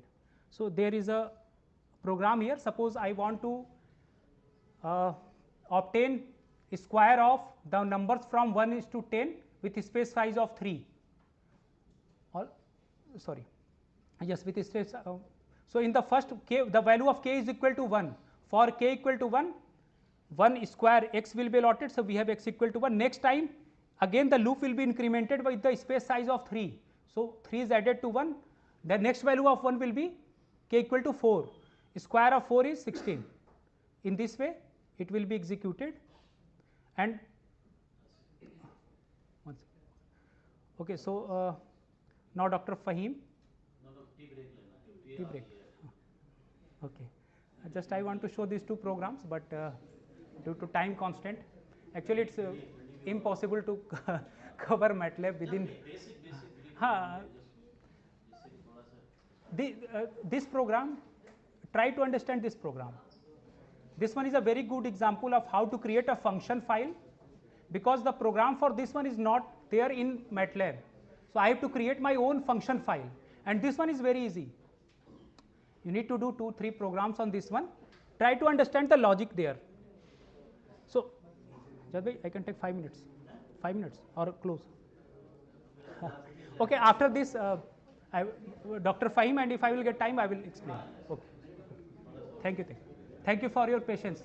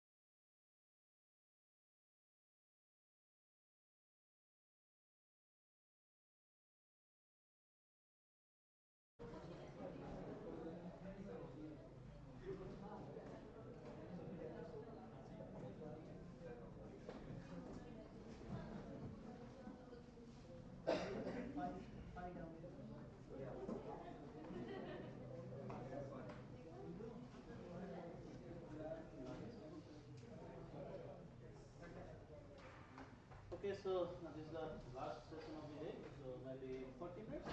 Yeah. Okay. So we will discuss some two iterations, maybe Two two iterations schemes, and and their just see how comparison. to implement them and their graph and just convergence analysis like that. And another, since you are here from the different state and different cities, Arshad.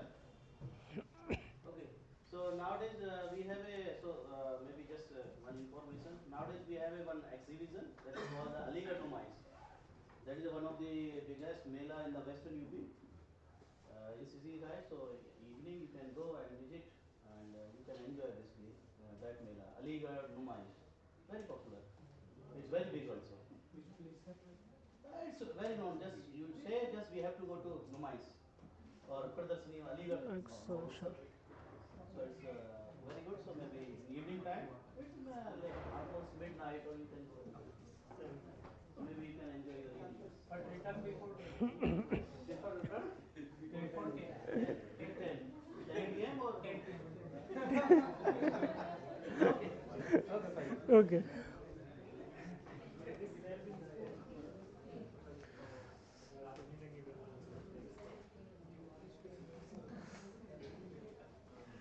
So okay.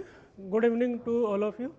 Economics में वो जो list मैंने भेजी थी, अगर किसी को कुछ करेक्शन कराना हो तो मुझे आज बता दीजिएगा, वरना मैं आज फाइनल कर दूंगा certificate. For certificate, you can meet him if anybody has any correction.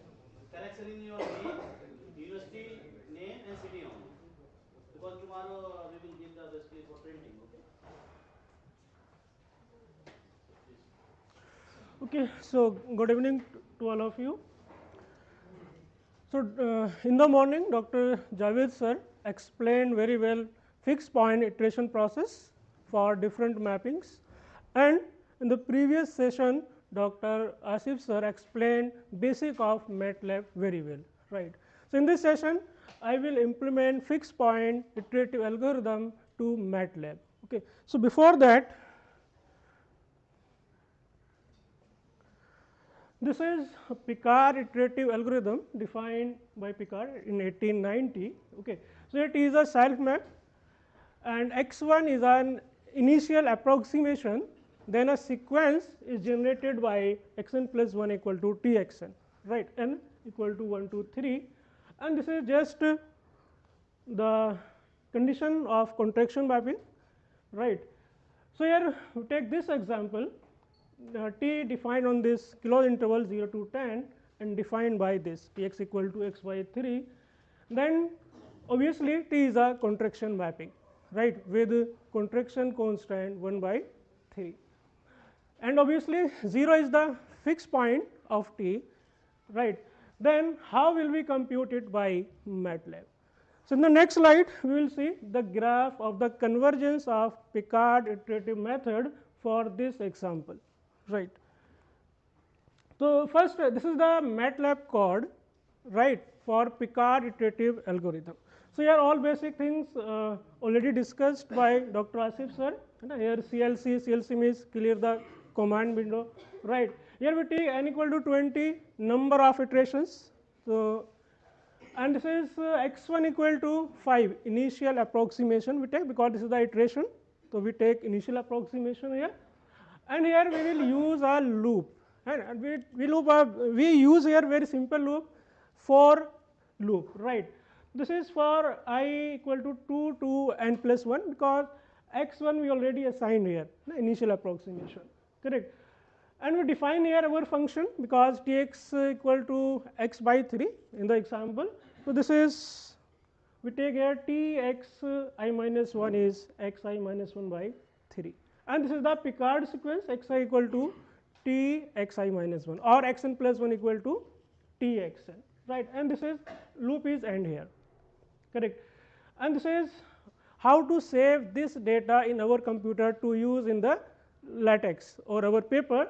So here we create a file, right, FID is file open, here we write the name Picard, but one thing is, remember that this name should be the same as your M file name. अगर आपने M file को M name दिया है तो यहाँ भी same name, you will give the same name Picard here. So this the text file will be created here, and we want to print these all approximations here. So we write here again a loop for I equal to 1 to n plus 1, because we also want to print x1 equal to 5. So here we run this from 1 to n plus 1, right. F print f, this is for display the results, you know, and this is f print f fid. Here something is missing because this ppt is created in LaTeX, so comment is not working here, right. If we do the comment, then that thing is not appear here, right. So I will display that thing in the MATLAB, what is missing here.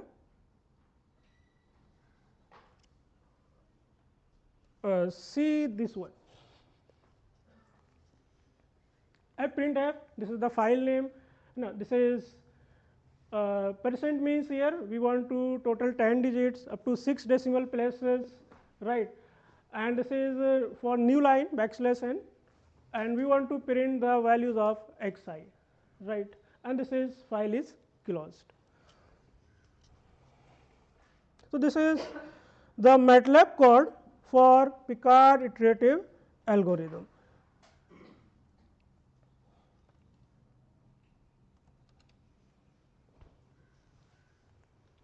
So now this is the graph. Here we will see that Picard iterative algorithm converges to the fixed point of the given mapping Tx equal to xy3, 0 is the fixed point. So this is converge at the fixed point 0, right. So we create this graph by using the MATLAB. So how to draw this graph? Just one more command, plot x. If we give the plot x, then all the results will be plotted in this graph.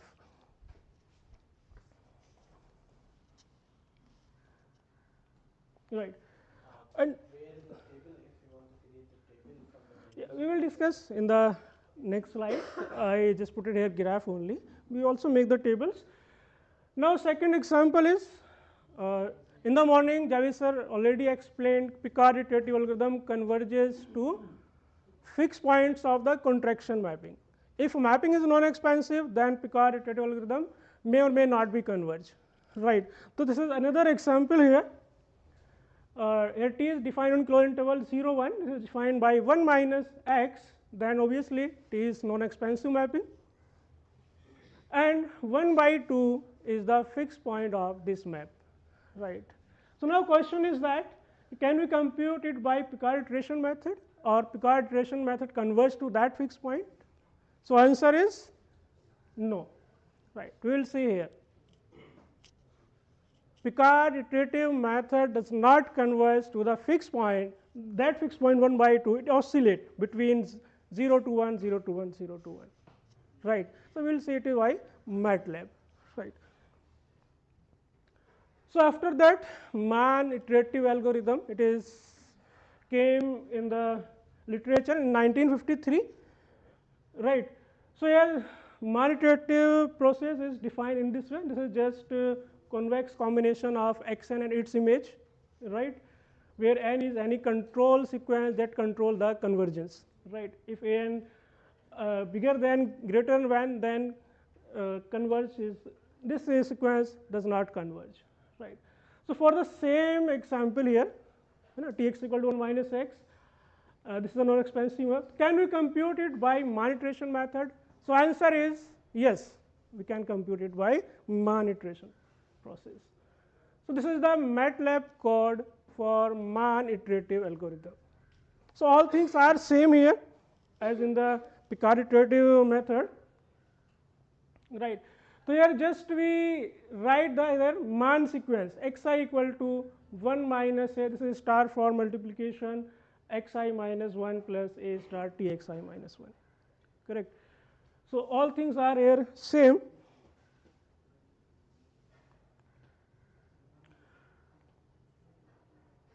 So this is the convergence of the sequence defined by Mann iterative method for the same example, means 1 minus x, 1 by 2 was the fixed point of that mapping. So Mann sequence converges to the fixed point of that mapping, that is converges to 1 by 2, we will see here, right. This is the convergence of the sequence to 1 by 2. Okay. So before that, now how it all works in the MATLAB. So we will see in the MATLAB here. Okay. So this is the code of MATLAB code for Picard iterative algorithm, right? CLC, I wrote all things here, what it's mean, CLC, number of iteration, that all things. So if you will change the initial approximation or this Picard.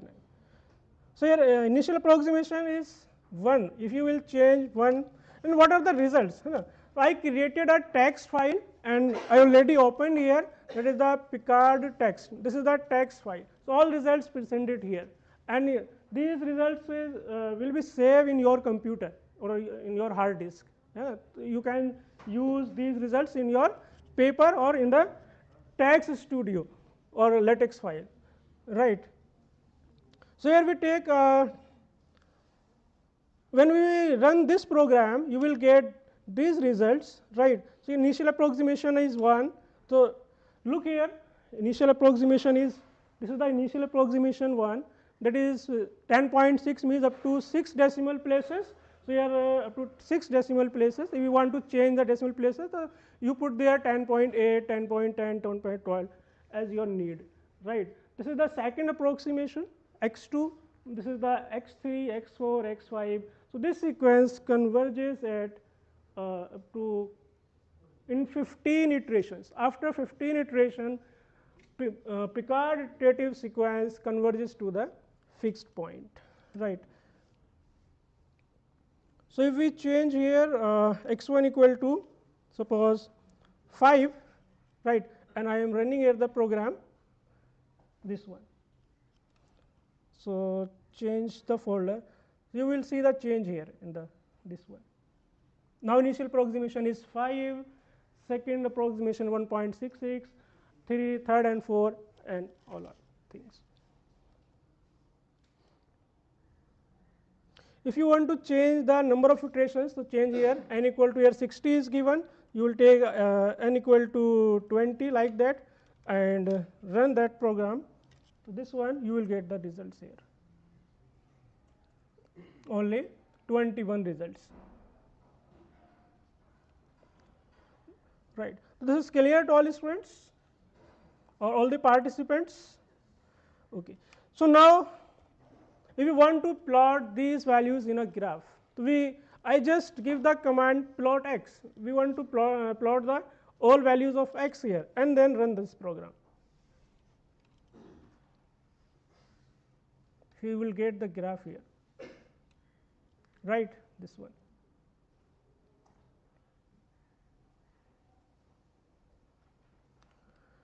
Okay. Similarly, for MAN iterative algorithm here, because in the MAN here, this is the control sequence I just denoted by A, right?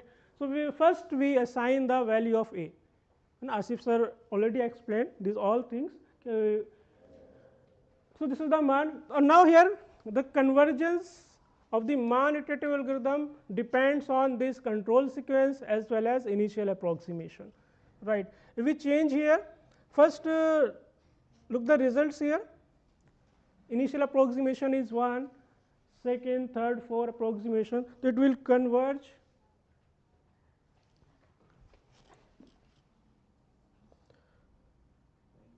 in 21 iterations.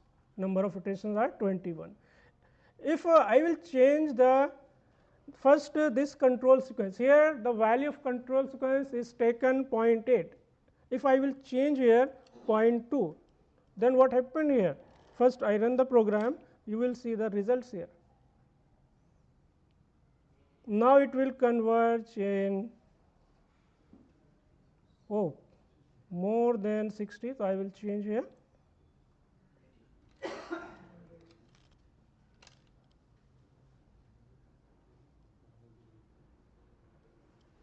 Not on 80, more than 80 iterations.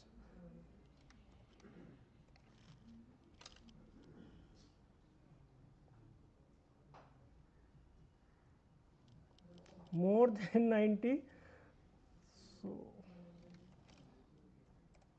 100.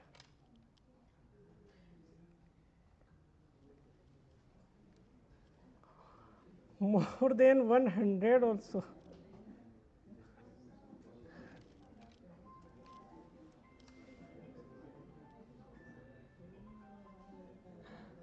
Yeah.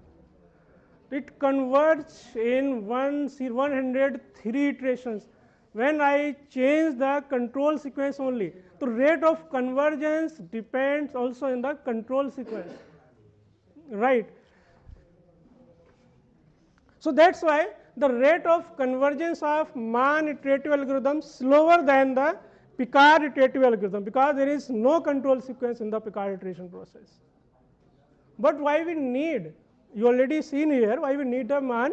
Because Picard iterative algorithm does not converge to fixed point of non-expansive or larger class, non-expansive mapping or larger class of mappings. That's why we need the Mann types iterative algorithm, right? So if I will change, I think the initial approximation, that also affects to the rate of convergence. I will put here, I think 5. So look the results here. Yeah. 106.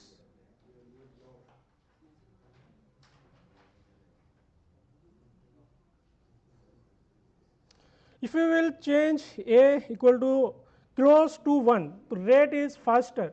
Okay, suppose it is 0.99. Then what happened here?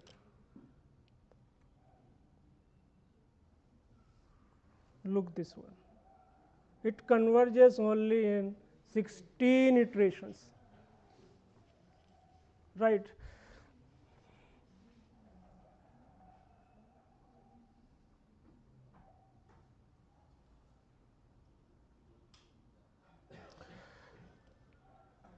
So this is because contraction mapping. I will change here function, right?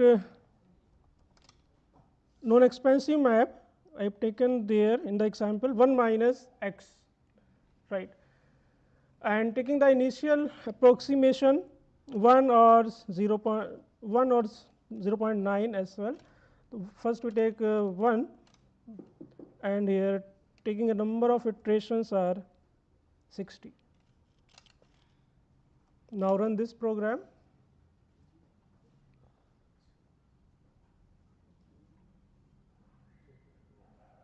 Not converges to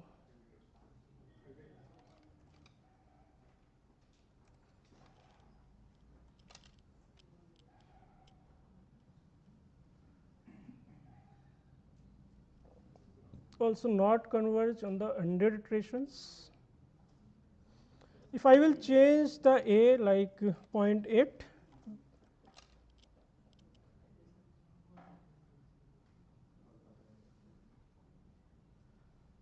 yeah, then converges only in 29 iterations.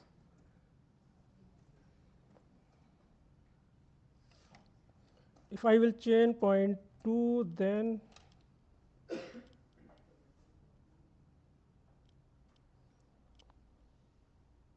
converges in 29 iterations. So in this example, we will see that when A is smaller, then rate of convergence is fast. In the previous example, A is larger, then convergence is fast. So this is the, I think, still open problem, how to find the optimal choice of the control sequences. This is still open, because all the authors taken arbitrary values of the control sequences in the interval 0, 1, right? How to choose the optimal values of the control sequences. So again, if I want to plot this one, so I put it the command here, plot x. So look here.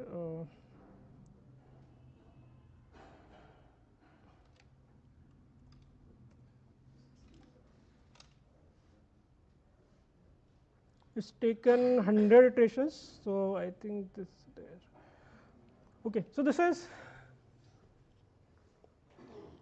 the graph.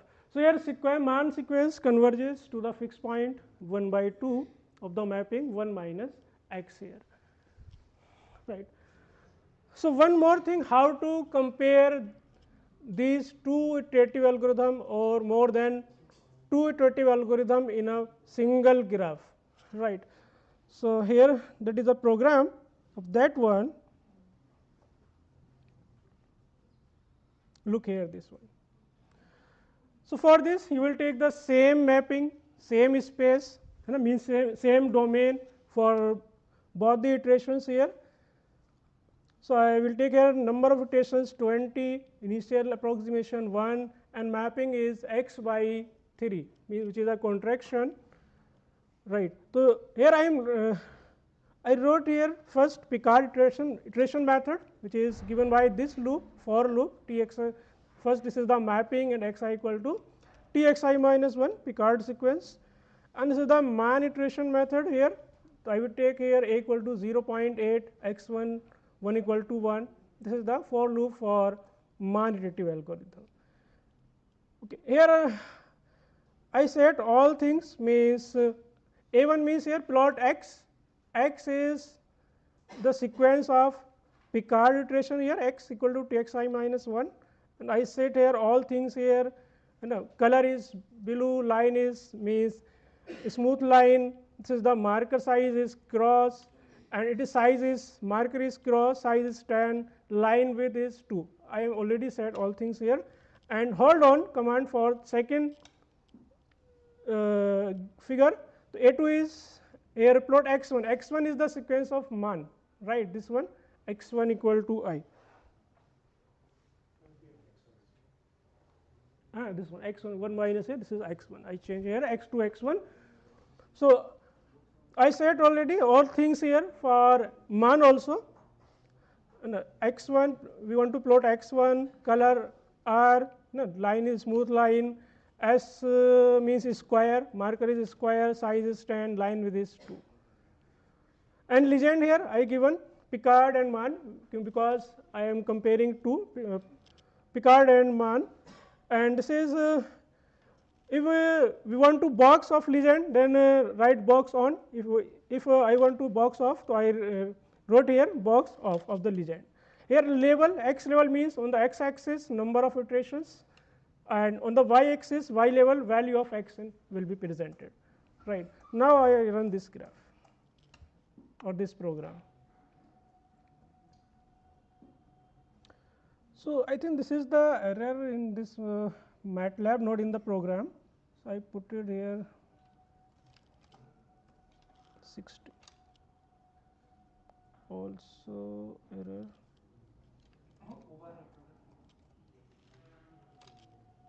Yeah. This one.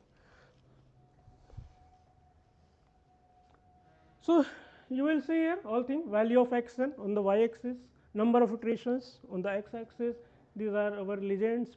We are comparing here Picard and man, right, and this is the graph or comparison of these two ones. So here also we can see Picard sequence converges faster than the man, right. You will see the graph here. This is blue line denotes the graph of Picard, and red line denotes the graph of man. So in this way you will give the comparison.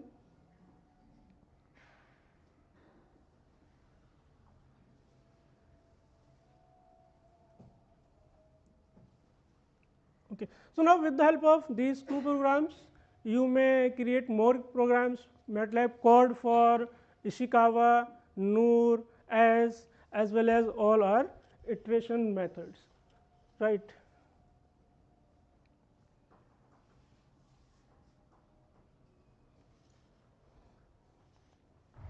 So now this is the problem for all of you. Please try it yourself in your computer laptop or as well in the MATLAB. Here you will create a MATLAB code for first Picard iterative algorithm and then one for this mapping. So here it is sin x by 2. So obviously this is a contraction map. The Picard iterative algorithm converges to the fixed point. And what is the fixed point of this map? In this interval 0 to 1, 0 obviously, 0 is the fixed point. So please create the MATLAB code for this question.